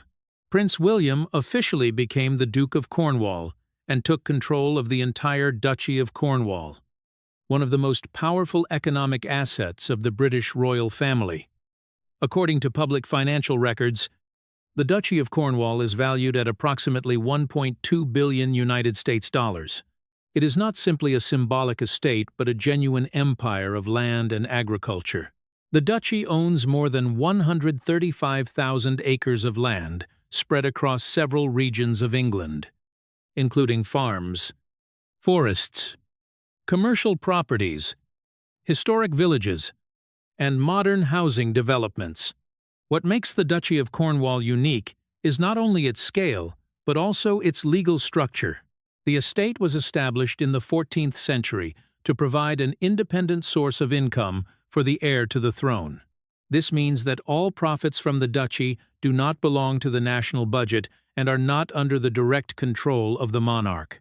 The primary manager and beneficiary is the Prince of Wales.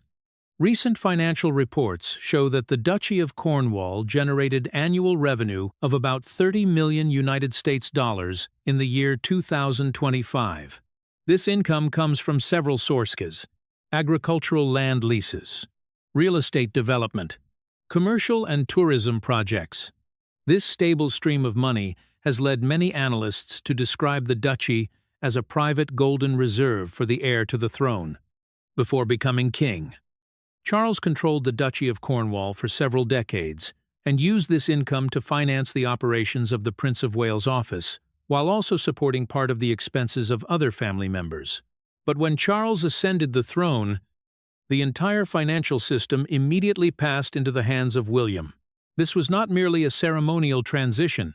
It meant that William moved from being a senior royal figure to becoming the direct manager of a vast economic asset. Some observers believe this moment marked the true maturation of William's power within the royal system.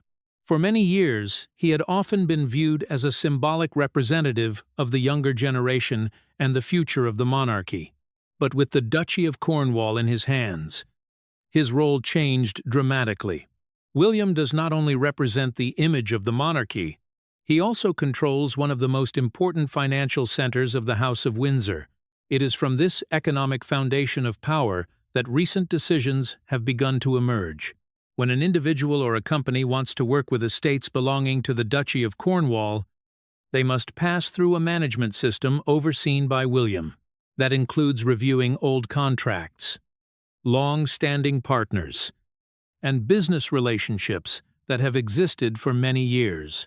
For that reason, when the name of Annabel Elliot suddenly disappeared from contracts connected to the duchy, many observers did not treat it as an isolated event.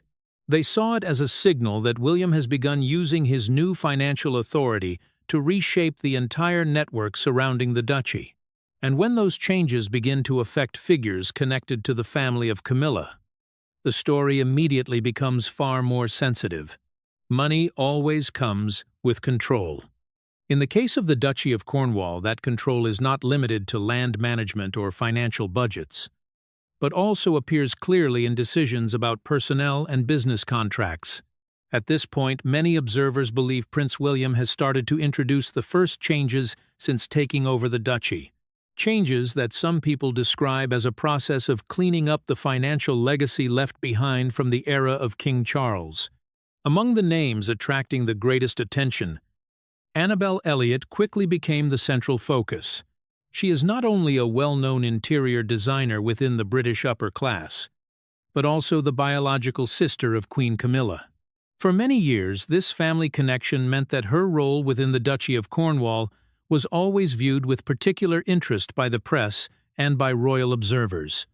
Financial records show that Annabel Elliot began participating in interior design projects for the Duchy of Cornwall around the year 2005. Her work involved decorating and renovating many properties belonging to the duchy, from farmhouses to historic residences that were rented out or used for official hospitality. According to reports published over many years, the fees she received ranged from about £19,000 to £82,000 each year, depending on the scale of the project. For many people inside royal circles, inviting a familiar designer to participate in repeated projects is not unusual. Historic estates often prefer to work with specialists who already understand architectural characteristics and conservation procedures. However, in the case of Annabel Elliot, the family connection always made the story more sensitive. During the years when Charles was still Prince of Wales, the network of business partners connected to the Duchy of Cornwall was largely built on long-standing relationships. Many of those partners were close friends, advisors, or individuals with direct connections to the family. This system functioned relatively smoothly for several decades, yet it was also frequently criticized for lacking a clear separation between personal relationships and business activity. When William took control of the Duchy of Cornwall in the year 2022, one of his first steps was to review all existing contracts. This is a common process when a new leader takes over a large organization. However, within the context of growing public pressure on the British monarchy to demonstrate financial transparency, the review quickly attracted the attention of the media. Within a short time after the evaluation process began, the name Annabel Elliot no longer appeared on the list of service providers for the Duchy of Cornwall. There was no official statement explaining the decision. Yet, for many royal analysts, the change carried a clear meaning. William had chosen to end a business relationship that had lasted nearly 2 decades. This change did not occur in isolation. At the same time that several old contracts were ending, the Duchy of Cornwall also began working with new partners. Some sources report that several interior projects and property development plans were later assigned to designers and contractors who have closer ties to the social circle of William and Catherine. Among them are close family friends and even godparents of their children. For supporters of William, this step appears entirely reasonable. They argue that any leader who takes over a major organization will naturally want to work with associates whom he trusts.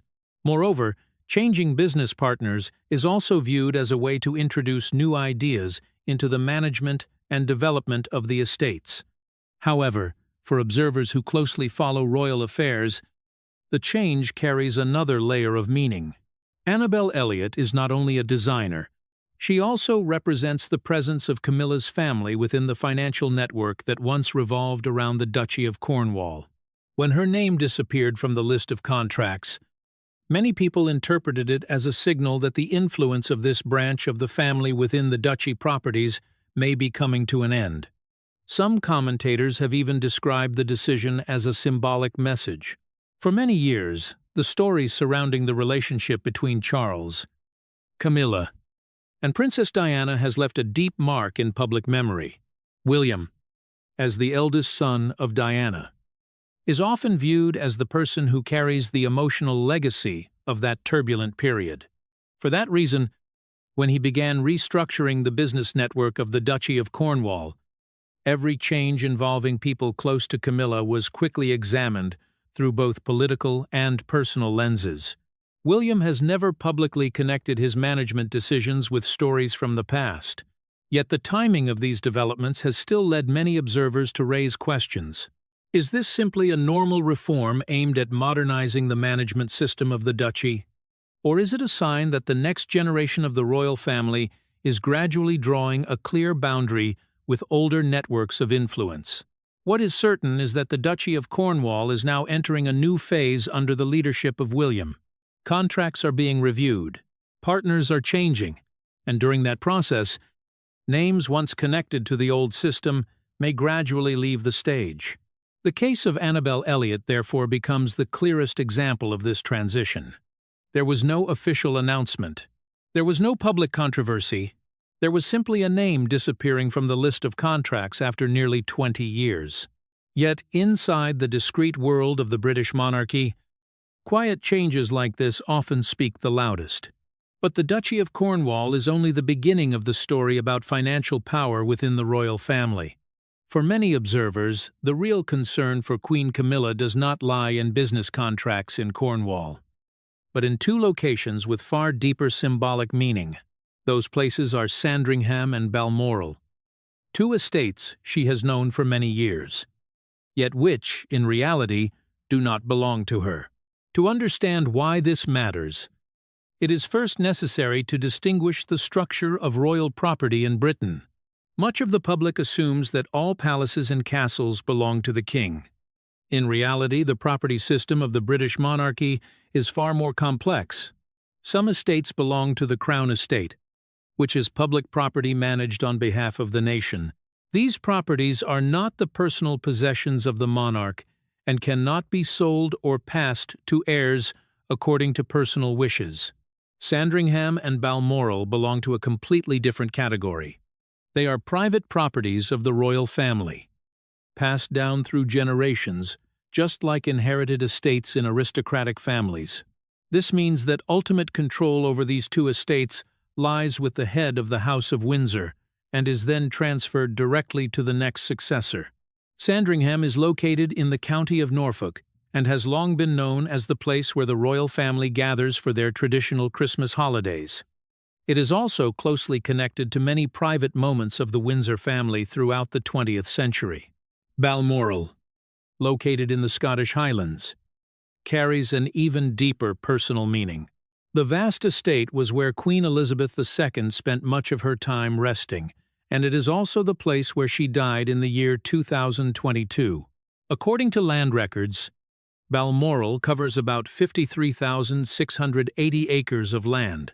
It is one of the largest private estates owned by the British royal family. In addition to the main castle, the property includes forests, rivers, farms, and several smaller houses used for staff and guests. The exact financial value of the estate is difficult to determine. Yet many property experts believe it belongs among the most valuable private assets of the House of Windsor. When Queen Elizabeth II died, both Sandringham and Balmoral were transferred to King Charles as part of his personal inheritance. This means Charles became the direct owner of both estates, completely separate from public properties such as Buckingham Palace or Windsor Castle. However, this inheritance structure also leads to another reality. When Charles dies in the future, ownership of Sandringham and Balmoral will pass to the next monarch. In that scenario, the absolute owner of the entire estate of more than 53,000 acres at Balmoral will be Prince William. For many people within royal circles, this detail carries significant meaning for the future position of Queen Camilla in the years ahead. As the wife of the monarch, she currently has the right to access and use these estates just like other senior members of the family. But when Charles is no longer there, her legal position will change considerably. In the history of the British monarchy, widows of kings are usually provided with their own residence and continue to hold a certain role in royal life. However, access to the personal properties of the successor is not always guaranteed automatically. Everything depends on the decision of the new monarch and on internal agreements within the family. This leads to a rather sensitive reality. In the future, William will hold direct control over Sandringham and Balmoral. That control includes not only ownership of the land, but also the authority to decide who can use the properties inside the estates. At what time? And for what purpose? For Camilla, this means that the privileged access she currently enjoys may change. While Charles remains on the throne, her presence at Sandringham or Balmoral is completely natural. But when the structure of power decision concerning the use of those estates will be in William's hands. Royal observers believe this is precisely why small changes within the management networks and personnel connected to the estates are becoming more noticeable. When someone like Annabel Elliot, the sister of Camilla, no longer appears in contracts connected to the Duchy of Cornwall, many people begin to ask whether that reduction of influence could eventually extend to other estates in the future. Some sources close to royal social circles even suggest that William and Catherine are gradually building their own management system for the assets they will control for many decades ahead. If that is true, then the personnel decisions being made today may only be the first steps in a much larger restructuring process. Within that context, the position of Camilla becomes rather unique. She remains queen while Charles is alive and continues to play an important role in official activities. But in the long term, her future will be closely connected to the decisions of the next generation. This does not mean Camilla will be removed from royal life, but it does show that real power is slowly shifting. As time passes, and the private assets of the House of Windsor gradually move into the hands of William, he will become the person holding the key that determines who can continue to consider places like Sandringham and Balmoral as home. And in the royal world, control of a home is sometimes the clearest symbol of power. Many people who follow the recent developments inside the British royal family have begun asking an important question. Why does Prince William appear so firm in restructuring financial and personnel networks that have existed for many decades? Why were long-standing contracts ended relatively quickly after he took control of the Duchy of Cornwall? For many analysts, the answer does not lie only in governance or financial transparency. It also lies in memories that shaped an entire generation of the House of Windsor. Memories that began nearly 30 years ago, when the marriage between Prince Charles and Princess Diana collapsed in public before the entire world. In the early 1990s, reports about the extramarital relationship between Charles and Camilla gradually became a major subject in the British press. Leaked telephone recordings, investigative newspaper reports, and television interviews turned the family crisis into one of the largest scandals in the modern history of the monarchy. For the public, it was a controversial romantic story. But for two young boys inside the Windsor family at that time, Prince William and Prince Harry, it was a deeply turbulent period in their own lives. William was only 15 years old then. Old enough to understand what was happening, but still far too young to escape the emotional impact of a family crisis. Royal biographers say William witnessed many tense moments as his parents gradually separated. Princess Diana frequently became the focus of the media during that time, receiving enormous sympathy from the public while also facing intense pressure from disputes within the royal household. Images of Diana appearing across the international press during those years left a deep mark on the memory of an entire generation of British people, including her own sons. After Diana died in the year 1997, public emotion toward her became even stronger. Many people viewed her as a symbol of vulnerability within a royal system, often seen as too rigid. For many years afterward, Diana's name remained closely linked to the story of the relationship between Charles and Camilla. Within that context, William grew up carrying a very particular emotional legacy. He was both the future heir of the monarchy and the son of the woman, the public often viewed as the victim in one of the most famous family crises of the 20th century. However, those who followed William's development noticed that he rarely showed any open confrontation regarding the past. When Charles and Camilla officially married in the year 2005, both William and Harry attended the ceremony. Their presence at that time was widely interpreted as a signal that the family was trying to close a deeply controversial chapter. In the years that followed, William also maintained a very cautious tone in his public statements. He focused on charitable work, building the image of a new generation of the monarchy, and avoided participating in debates about the past relationship of his father. This approach gradually helped him become one of the most trusted members of the British royal family in the eyes of the public. However, silence does not mean memory disappears. Some commentators believe that when William began to hold real financial authority through the Duchy of Cornwall, he chose a very different method to express his position. Instead of creating direct confrontation, he focused on restructuring the economic system surrounding the heir to the throne. For many decades under Charles, the Duchy of Cornwall was not only a financial resource but also the center of a network of partners, advisors, and close associates. Some individuals within that network had social or family connections with Camilla. This was not necessarily unusual within the British aristocracy, where personal relationships often play an important role in business. But when William took over the duchy, he appeared determined to establish a clearer boundary. Contracts were reviewed. Some long-standing partners no longer continued working with the duchy.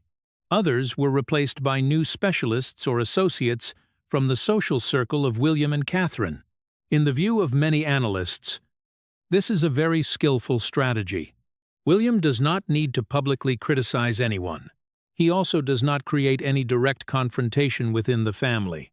Yet, by controlling the financial resources of the heir to the throne, he can reshape the entire economic ecosystem surrounding that position. For those who once benefited from the old network, the change means their influence gradually declines over time. For William, it is a way to confirm that the financial resources of the Duchy of Cornwall will serve the vision of the next generation, rather than continue supporting relationship structures formed in the past. Some commentators describe this approach as strategic independence. William does not disrupt the stability of the monarchy through personal conflict. Instead, he builds a new system in which financial power is more tightly controlled and less dependent on family connections. Within that context, decisions such as ending the contract with Annabel Elliot are interpreted in different ways. For some observers, it is simply administrative reform. For others, it carries symbolic meaning. An era in which the Duchy of Cornwall operated through familiar networks is gradually coming to an end. In its place emerges a new structure where Prince William appears, determined to show that the financial resources of the heir to the throne will no longer be used to sustain any family ecosystem beyond his own vision.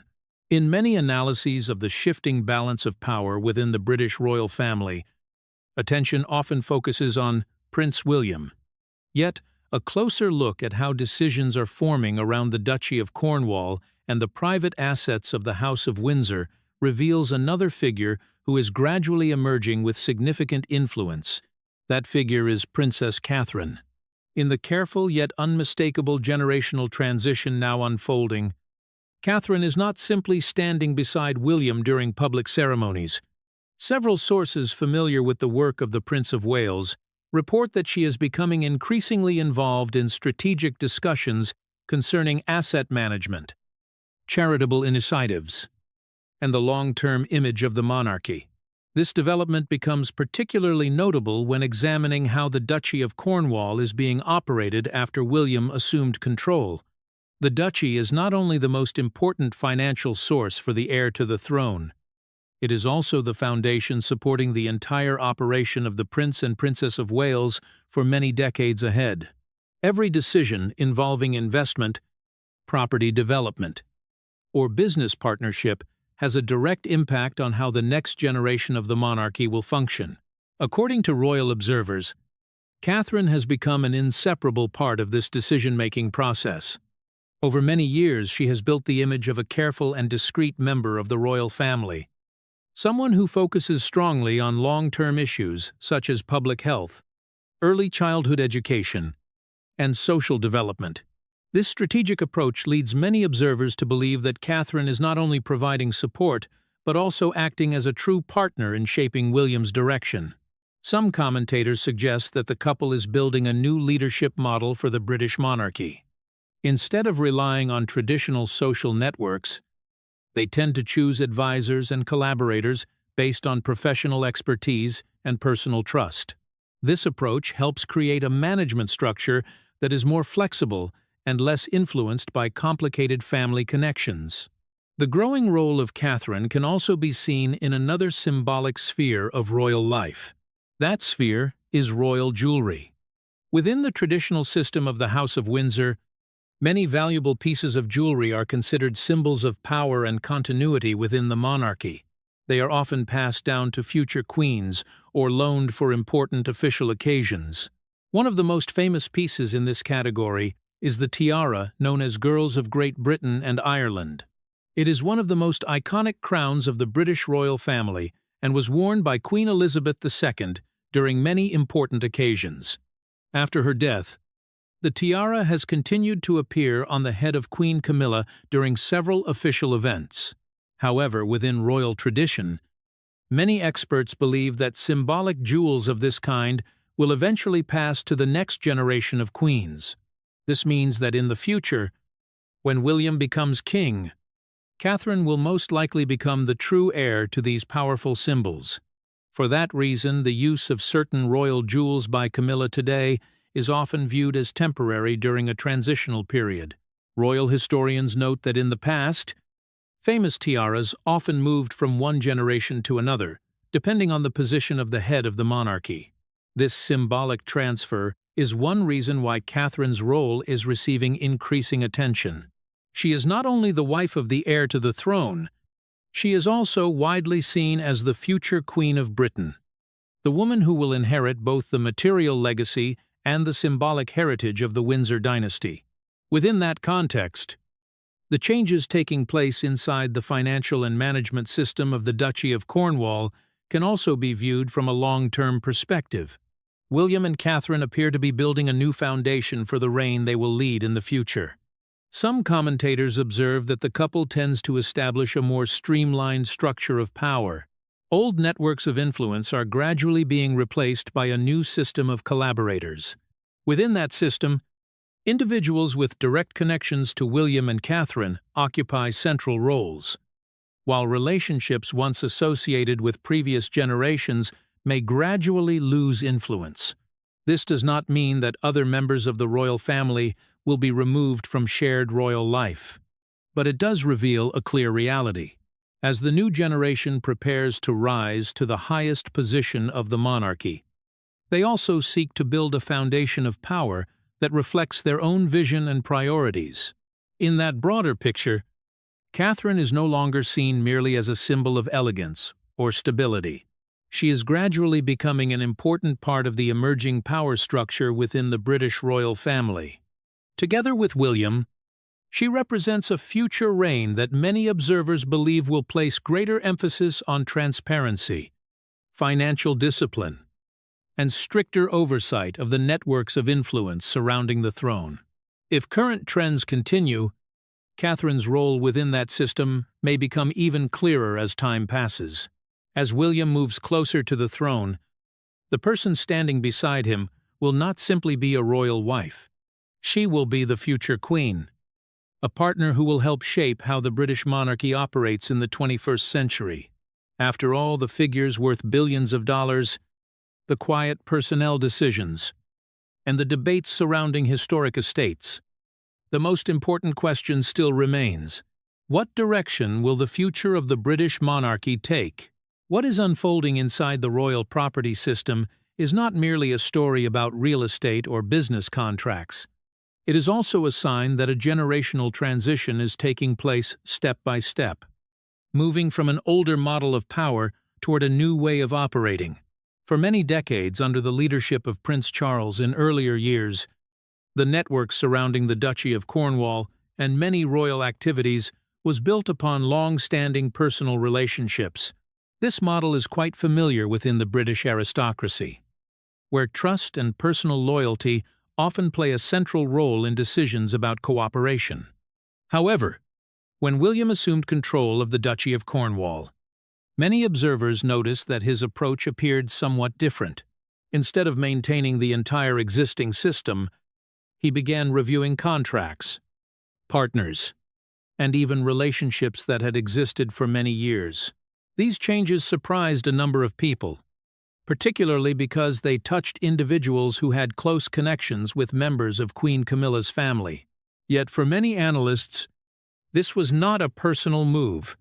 They believe William is attempting to shape a new model of governance for the assets belonging to the heir to the throne, one in which transparency and efficiency are placed at the forefront.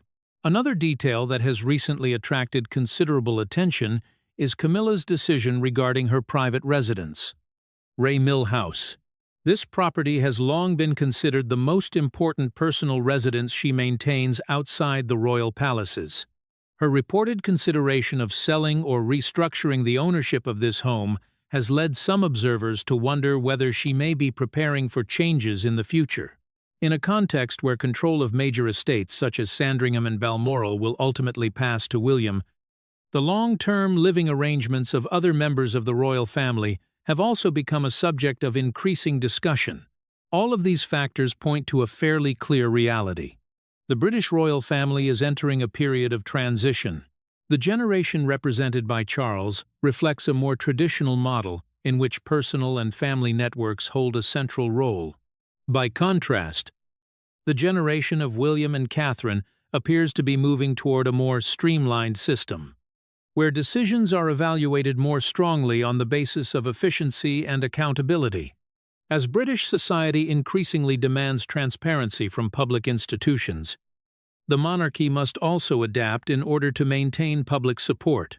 This requires not only financial reforms, but also a new approach to power and responsibility. Many commentators believe that William understands this clearly and is attempting to lay the groundwork for his future reign through cautious yet visible changes. In the end, the story of ending a contract or reshaping a network of partners may appear to be only a small detail within a much larger picture. Yet those small details reveal how a new generation of leadership is beginning to reshape the system it will eventually inherit. Thank you for following this journey into the inner workings of power behind the British monarchy. If you are interested in the lesser-known stories about the figures who stand behind the throne, do not forget to subscribe so you will not miss the next analysis. And what do you think about William's decision to end the contract with the sister of Queen Camilla? Share your thoughts in the comments section.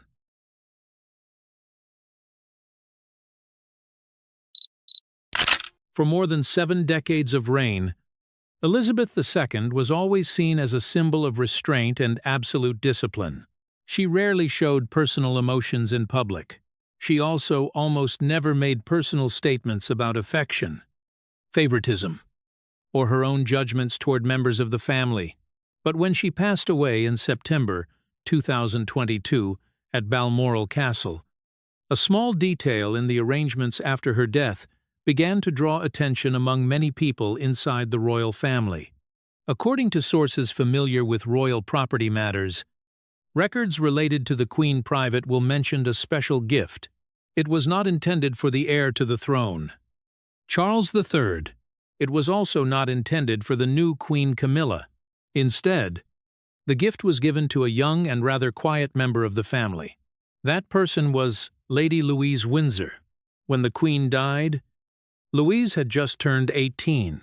The gift was not a piece of jewelry or a small keepsake.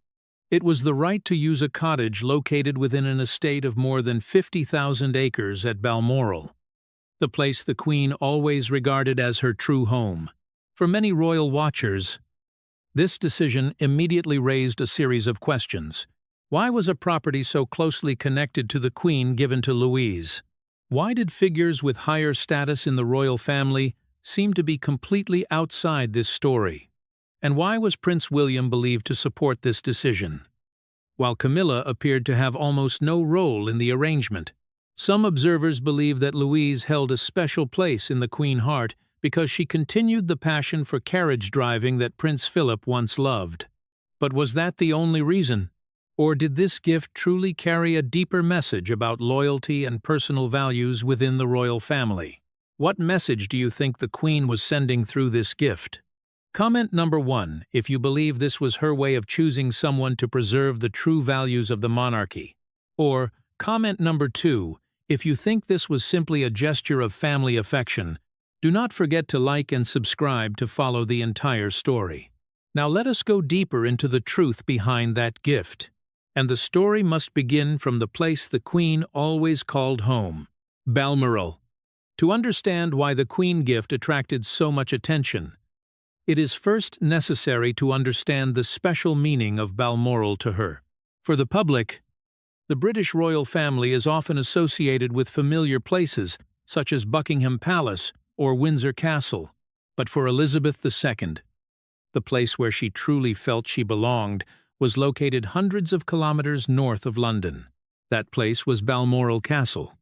Balmoral lies in the Scottish Highlands, surrounded by forests, rivers, and wide valleys. The entire estate covers about 50,000 acres. More importantly, this property does not belong to the British state. It is the personal property of the royal family. This means that decisions related to Balmoral are not directly supervised by the government or parliament as many other royal properties are. The origin of this estate dates back to the 19th century. In 1852, Queen Victoria and her husband Prince Albert purchased Balmoral as a private retreat for their family. From that moment, Balmoral gradually became one of the most important places for the British royal family, not in a political sense, but in a personal one. Throughout her 70-year reign, Elizabeth II almost always returned to Balmoral every summer. There, her schedule was very different from life in London. There were no long official audiences lasting for hours. There were no strict palace rituals. Family members often wore simple clothing, drove their own cars across the large estate, walked through the forests, or took part in outdoor activities. People who worked for the royal family have often said that Balmoral was the rare place where the Queen could live something close to a normal life. She could walk for hours in the forest. She could speak comfortably with staff without complex protocol. And most importantly, it was the place where she spent the most time with her family. Because of that, Balmoral also became connected with some of the most private moments of her life. After Prince Philip passed away in 2021, several sources said the Queen spent even more time at Balmoral. Those close to her said it was the place where she could reflect on the final years of her life without pressure from the public. And it was also at Balmoral, on September 8, 2022, that Queen Elizabeth II died at the age of 96. Her passing closed one of the longest reigns in the history of Britain. But at the same time, it opened a series of questions about the personal decisions she had made in the final years of her life. One detail that drew attention was the ownership structure at Balmoral. Because it is personal property, the Queen had full authority to decide how certain parts of the estate could be allocated according to her wishes. The cottages scattered across the estate have long been used as private residences for family members or trusted guests. They are completely separate from the main castle, creating a level of privacy that is almost absolute. These cottages are the quietest part of Balmoral. They are not places where official receptions take place. They are not areas where the press is allowed to approach. They are small spaces deep within the forest or near streams, where only family members and those who are trusted are allowed to visit. Therefore, when information spread that one of those cottages had been reserved for Lady Louise Windsor, many royal watchers immediately recognized the significance. This was not a ceremonial gift. It was part of the most private space the Queen had ever had. That made the situation even more intriguing when considering Louise's position within the family. She is not an heir to the throne. She is also not a figure who frequently appears before the public. However, according to many sources inside the royal household, Louise was one of the grandchildren for whom the Queen held particular affection in the final years of her life. The decision connected to Balmoral, therefore, was not simply a story about property. It also reflected the way the Queen viewed personal values within her family. And it is precisely this point that led many people to raise a larger question. Why? Among many possible choices. Did the Queen give that special gift to Louise? What made her the person trusted with one of the most private spaces at Balmoral? And could this decision be connected to the quiet changes that have been unfolding inside the royal family? To understand that, we must look more closely at the person the Queen chose. A quiet granddaughter who seems to hold a very special place within the family, Lady Louise Windsor. And the real question is this: why her? To understand why the gift at Balmoral was given to Lady Louise Windsor, it is necessary to look more closely at her unusual but often overlooked position within the royal family. While many younger members of the royal family regularly appear in the media, Louise has remained almost entirely outside the spotlight. That silence has led many observers to begin questioning what her real role might have been during the final years of the Queen life. Lady Louise Windsor was born in 2003. She is the eldest daughter of Prince Edward and Sophie. When she was born, Louise arrived prematurely and weighed only about 4 pounds. She also experienced vision problems very early in life and later underwent surgery to correct a condition affecting her eyes when she was still a child. These early challenges led her parents to choose a style of upbringing quite different from that followed by many other branches of the royal family. The family of Edward and Sophie has long been seen as one of the most private households within the British royal family. They rarely become the center of media controversies. Their children were also raised in a relatively normal environment compared with typical royal standards. Several sources say that Edward and Sophie deliberately kept distance from media attention, especially during the years when Louise was still young. One notable detail is that although Louise is a granddaughter of Elizabeth II, and according to royal rules, had the right to use the title of princess with the style of HRH, her family chose not to use that title. This decision was made when Louise was still a child. Instead of being called Princess Louise, she became known publicly as Lady Louise Windsor. This choice created a very different path for her. Louise is not a working royal in the traditional sense. She was also not prepared to become a central figure in official royal duties. Instead, she grew up living a relatively private life. When the time came for university, Louise continued along a fairly ordinary path. She enrolled at the University of St. Andrews, one of the most respected universities in Scotland. This is also the same university Prince William attended many years earlier. However, unlike William, Louise did not become the focus of media attention when she began her student life. Several students at the university have said that she tried to maintain a simple lifestyle, moving around campus on her own and taking part in activities like other students. This quiet lifestyle has made Louise's public image rather faint in the eyes of many people. In popularity rankings of royal figures, her name rarely appears. Yet for those who closely observe the internal dynamics of the royal family, Louise has a special connection with one very important figure. That person is Prince Philip. Philip was famous for his passion for carriage driving, a sport that demands patience, technical skill, and extremely precise control. After he passed away in 2021, many people believed this tradition within the family might gradually fade away. But Louise became the one who continued that passion. During the memorial events for Philip, the image of Louise personally driving a carriage made a strong impression on royal watchers, not because it was dramatic, but because the moment felt natural and sincere. She did not try to turn it into a performance for the media. It was simply the way she continued a hobby that had been passed down from her grandfather. Some observers believe that moment was when the Queen began paying particular attention to Louise. After Philip died, several people close to the Queen said she appreciated gestures that showed loyalty to family values more than public popularity. The contrast between Louise and several other members of the family therefore became quite clear. In recent years, Prince Harry became one of the most controversial figures in the royal family after publishing his memoir Spare. The book quickly sold millions of copies around the world and triggered numerous debates about private matters inside the royal household. Meanwhile, Louise has almost never made any public statements about her family.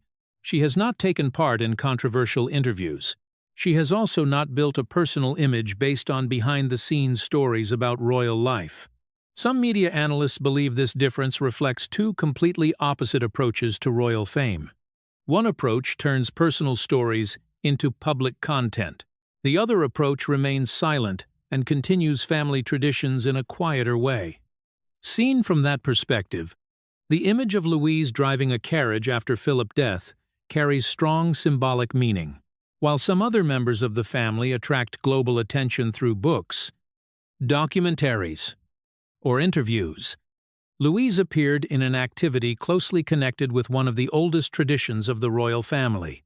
For someone who valued duty and tradition as deeply as Queen Elizabeth II, small details like this could carry far greater meaning than the public might realize.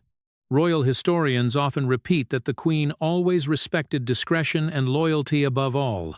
If that is true, then Louise receiving a portion of private space at Balmoral may not have been a random decision. It may reflect the way the Queen chose someone she believed would respect the personal values of the family.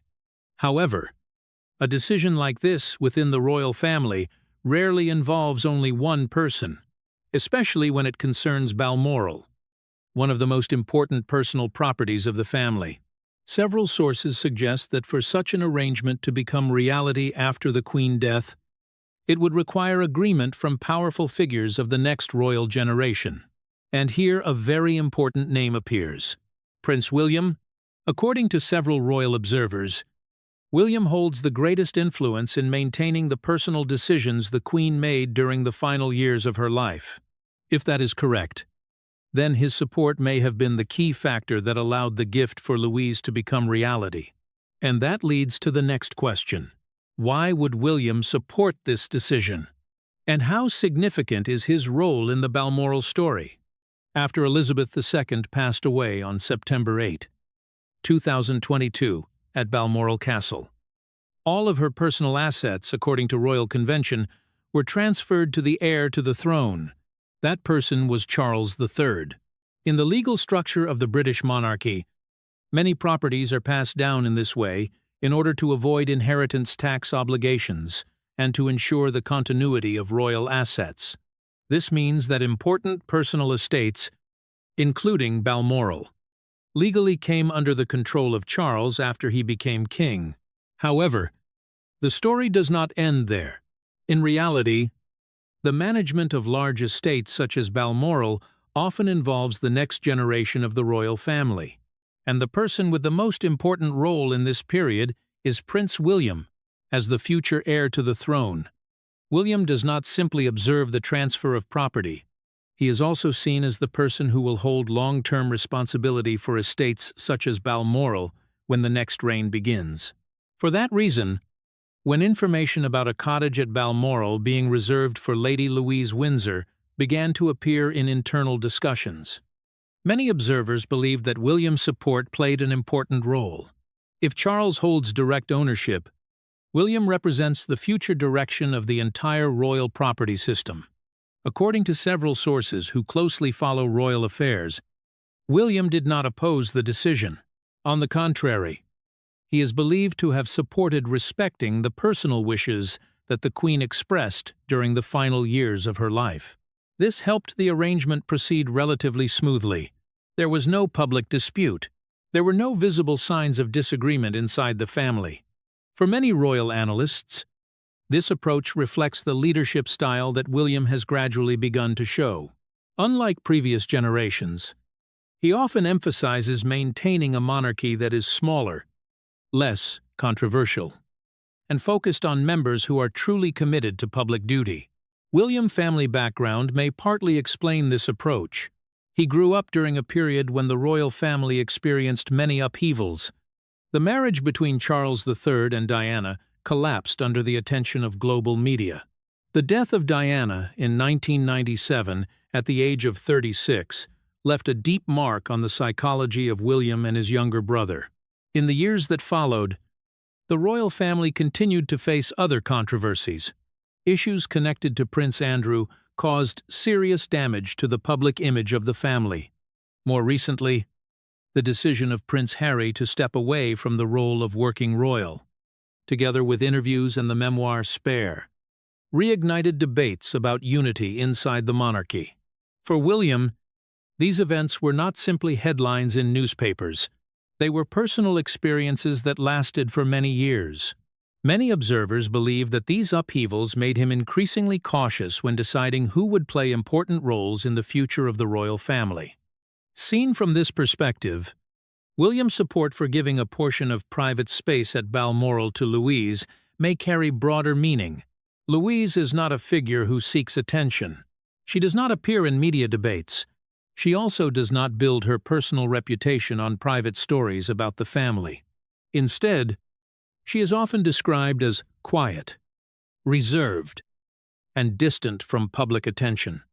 During the rare occasions when she appears with the family, Louise often takes part in traditional activities such as carriage driving, a hobby once closely associated with Prince Philip.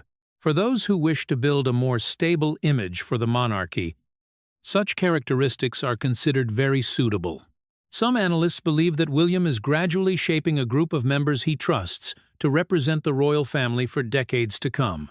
If that is true, then ensuring that Louise can continue maintaining her connection with Balmoral may be seen as a symbolic step.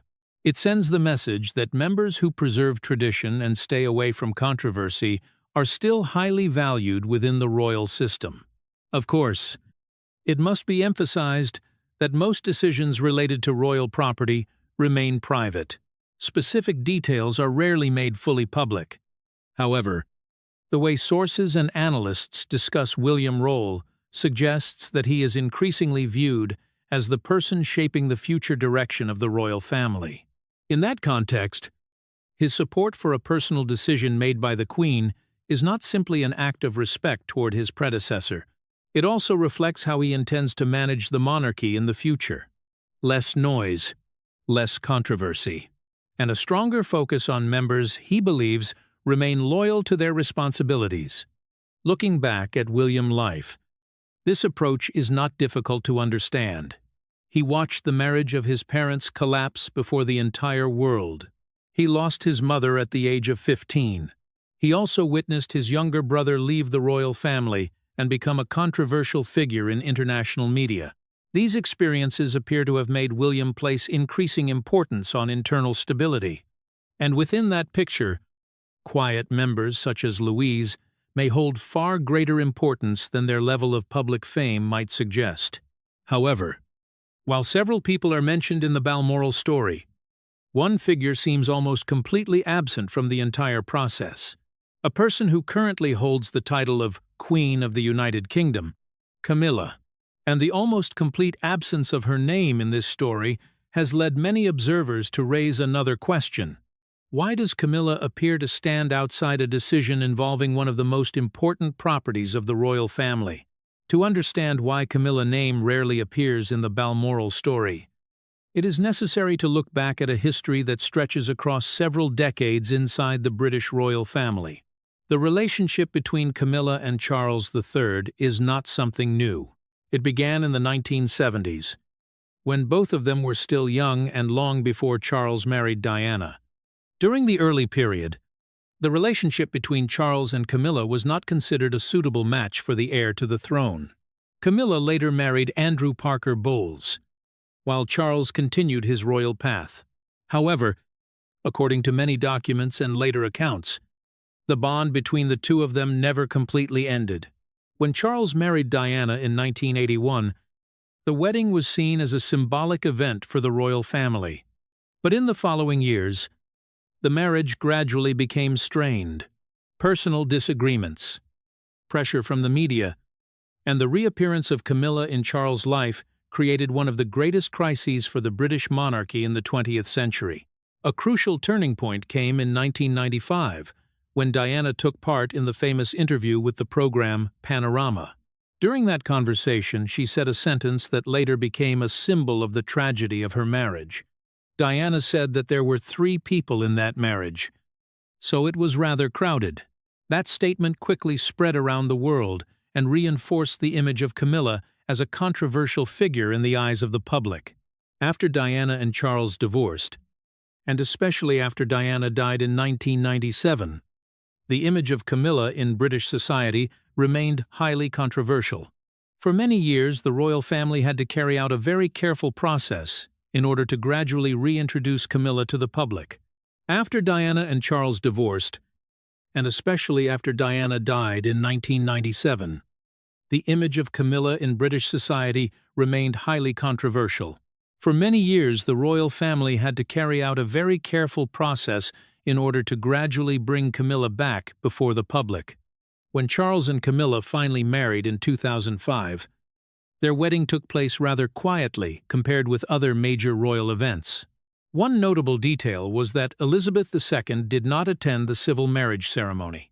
Instead, she appeared only at the prayer service and the reception that followed.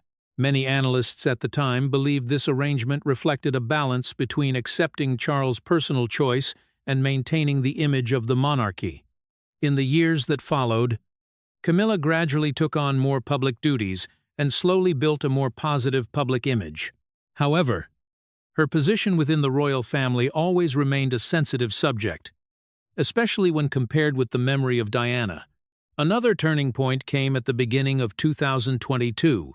In a message marking the 70th anniversary of her reign, Queen Elizabeth II publicly expressed for the first time her wish that Camilla would be known by the title of Queen Consort when Charles became king. This statement was widely seen as an official acceptance from the Queen after many years of public debate. However, accepting a title does not necessarily mean that every aspect within the family changes.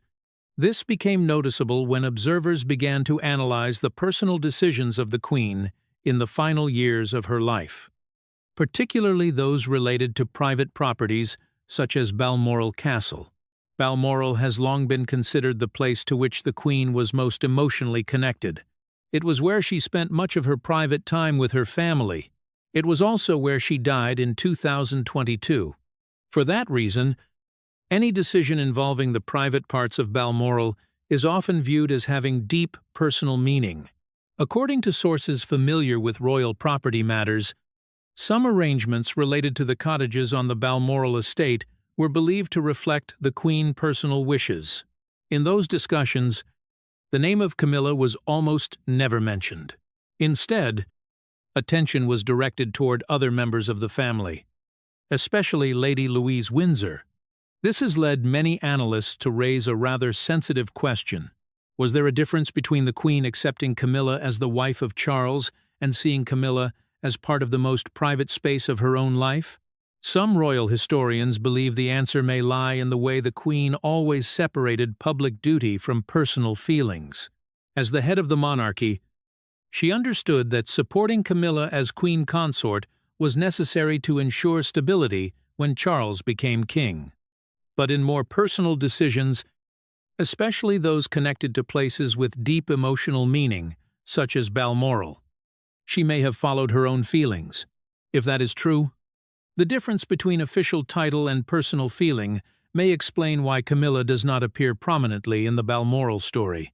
Camilla may be the Queen of the United Kingdom, but Balmoral represents a very private part of the life of Queen Elizabeth II.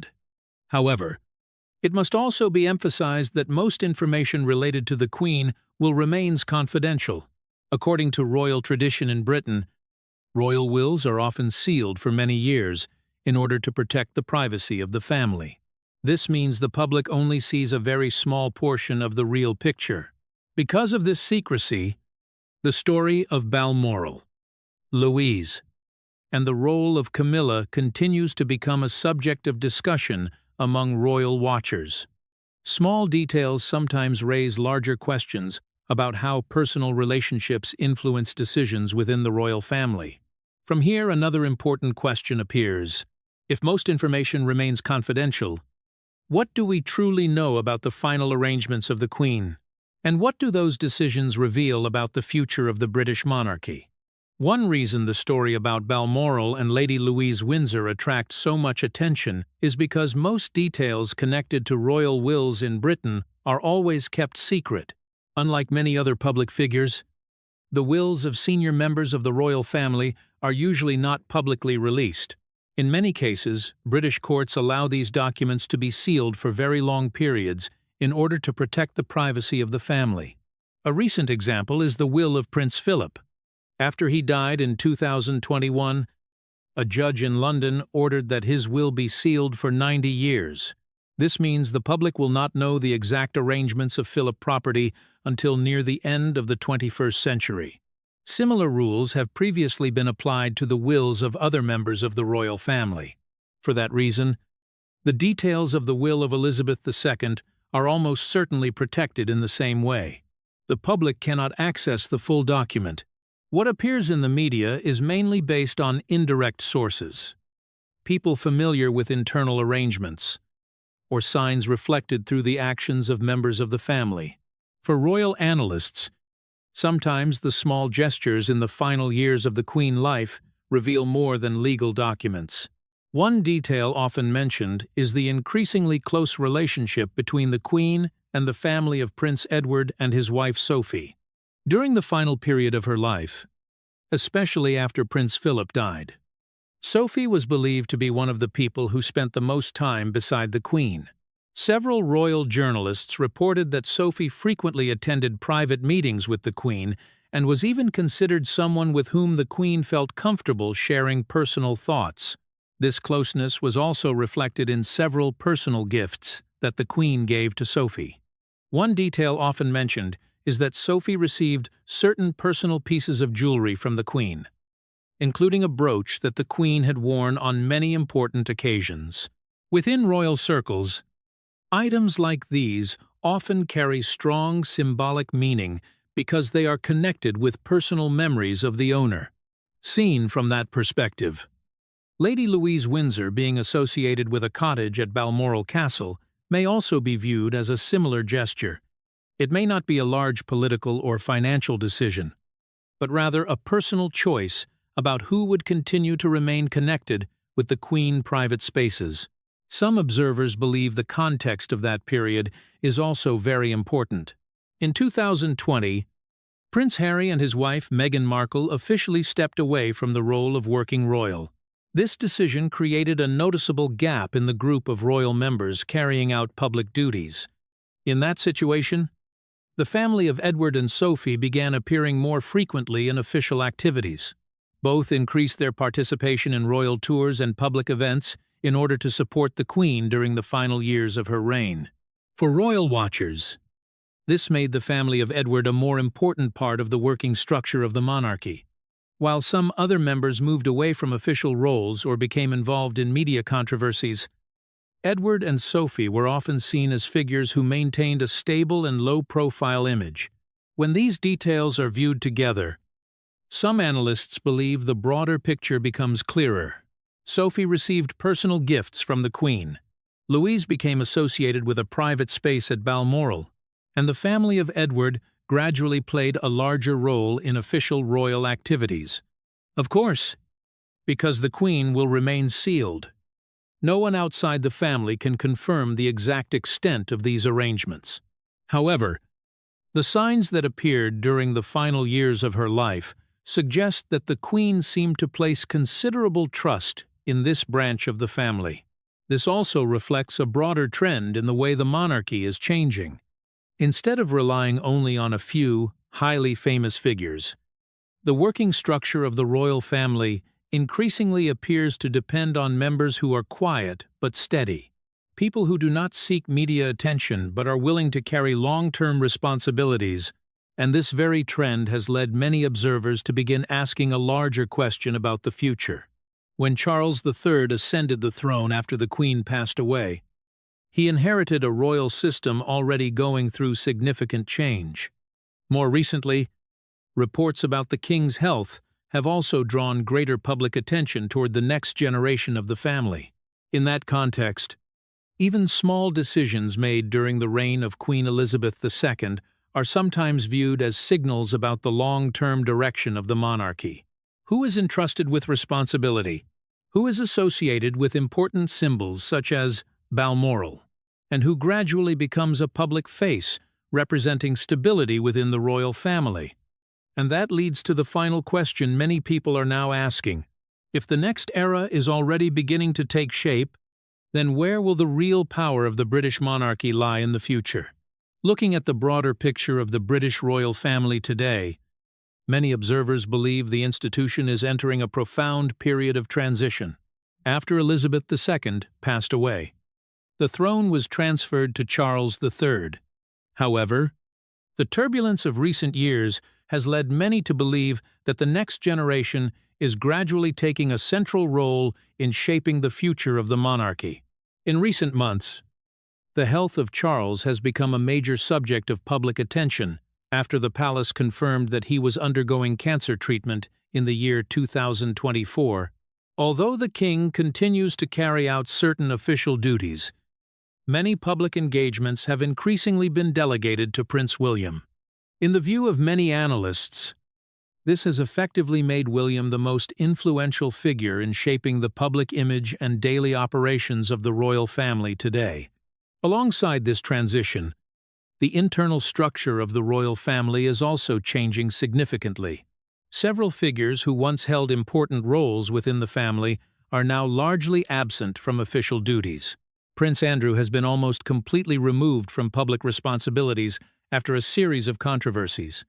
Meanwhile, Prince Harry and his wife Meghan Markle stepped away from their roles as working royals in the year 2020 and built a new life in the United States.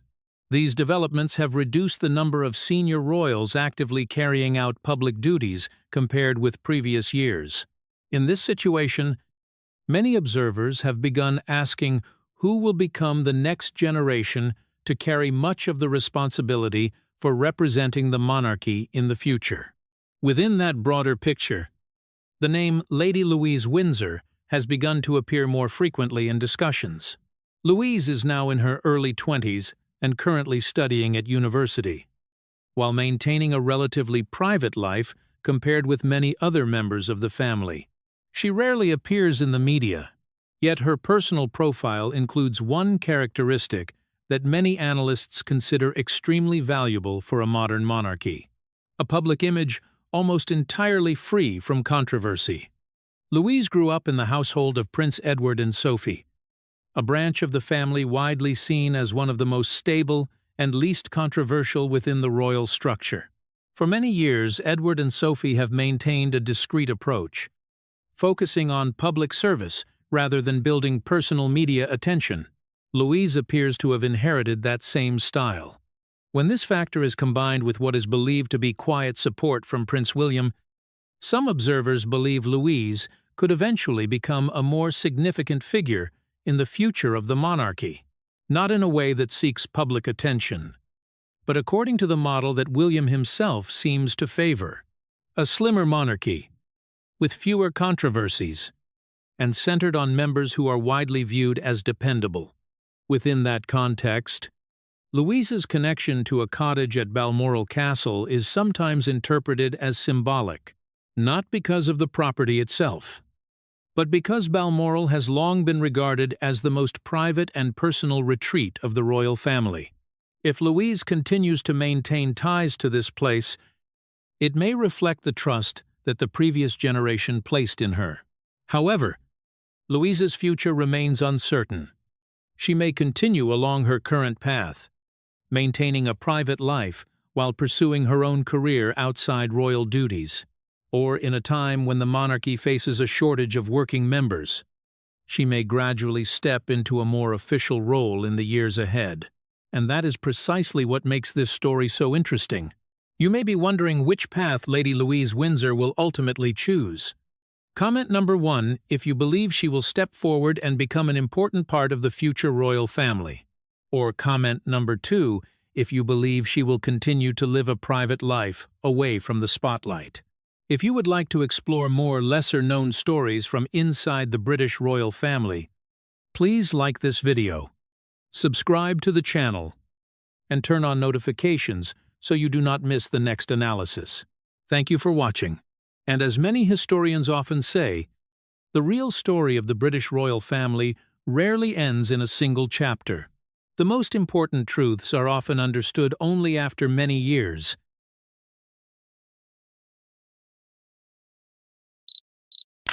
February 2026 marked one of the most sensitive moments for the British royal family in many years.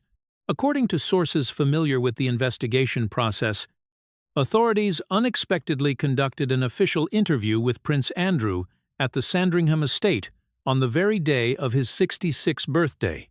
The fact that a senior member of the royal family was taken for questioning inside an estate closely associated with the monarchy immediately attracted the attention of the media and political observers.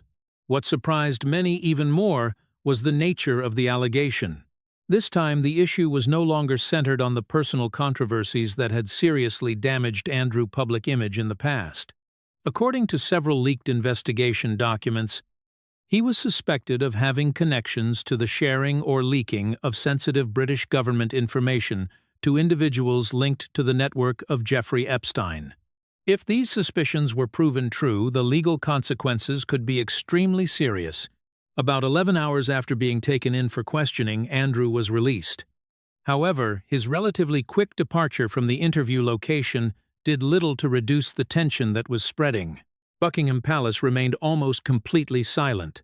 No detailed statement was issued. This silence led many analysts to believe that difficult discussions were taking place inside the royal family about how to manage the crisis.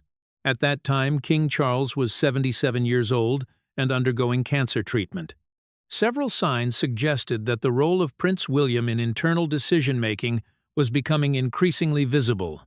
Many sources believed that the king was gradually transferring responsibilities to his heir. Meanwhile, the influence of Queen Camila was said to be under closer scrutiny, especially regarding her personal relationships with Sarah Ferguson and others who had maintained close ties with Andrew. In contrast, Catherine, Princess of Wales, was widely viewed as the figure helping stabilize the image of the monarchy during this turbulent period. Her appearances in public were analyzed as part of a broader strategy to maintain public confidence. All of these developments raised an important question. Was this simply an isolated investigation, or was it a signal that the balance of power within the British royal family was beginning to shift?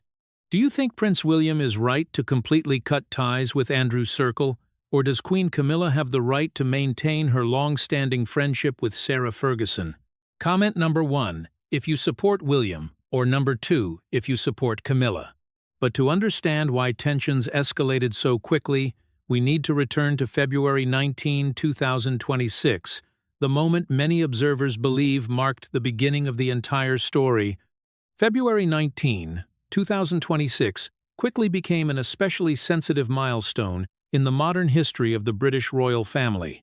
According to several sources familiar with the investigation process, authorities conducted a formal interview with Prince Andrew at the Sandringham estate, where he had been staying in recent weeks. The fact that a royal family member who once served as the United Kingdom's special trade envoy was questioned inside a location closely tied to the royal family immediately attracted intense attention from the media and political observers. What made this incident particularly shocking was not the identity of the person under investigation, but the nature of the accusation itself. According to documents believed to come from individuals with knowledge of the investigation, Andrew was suspected of involvement in the sharing or leaking of certain sensitive information during the time he served as the United Kingdom's Special Trade Envoy, from 2001 to 2011. These materials were believed to have connections to individuals within the network of Jeffrey Epstein. Although the specific details have not been fully disclosed, the mere possibility that a royal family member who once had access to sensitive government documents could be linked to this notorious network was enough to trigger a major wave of concern. For many royal analysts, this event appeared to be another chapter in a story that had been unfolding for many years. In 2019, Andrew's interview with the BBC was widely regarded as one of the greatest media disasters in modern royal history. Instead of calming public doubts about his relationship with Epstein, the interview severely damaged his public image. After that interview, Andrew largely disappeared from official duties and gradually withdrew from public life. However, many people within royal circles were believed to have recognized the risk much earlier. Some long-time royal watchers said that Prince William had expressed the view that Andrew's relationship with Epstein could continue to pose a serious threat to the credibility of the monarchy. According to these sources, William repeatedly emphasized that resolving the issue surrounding Andrew was necessary to protect the long-term future of the royal family. At that time, however, this position did not always receive complete agreement within the family. For many years, Queen Elizabeth II was believed to have tried to maintain a balance between her responsibility as head of state and her role as a mother. Andrew was still allowed to remain at Royal Lodge in Windsor and continued to maintain a certain level of presence within royal family life. King Charles, who was then Prince of Wales, was also believed to favor a cautious approach in order to avoid intensifying internal tensions. But the events that unfolded in February 2026 changed that entire context. Within just a few hours after news of the questioning was leaked, several palace sources said that urgent discussions began among senior advisors. The issue was no longer simply Andrew's personal reputation. This time, the larger question concerned the level of risk to the monarchy itself if the allegations involving government documents were truly confirmed. In that context, the role of Prince William began to stand out more clearly. Sources familiar with internal royal operations said that William had taken part directly in discussions about how the royal family should respond to the crisis. For him, this was not simply a matter of handling a media scandal. It was also a question of protecting the legitimacy of the monarchy in the eyes of the British public and the international community. The next steps showed a noticeably firmer approach than in previous years. Andrew continued to be stripped of his military titles, and the public roles he had already lost were not restored. British media sources also reported that the possibility of him continuing to reside long-term at Royal Lodge was being reviewed. Many observers believed this was a sign that the royal family was attempting to create a clear distance between the institution and the controversies surrounding Andrew. For the public, this shift also reflected a new reality within the power structure of the monarchy. William was increasingly viewed as the figure guiding strategic decisions related to the image and future of the monarchy. Meanwhile, King Charles still held the central constitutional role, but was believed to be facing significant health challenges. Media analysts noted that the events of February 2026 could become an important turning point. It did not only mark a new phase in the long-running story of controversies linked to Andrew, it also showed that a gradual shift of power was taking place inside the royal family. And at this moment, another question began to emerge. Why did Prince William have such a prominent role in the most important royal decisions? The answer, according to many sources, could be directly related to the health condition of King Charles and the changes taking place behind the doors of Buckingham Palace. When looking back at the recent turbulence surrounding the British royal family, many analysts believed that understanding the current shift in the way power operates begins with one decisive factor. That factor is the health condition of King Charles. The king officially ascended the throne in September 2022, following the passing of Queen Elizabeth II. At that time, he was 73 years old, becoming the oldest monarch ever to ascend the throne in modern British history. His wait for the crown was also considered the longest in the history of the British monarchy, lasting many decades, from the time he served as Prince of Wales. During the first months of his reign, Charles expressed a desire to build the image of a stable monarchy that was responsive to modern social issues. He continued many initiatives he had long supported, including programs related to the environment, sustainable architecture, and education. However, less than 2 years after his accession, a major development emerged that quickly changed the rhythm of the entire royal institution. In February 2024, Buckingham Palace announced that the king had been diagnosed with cancer. The announcement immediately caused shock in the United Kingdom as well as across many countries of the Commonwealth. According to palace sources, the illness was discovered during a medical examination connected to a previous treatment procedure.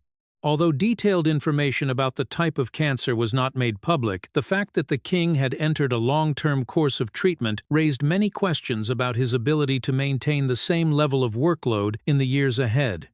For many royal observers, the timeline itself was the most striking element. Only about 17 months after officially ascending the throne, King Charles was already facing a health battle that could last for many years. This situation forced significant adjustments to his schedule. Several international visits were shortened or delegated to other members of the royal family. Some ceremonial duties were reorganized in order to reduce the pressure placed on the king. In that context, the role of Prince William began to change in a noticeable way. As the direct heir to the throne, William had long been prepared for greater responsibilities. However, since 2024, his level of involvement in important royal decisions was believed to have increased significantly. Many media advisors in London believed that the period from 2025 to 2026 was witnessing a practical transfer of responsibilities, even though it was not yet an official constitutional transition. One of the most frequently mentioned signs was William's deeper involvement in decisions related to royal warrants. These are royal certifications granted to companies that supply goods and services to the royal household, and they also carry significant symbolic value for branding and the economy. For many decades, the granting or renewal of royal warrants had usually been associated with senior members of the royal family. The fact that William had begun to take part directly in this process was seen as an indication that he was gradually assuming a larger role in shaping the image and network of relationships surrounding the monarchy. Not limited to symbolic decisions, Prince William was also believed to be increasingly involved in strategic discussions about the long-term direction of the monarchy. Issues such as restructuring royal operations, reducing the number of working members of the royal family, and increasing transparency in public activities had all been topics of discussion in recent years. Another factor that made this period particularly complex was that Catherine, Princess of Wales, was also facing a serious health challenge. In March 2024, Catherine announced that she was undergoing cancer treatment and would temporarily withdraw from public duties to focus on recovery. The news surprised many people because Catherine had long been regarded as one of the most stable public faces of the royal family for many years. The fact that both the King and the Princess of Wales had to undergo medical treatment during the same period created significant pressure on the royal schedule. During that time, William not only assumed additional responsibilities representing the king at certain events, but also had to balance his professional duties with his responsibilities as a husband and father. According to royal analysts, this unusual situation accelerated the transfer of responsibilities faster than many observers had previously expected. When Charles turned 77 in 2026, many people in royal watching circles believed that the king was gradually granting William greater practical authority in several areas. What is notable is that this process was not announced as a formal plan. Instead, it unfolded through a series of smaller decisions that carried strategic importance. William appeared more frequently at important meetings, took on representative roles during official visits, and became more deeply involved in shaping the communication strategy of the royal family. For supporters of the monarchy, this was viewed as a necessary preparation for the future. Allowing an heir to take on greater responsibility before formally ascending the throne could help ensure a stable transition when that moment eventually arrives. However, this shift also raised another question. If William was gradually taking on a larger role in shaping the future of the monarchy, what exactly would his vision for the institution look like?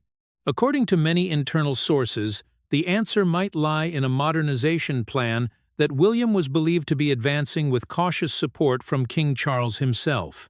As analysts began to observe more closely the increasingly prominent role of Prince William in recent years, one theme appeared repeatedly.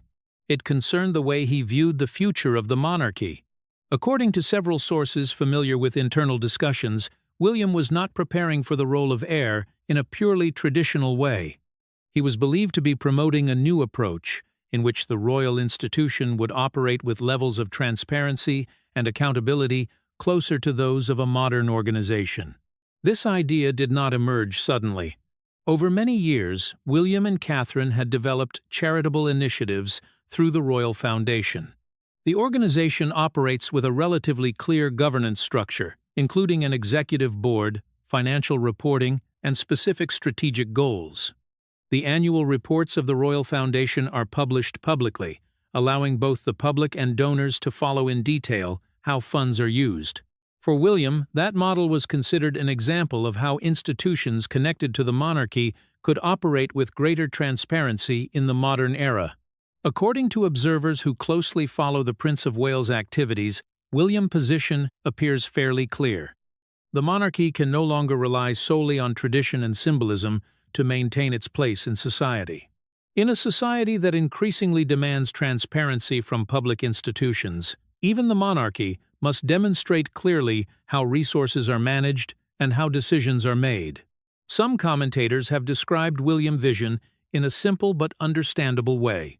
The monarchy of the future may operate in a manner somewhat similar to a large corporation, in which the head of the institution functions like a chief executive officer. Senior members act as a leadership team, and major activities are monitored through clear reporting systems. This approach is also connected to another idea that has been widely discussed among royal observers. It is the concept of a slimmer monarchy.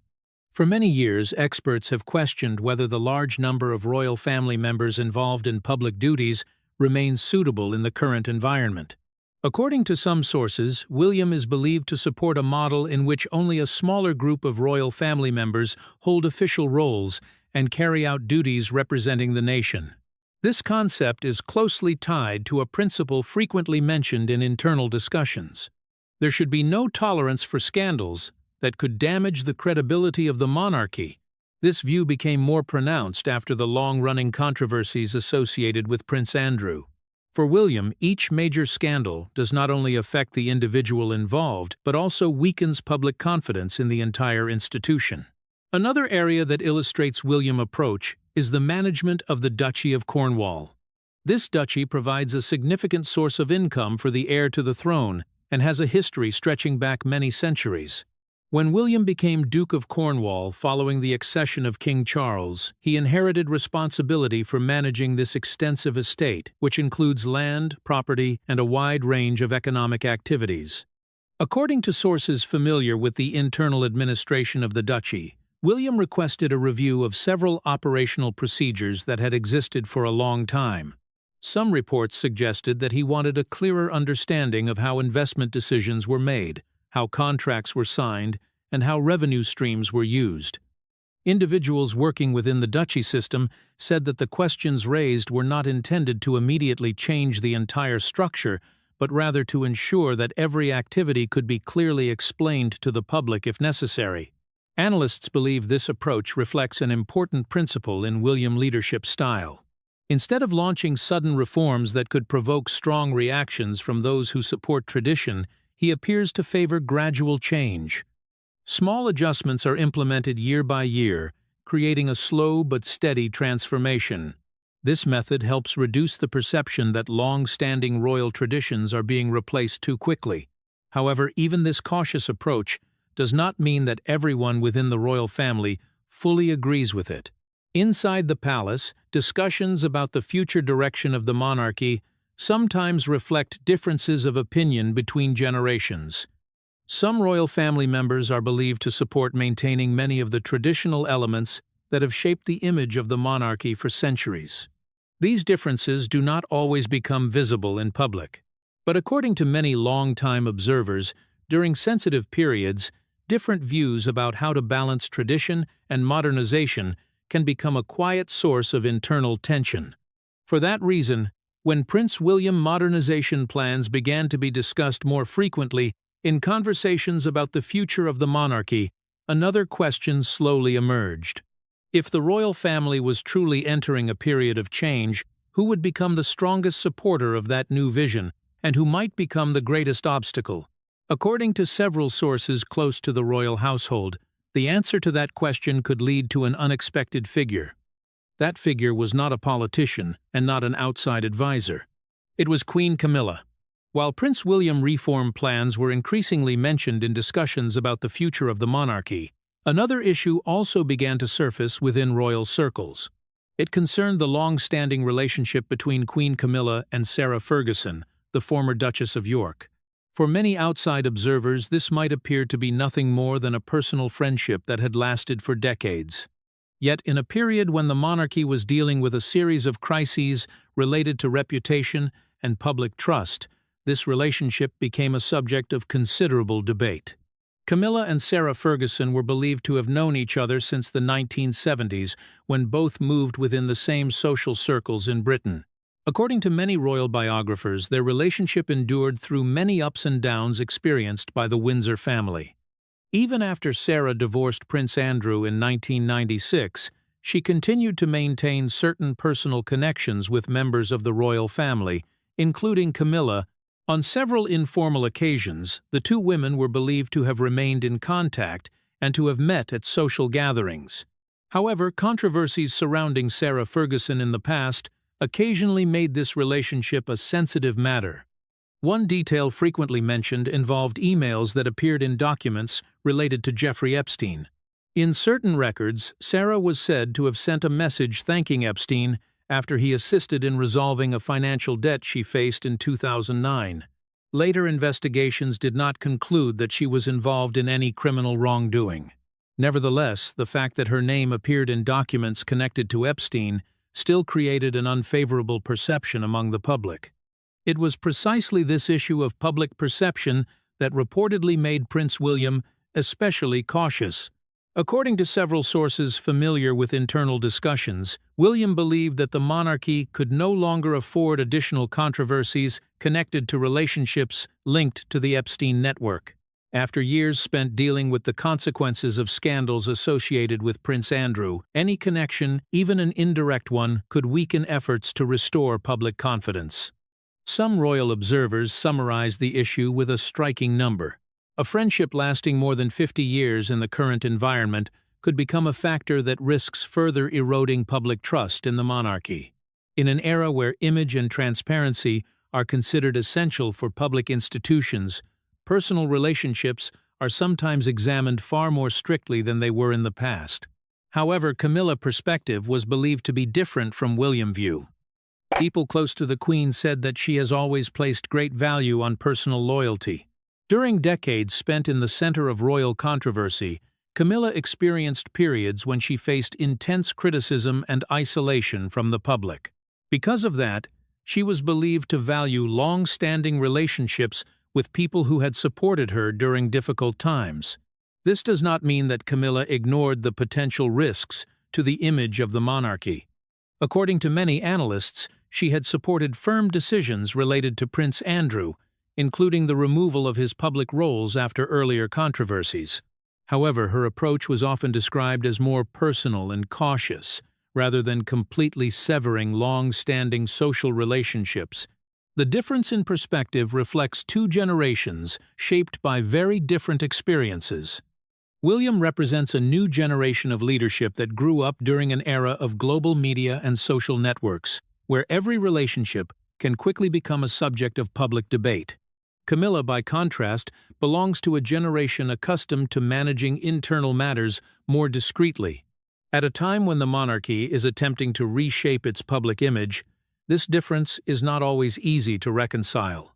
Discussions about how to balance personal loyalty with the need to protect the credibility of the institution were believed to have taken place several times during internal meetings.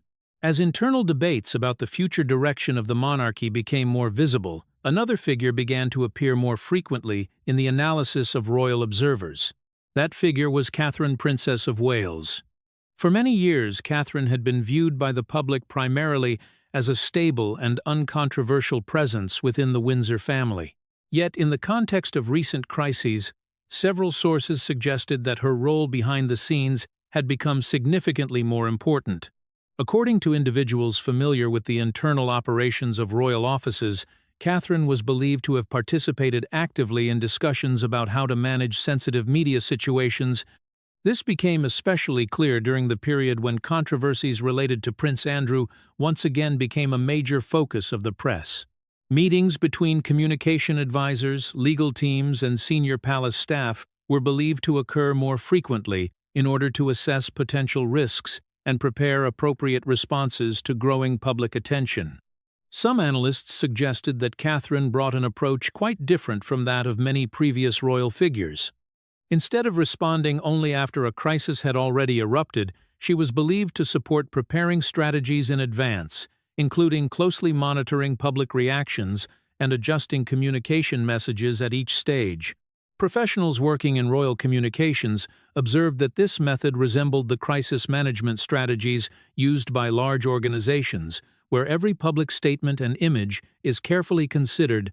Within this context, the presence of Catherine alongside Prince William during public events was viewed by many as part of a broader strategy to stabilize the image of the monarchy.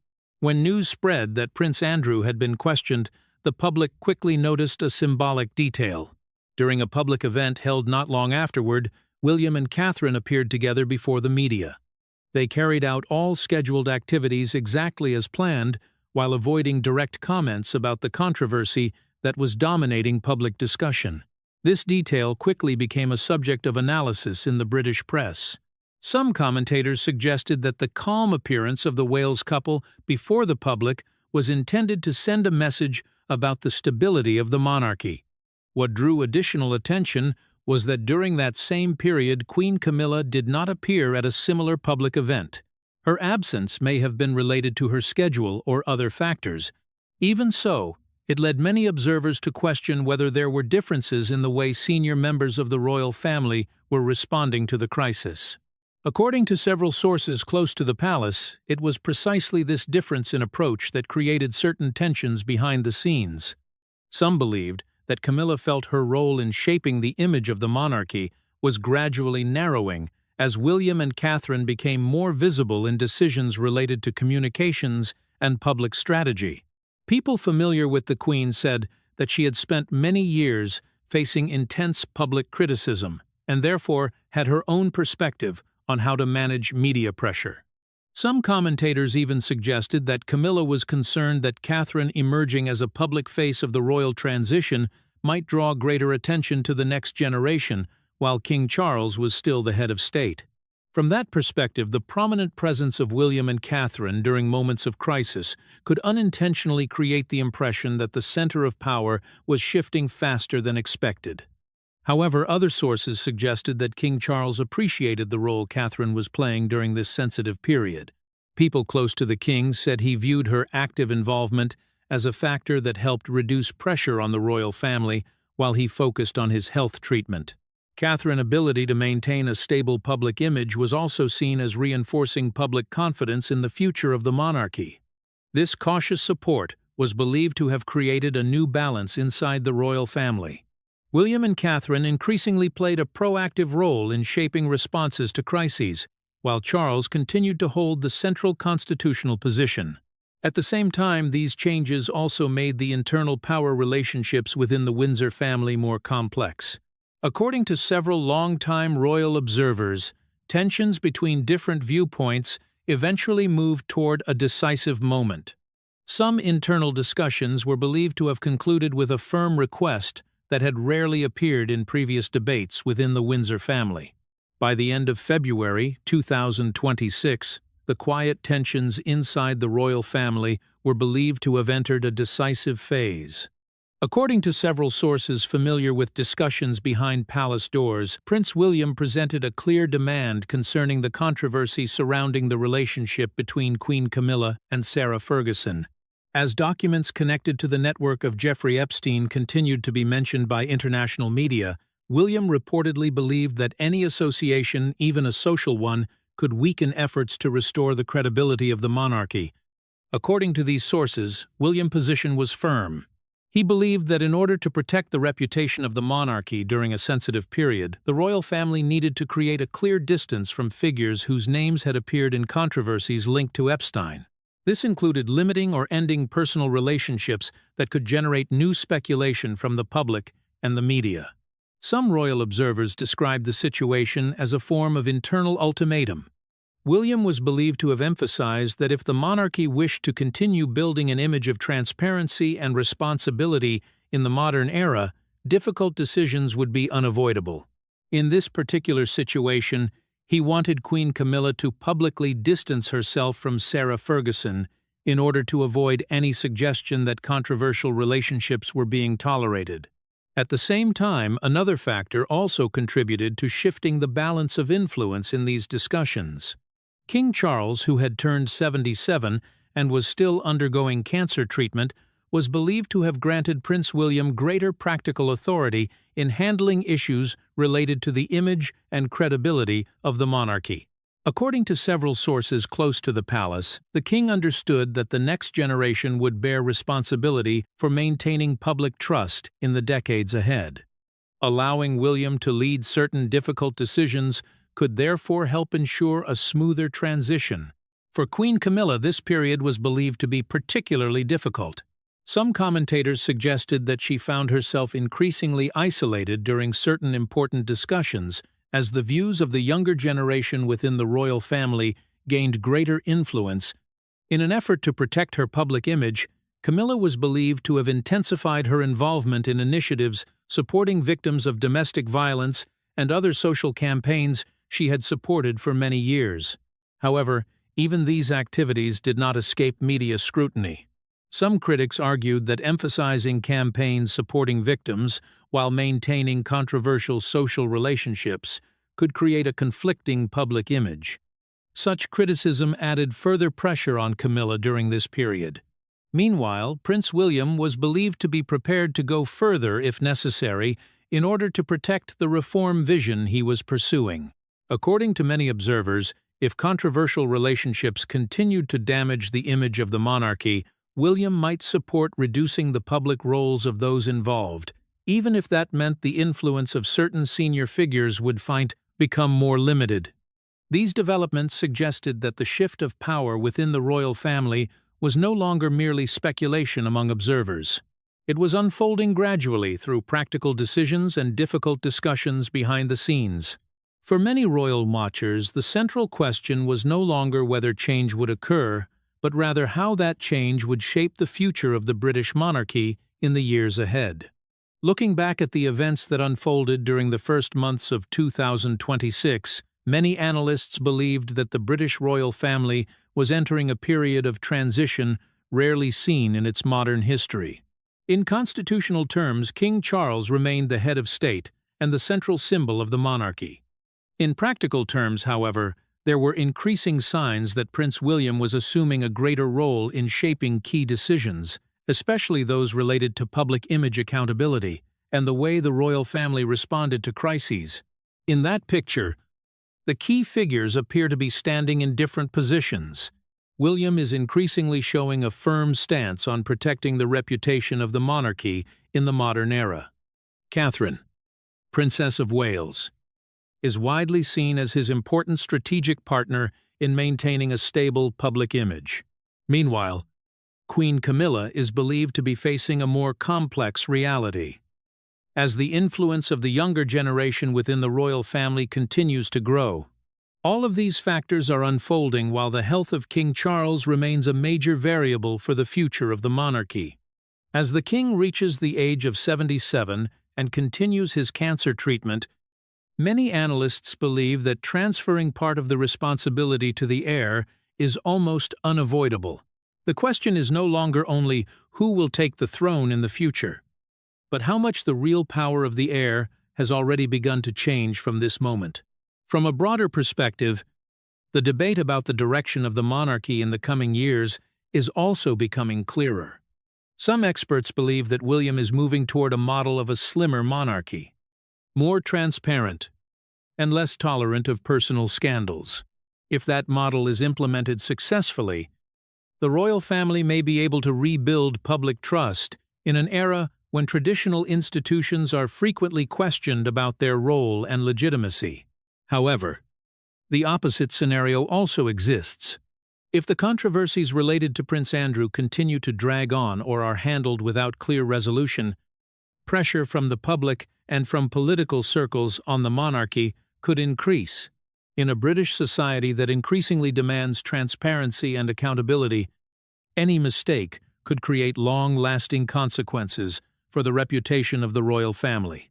Perhaps the most notable detail in this entire story lies in a number that appears very small. From an interrogation lasting only 11 hours related to Prince Andrew, the entire power structure of the British royal family may be entering a profound process of change within just a few months. What do you think about these developments?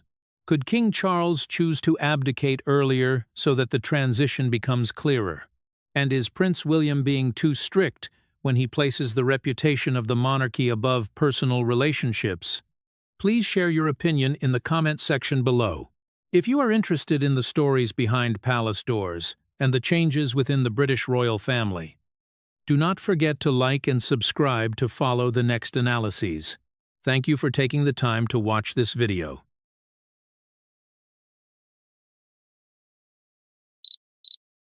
For many decades, the British royal family has tried to maintain an image of unity in front of the public. But sometimes the real fractures do not appear on the balcony of Buckingham Palace, and they do not reveal themselves during grand ceremonies. Instead, they begin in brief conversations behind closed doors. According to several sources close to the royal household, one of the most shocking moments in recent times occurred during an internal discussion about plans for the future of the monarchy. Princess Anne was said to have looked directly at Queen Camilla and spoken a sentence that left the entire room silent. "You will have no part in William's coronation." There was no loud argument. There was no press statement. But those who were present later said the atmosphere became so heavy that almost no one continued the conversation. From the outside, the British royal family still appears to function as usual. Ceremonies, royal tours, and family images continue to be released regularly. But behind the scenes, many observers believe that a quiet conflict is taking shape, centered on the question of who will define the future of the monarchy when the new generation takes power. According to a YouGov survey conducted in the year 2025, more than 70% of people in Britain admitted that they are closely following the disputes within the royal family. It is a number that shows an unprecedented level of public attention toward the internal fractures of the House of Windsor. At the center of this latest controversy is the role of Camilla in the future era of Prince William. Some sources claim that Princess Anne has played an important role in shaping a transition plan in which Camilla almost completely disappears. It is not a public declaration. It is a quiet exclusion, but one that appears carefully calculated. And it is precisely this silence that makes the story more tense than ever. Do you think Princess Anne is right to remove Camilla from the future plans of the monarchy? Comment number 1, if you support Anne in protecting tradition. Comment number 2, if you believe Camilla deserves respect for her loyalty to Charles. To understand this quiet fracture more clearly, it is necessary to look at how everything began. A wordless exclusion, but one that appears highly strategic. In complex power structures, such as the British royal family, important changes are rarely announced through a single decision. They usually unfold slowly, almost unnoticed during the early stages.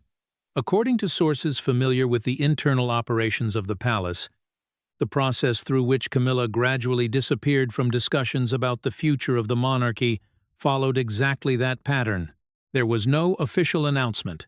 There was no public message hinting at a shift in her role, but small signs began to appear and slowly accumulated over time.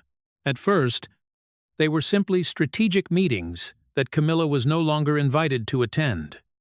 For many years, she had often appeared in discussions related to the direction of the royal family's public image, especially in the period after she became queen consort. However, according to several staff members who once worked in royal offices, since the end of the most recent year, the guest lists for meetings concerning the future of the dynasty have changed. Familiar names such as Princess Anne, Prince William, and several senior advisors continued to appear regularly. But Camilla's name began to disappear. At first, many people believed it was only a temporary adjustment in scheduling, but the pattern quickly repeated itself. Internal memorandums circulated among strategic advisory groups also stopped mentioning her role in long-term plans. Some staff members say that earlier documents once referred to Camilla's presence in major ceremonies of the future, including events connected to the coronation of the next generation. But in the most recent updates, those descriptions gradually vanished. In institutions that carry powerful symbolism, such as the British royal family, the disappearance of a member's name from planning documents usually carries a very clear meaning. It is not an impulsive decision. It is the result of many quiet discussions among the people who truly hold influence. What makes this story particularly striking is Camilla's journey of more than 2 decades to reach her current position. After the marriage between Charles and Diana collapsed, Camilla's image was once fiercely criticized by the public. For many years, she was seen as the third person responsible for one of the greatest crises in the modern history of the royal family. Yet, through charitable work, royal tours, and a patient media strategy, she gradually rebuilt her public image. When Queen Elizabeth eventually expressed her wish that Camilla should be recognized as Queen Consort, many observers believed that her long process of reputation recovery had finally been completed. For that reason, the change during the past 3 months has surprised many people.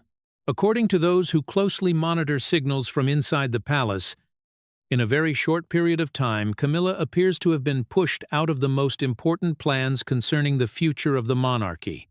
No one uses the word exile. No one offers an official explanation. But in reality, her repeated absence from strategic discussions has created a form of silent isolation. An important element in this story is the way everything has been carried out with almost complete silence. Princess Anne has long been known as one of the most discreet and pragmatic members of the royal family.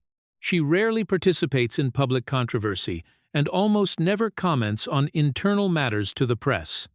Yet many observers believe that it is precisely this quiet working style that gives her a particularly strong influence in long-term decisions. According to sources close to the palace, Anne and Prince William are believed to have chosen to handle the situation with the greatest possible caution. Instead of creating a direct confrontation with Camilla, they appear to have adopted a strategy of gradually reducing her role. By not inviting her to certain meetings, by not including her name in future planning documents, and by allowing time itself to create a clear distance. This strategy has one important advantage. It helps avoid a public scandal. If an official decision were announced declaring that Camilla would have no role in William's coronation, the reaction from the media would almost certainly be intense. But when the change happens slowly and without a clear declaration, the story becomes much harder to define. Everything exists only as signals and speculation. Yet within the discreet environment of the royal household, signals like these often carry more meaning than any press statement. When a member is no longer invited into important discussions, it is usually a sign that their role is being redefined. And in this case, many people believe that the redefinition is happening faster than anyone once predicted. In only a few months, a person who spent more than 20 years building her position within the royal family now appears to be standing on the edge of the plan for the future of the monarchy. But this fracture did not appear by accident. It is rooted in a long history of tension between Anne and Camilla, a relationship that has always been hidden beneath a surface of politeness. From the outside, the relationship between Princess Anne and Queen Camilla has rarely produced dramatic headlines in the press. There have been no public arguments. There have been no statements criticizing one another before the media. At official events, the two women still appear with courtesy and proper royal protocol. Yet many observers who follow the royal household closely have long noticed that a clear distance has always existed between them. It is not an obvious hostility. It is a form of quiet friction that has continued for many years, but is rarely discussed openly. According to many observers, the origin of this tension lies in the way each woman views the concept of royal duty. Princess Anne has long been regarded as one of the most dedicated members of the House of Windsor. For more than 50 years of royal service, she has maintained an almost unchanged working rhythm. Statistics about royal engagements show that Anne often completes more than 200 duties every year. That number reflects not only the volume of work, but also her personal philosophy about the role of the monarchy. For Anne, a position within the royal family is not a social symbol. It is a long-term responsibility. Because of this perspective, the way she is believed to view Camilla is very different from how many other members of the family see her. When Camilla entered the center of royal life after her marriage to Charles, the process of public acceptance moved very slowly. During that period, Camilla focused on building her image through charitable activities and carefully managed public appearances. When she officially became queen consort, the number of royal duties she performed also increased. However, according to recent statistics, Camilla has usually carried out around 100 engagements each year since taking on the role. For many people, that is already a significant workload. But in the eyes of traditional-minded figures such as Anne, the number still creates a clear comparison.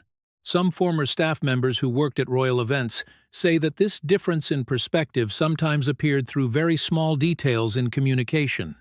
For example, during receptions or charitable gatherings, Anne often tended to control the rhythm of the conversation when several members of the royal family were standing together before the public.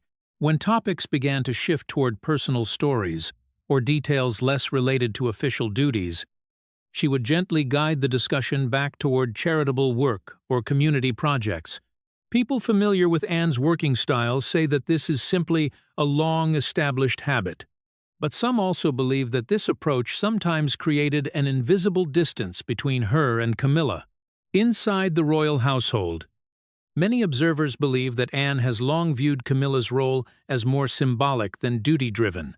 From that perspective, Camilla is often seen as an extension of Charles's position rather than a central figure within the working structure of the monarchy. This view is rarely spoken directly, but it is believed to influence the way Anne participates in strategic discussions about the future of the dynasty. Another important factor is the relationship between Anne and Prince William. For many years, William is believed to have sought advice from his aunt on matters related to the organization of royal work. Anne is not someone who enjoys appearing in public debates, but she has decades of experience managing royal schedules and maintaining the image of the monarchy during difficult periods. Some sources say that in private conversations, Anne often emphasizes to William the importance of clarity in the roles of each member. In her view, the future of the monarchy depends on the public understanding who is truly performing the duties and who only represents a symbolic presence. This idea of clarity is believed to have become a central theme in recent discussions about the future of the dynasty. As the new generation slowly prepares for major changes, the question is not only who will appear in ceremonies, but also who will represent the spirit of responsibility that the royal family wishes to convey to the public. In that context, the distance between Anne and Camilla appears to be growing more visible. There are no public criticisms. There are no direct statements from either side. But those who closely follow signals within the royal household say that the difference in perspective between them has existed for many years and has only become more apparent as discussions about William's future have begun. Some analysts believe this is not simply a personal disagreement. It reflects a deeper clash between two different visions of the monarchy. One places emphasis on duty and the volume of work performed. The other focuses on symbolic presence and adaptation to modern media. For many years, these two approaches have existed side by side, without creating an open conflict. But as the question of the future throne begins to be asked more seriously, the difference between them no longer seems as easy to hide as it once was. And from these simmering tensions, the story began to move into a more intense phase when Prince William was said to have had a direct conversation with Camilla, a private meeting that, according to several sources, completely changed the way many people viewed the situation inside the royal family. For many years, the relationship between Prince William and Queen Camilla was kept stable in the public eye. They rarely appeared together in situations that created controversy, and official photographs usually showed mutual respect. However, many royal observers have long believed that the relationship was more ceremonial than personal. William grew up during the collapse of his parents' marriage, and the name Camilla was always present in some of the most painful memories of that period. Over time, William accepted the reality that Camilla was his father's wife, but the emotional distance between them never fully disappeared.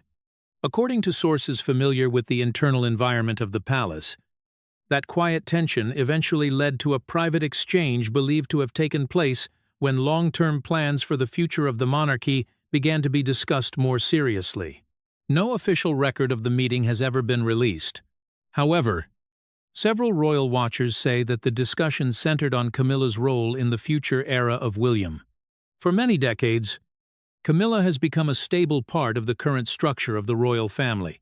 She has accompanied Charles on royal tours, participated in charitable work, and gradually gained public acceptance. But the question raised in recent strategic discussions was not about Camilla's role in the present. The question was how she would appear in William's reign. Some sources suggest that William chose a direct approach while still keeping the matter private.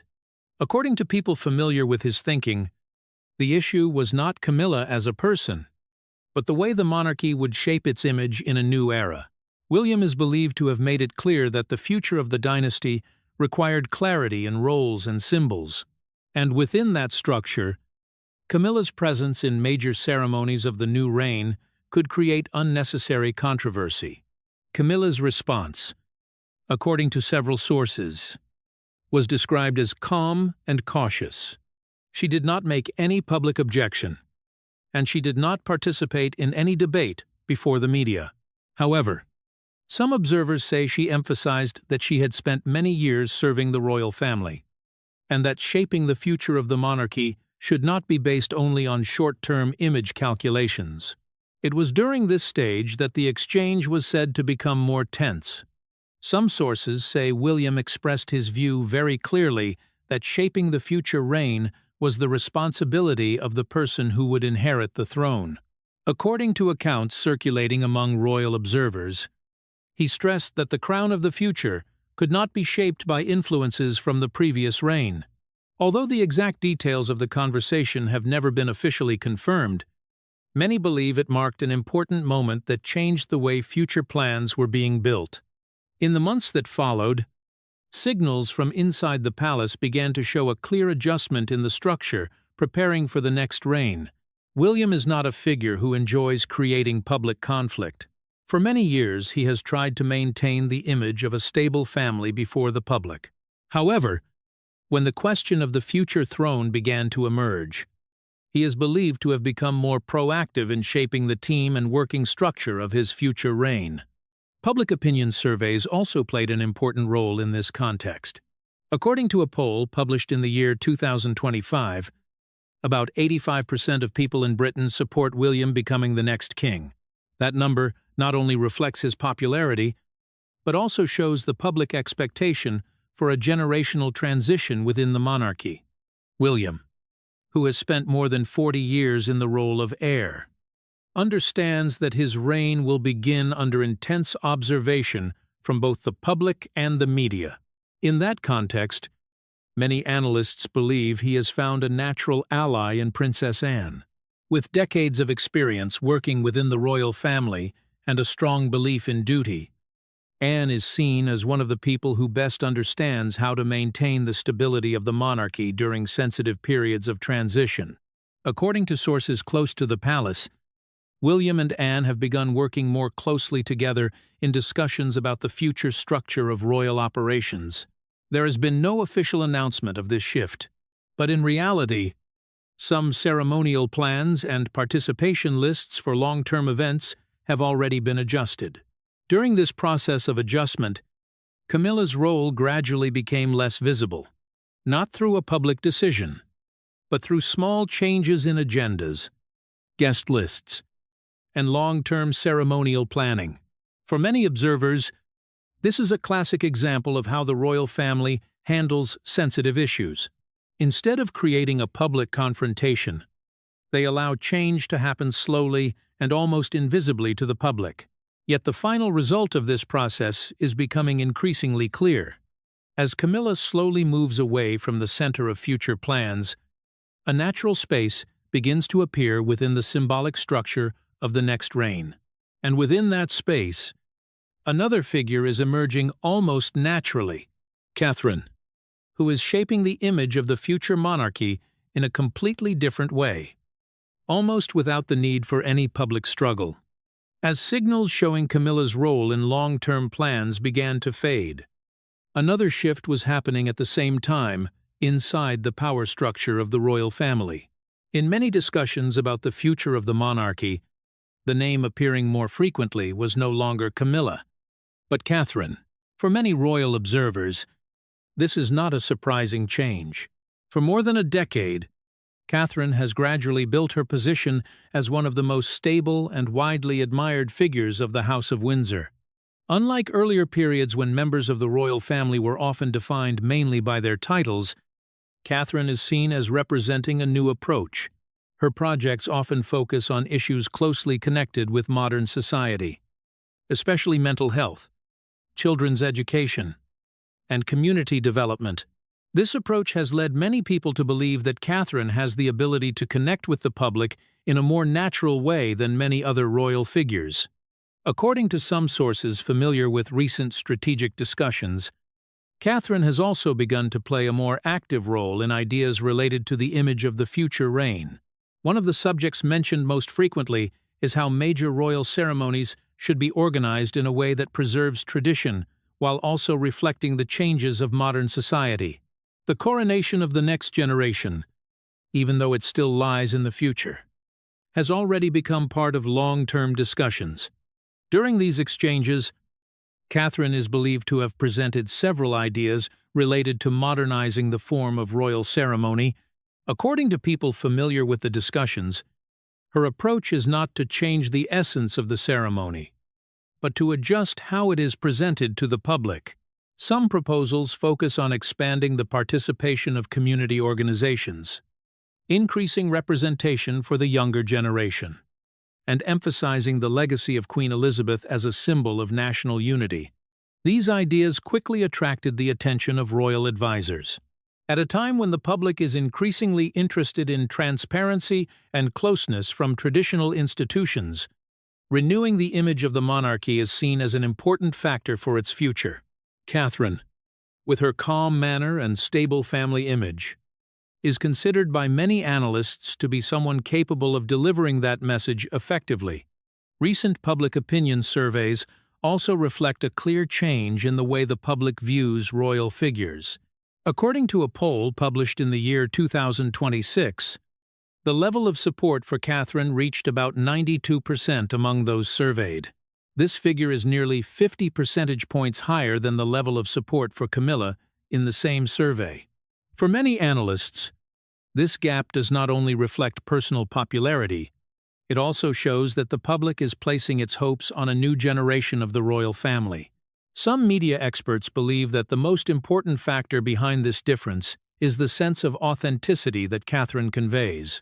For many years, she has built her image through activities that appear relatively simple compared with traditional royal standards. Visits to schools, campaigns raising awareness about mental health, and appearances with her family at community events have created an image that feels close to the everyday life of ordinary people. Meanwhile, Camila, despite many years of effort to rebuild her public image, still faces a complex media legacy from the past. For a portion of the public, memories of the controversies of earlier decades have not completely disappeared. This makes the comparison between the two women increasingly clear in the eyes of observers. However, one notable point is that Catherine has never publicly engaged in any form of image competition. In official statements and public events, she consistently maintains a respectful attitude toward other members of the family. This caution allows the shift of influence to happen naturally, almost without creating negative reactions from the outside. For many royal analysts, the rise of Catherine reflects a familiar pattern in the history of royal dynasties. When a new generation prepares to move into the central position, the figures who can connect most naturally with the public often become the symbols of the future. In the case of the British royal family, Catherine appears to be assuming that role quite naturally. Yet this shift of influence also raises sensitive questions within the Windsor family. As Camilla's role becomes less visible and Catherine is increasingly viewed as the image of the future reign, the issue is not only about generational change, it also concerns how members of the family adjust their own positions within a new structure. For that reason, many people believe that quiet exchanges between senior figures in the royal family are becoming more important than ever. And according to several sources, one of the most notable recent discussions is believed to have taken place at Windsor between King Charles and Princess Anne, a meeting described by some observers as a real test of the boundary between royal duty and family loyalty. Charles is a man who spent most of his life waiting for the throne. In modern British history, few heirs have waited as long as he did. Nearly 70 years living in the role of Prince of Wales made Charles one of the people who understands most clearly the complexity of the monarchy in the age of global media. When he finally became king, many believed that his reign would focus on stability and a gradual transition toward the next generation. However, reality has proven far more complex. In only about 3 years of his reign, Charles has already faced a series of challenges from both outside and inside the family. Controversies related to the image of the monarchy, changes in the way the public views the institution, and especially internal tensions have created significant pressure on the king. In that context, the question of Camilla's place within the future structure of the royal family has become a particularly sensitive issue. According to sources familiar with the meeting at Windsor, Charles is believed to have approached Princess Anne not only as his sister, but also as one of the most influential members of the family. For many decades, Anne has been regarded as a guardian of discipline and tradition within the royal household.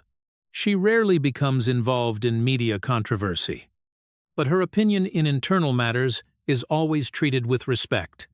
Some royal observers believe that Charles expressed a wish for Anne to reconsider the way Camilla was gradually being pushed out of long-term plans. For Charles, Camilla is not simply a figure within the ceremonial structure of the monarchy. She is the person who stood beside him through many turbulent years, from the period when the public strongly criticized their relationship to the moment when she was finally accepted as queen consort.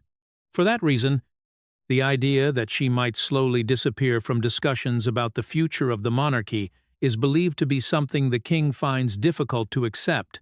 However, according to several sources, Anne's response during the exchange was very clear. Throughout her life, Anne has viewed the role of the monarchy through the lens of duty. For her, the monarchy is not a place where personal relationships shape strategic decisions. It is an institution that must exist above the interests of any individual, including members of the family. Some people familiar with Anne's way of thinking believe she emphasized that every decision concerning the future structure of the monarchy must be based on the long-term interests of the dynasty. If Camilla's presence in the next reign could risk creating controversy or weakening the image of the royal family before the public, then adjusting her role would be necessary. For Charles, this may have been one of the most difficult moments of his reign. After decades of waiting for the throne, he now faces the reality that decisions about the future of the monarchy are not entirely in his hands. As the new generation prepares to move toward the center of royal life, the influence of figures such as William and Anne becomes increasingly clear. Many royal analysts believe Anne's role in this period resembles that of a guardian of tradition. She does not seek power or public attention. But during sensitive moments, she is willing to make difficult decisions if she believes they are necessary to protect the image of the monarchy. This determination is also why many people believe Anne would not easily change her position during the exchange with Charles. For her, the issue is not family affection or personal loyalty. The issue is how to ensure that the royal family continues to maintain stability and credibility in the eyes of the public as it moves into a period of generational transition. After the meeting at Windsor, there was no official announcement about the outcome of the discussion.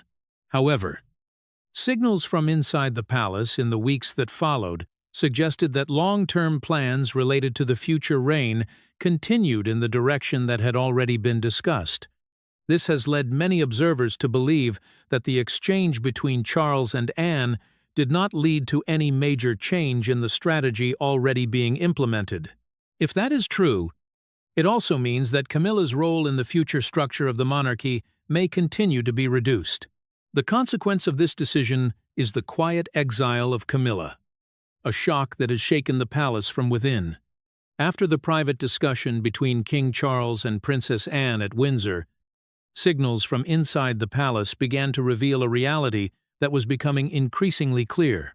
The role of Queen Camilla in the long-term plans of the monarchy appears to be shrinking in a manner that is both cautious and firm. No official statement has been issued about this shift. Yet in discrete institutional structures, such as the British royal family, the gradual disappearance of a name from internal channels of communication often carries more meaning than any public explanation. According to several sources familiar with the operation of royal offices, the first signs appeared in internal briefings and documents prepared for long-term events. For many years, Camilla had often been mentioned in planning materials connected with major ceremonial activities of the monarchy. However, recent updates reveal a noticeable change. Her name now appears less frequently in documents related to the future direction of the royal family. In some cases, sections that once described Camilla's participation in long-term events have been revised or removed. Some staff members who previously worked in royal event planning teams say that these adjustments were not clearly explained. Instead, internal memorandums simply focused on members identified as having a direct role in the next reign. On that list, names such as William and Catherine appear prominently. Meanwhile, Camilla's presence has gradually become less visible. For many royal watchers, this represents a form of symbolic exile. It is not a complete removal from royal life. Camilla still appears at official events and continues to carry out some of her familiar charitable duties. But in discussions concerning the future of the monarchy, her influence appears to have declined significantly. What makes this shift particularly striking is the long journey Camilla has taken to reach her current position. During the 1990s, when her relationship with Charles became the focus of intense media attention, her public image faced severe criticism. Many opinion polls at that time suggested that around 80% of people in Britain viewed her negatively. For years, the name Camilla was almost inseparable from one of the most difficult periods in the modern history of the monarchy. Yet through patience and a cautious media strategy, her image gradually changed. Through charitable activities, steady public appearances beside Charles, and a slow process of acceptance within royal events, Camilla eventually achieved official recognition when she became queen consort. For many observers, this journey has been regarded as one of the most remarkable reputation recoveries in the history of royal media coverage. For that reason, the decline of her influence within only a few recent months has surprised many observers. According to sources familiar with the internal workings of the palace, the process unfolded over about 6 months as plans for the future reign began to be adjusted. No public decision was ever announced. But the decreasing presence of Camilla's name in strategic documents and key meetings sent a very clear message. Another notable factor is the silence of King Charles throughout this period. The king continues his official engagements and royal tours. Yet he has made no statement about Camilla's role in the future of the monarchy. For many analysts, This silence reflects the complexity of the situation he faces. On one hand, Camilla is the partner who has stood beside him for many years. On the other hand, decisions concerning the next reign are increasingly influenced by the younger generation of the royal family. Several sources say that Camilla has also tried to maintain her presence in public life by continuing to participate in charity activities and community events. In recent months, she has appeared at several programs, promoting reading awareness and public health, areas she has supported for many years. However, media analysts note that these activities no longer generate the same level of attention as before. Part of the reason is that media focus has gradually shifted to the next generation of the royal family. Stories related to William and Catherine are increasingly occupying more space in newspapers and media coverage. In that context, Camilla's efforts to remain at the center of the royal narrative have become more difficult. For many observers, the current situation of Camilla can be described as a form of strategic invisibility. She remains the queen consort. She continues to attend official engagements, but her influence over decisions shaping the future of the monarchy appears to have declined significantly.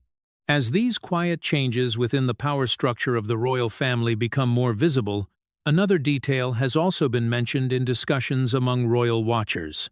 It concerns the existence of a letter that Princess Anne is believed to have privately sent to King Charles during a period when decisions about the future of the monarchy became increasingly sensitive. No official copy of the letter has been released, and there has been no public confirmation from the palace. However, many analysts believe its content reflects clearly how Anne views the situation unfolding. According to several sources familiar with royal circles, the letter was not emotional in tone. It was described more as a direct analysis of the risks the monarchy could face if strategic decisions were influenced by personal considerations. Throughout many decades of royal service, Anne has consistently emphasized one principle that she believes is fundamental to the institution. The monarchy must place the interests of the institution above the emotions of individual family members. Some people familiar with Anne's way of thinking believe she reminded the king in the letter that the history of the British royal family is filled with moments when personal decisions created institutional crises. From her perspective, the current generational transition requires absolute clarity about the roles and symbols of the future reign. In that analysis, Prince William was mentioned as the central figure of the next stage. Some sources say Anne described William as the final pillar of stability in the eyes of the public. This idea does not come only from his position as heir to the throne, but also from the level of public trust he receives in opinion surveys. In recent years, William has consistently ranked at the top of public approval lists among royal family members. This has led many analysts to believe that the future of the British monarchy is closely tied to his public image. Public opinion data also reflects another notable trend. A survey published by the magazine Marie Claire in 2026 found that Princess Anne received about 75% respect from respondents. Many of them explained that they value the consistency with which Anne has carried out royal duties over many decades. In the same survey, the level of support for Camilla was about 40%. For many analysts, this gap shows how the public is gradually reshaping the structure of influence inside the royal family. In the past, the power of the monarchy was largely defined by tradition, but in the modern media era, personal reputation and public trust have become increasingly important factors. Because of this, some experts argue that strategic decisions within the monarchy today cannot be separated from how the public views each royal figure. If a member of the royal family receives strong public support, their influence within the internal power structure often grows. On the other hand, figures with more controversial images face greater difficulty maintaining a central role. In that context, the letter believed to be written by Anne is not simply a personal message to the king. It reflects a realistic view of how the monarchy is evolving in the 21st century. As the public plays a larger role in evaluating and shaping the image of the royal family, the institution itself must adapt if it wishes to continue to exist and maintain public support.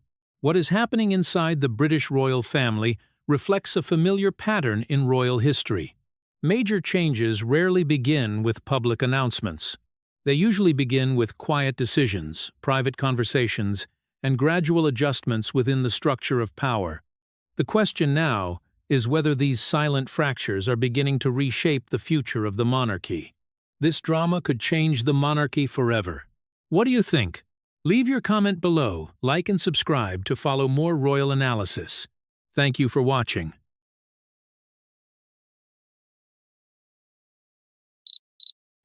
The morning in Windsor was quiet, with mist still clinging to the surface of the lake. In just a split second, a sharp crash shattered the peace. The screech of brakes, the grinding of metal against metal, then silence. A black Range Rover lay tilted on the side of the road, its front end crushed, white smoke billowing thickly. Bystanders froze in shock. A few rushed toward the wreck. Inside the car, Prince William was motionless, blood trickling down his forehead. Security officers shouted for help, calling emergency services, as the gates of Windsor Great Park in the distance were immediately sealed off. Only minutes later, images of the scene spread across social media. Prince William's car involved in serious accident. The red headline flashed on BBC and Sky News breaking bulletins, minute by minute. The news spread like wildfire. TV channels interrupted their broadcasts. Reporters flooded into Windsor. Across Britain, people were gripped by fear, and social media filled with prayers. Buckingham Palace remained silent. No statement was made. No confirmation or denial. Every phone line in the palace was locked down, and the press received only one response: no comment. Outside King Edward VII Hospital, ambulance lights flashed. The doors opened, and the person on the stretcher was the prince himself. The entire nation seemed to hold its breath. To understand what turned a peaceful morning into chaos, we must go back a few hours before the crash, when Prince William left Adelaide Cottage for what seemed like an ordinary trip. That morning in Windsor began like a misty painting. The sun had yet to rise. The sky glowed faintly gray in the chill and damp of November. The trees lining the road from Adelaide Cottage stood still, so quiet one could hear the footsteps of the guard changing shifts. In that silence, everything seemed to slow down except the rhythm of royal life, preparing for an unusual day. Inside the small yet elegant house, a warm yellow light spilled through the fogged window pane. Prince William had been awake long before dawn. On his desk, his laptop was still open, displaying an email received at 4:23 a.m. The subject line was brief: urgent document, review and sign today. The letter came from the office of a senior advisor at Buckingham Palace. The content was short but enough to make William frown. It concerned an internal financial report from the charity he patronized, the Royal Foundation. The report included suspicious money transfers, along with a file marked confidential, requiring direct approval from the prince. William sat still for a few minutes. Normally, he could have delegated the matter to his private secretary or handled it through an online meeting.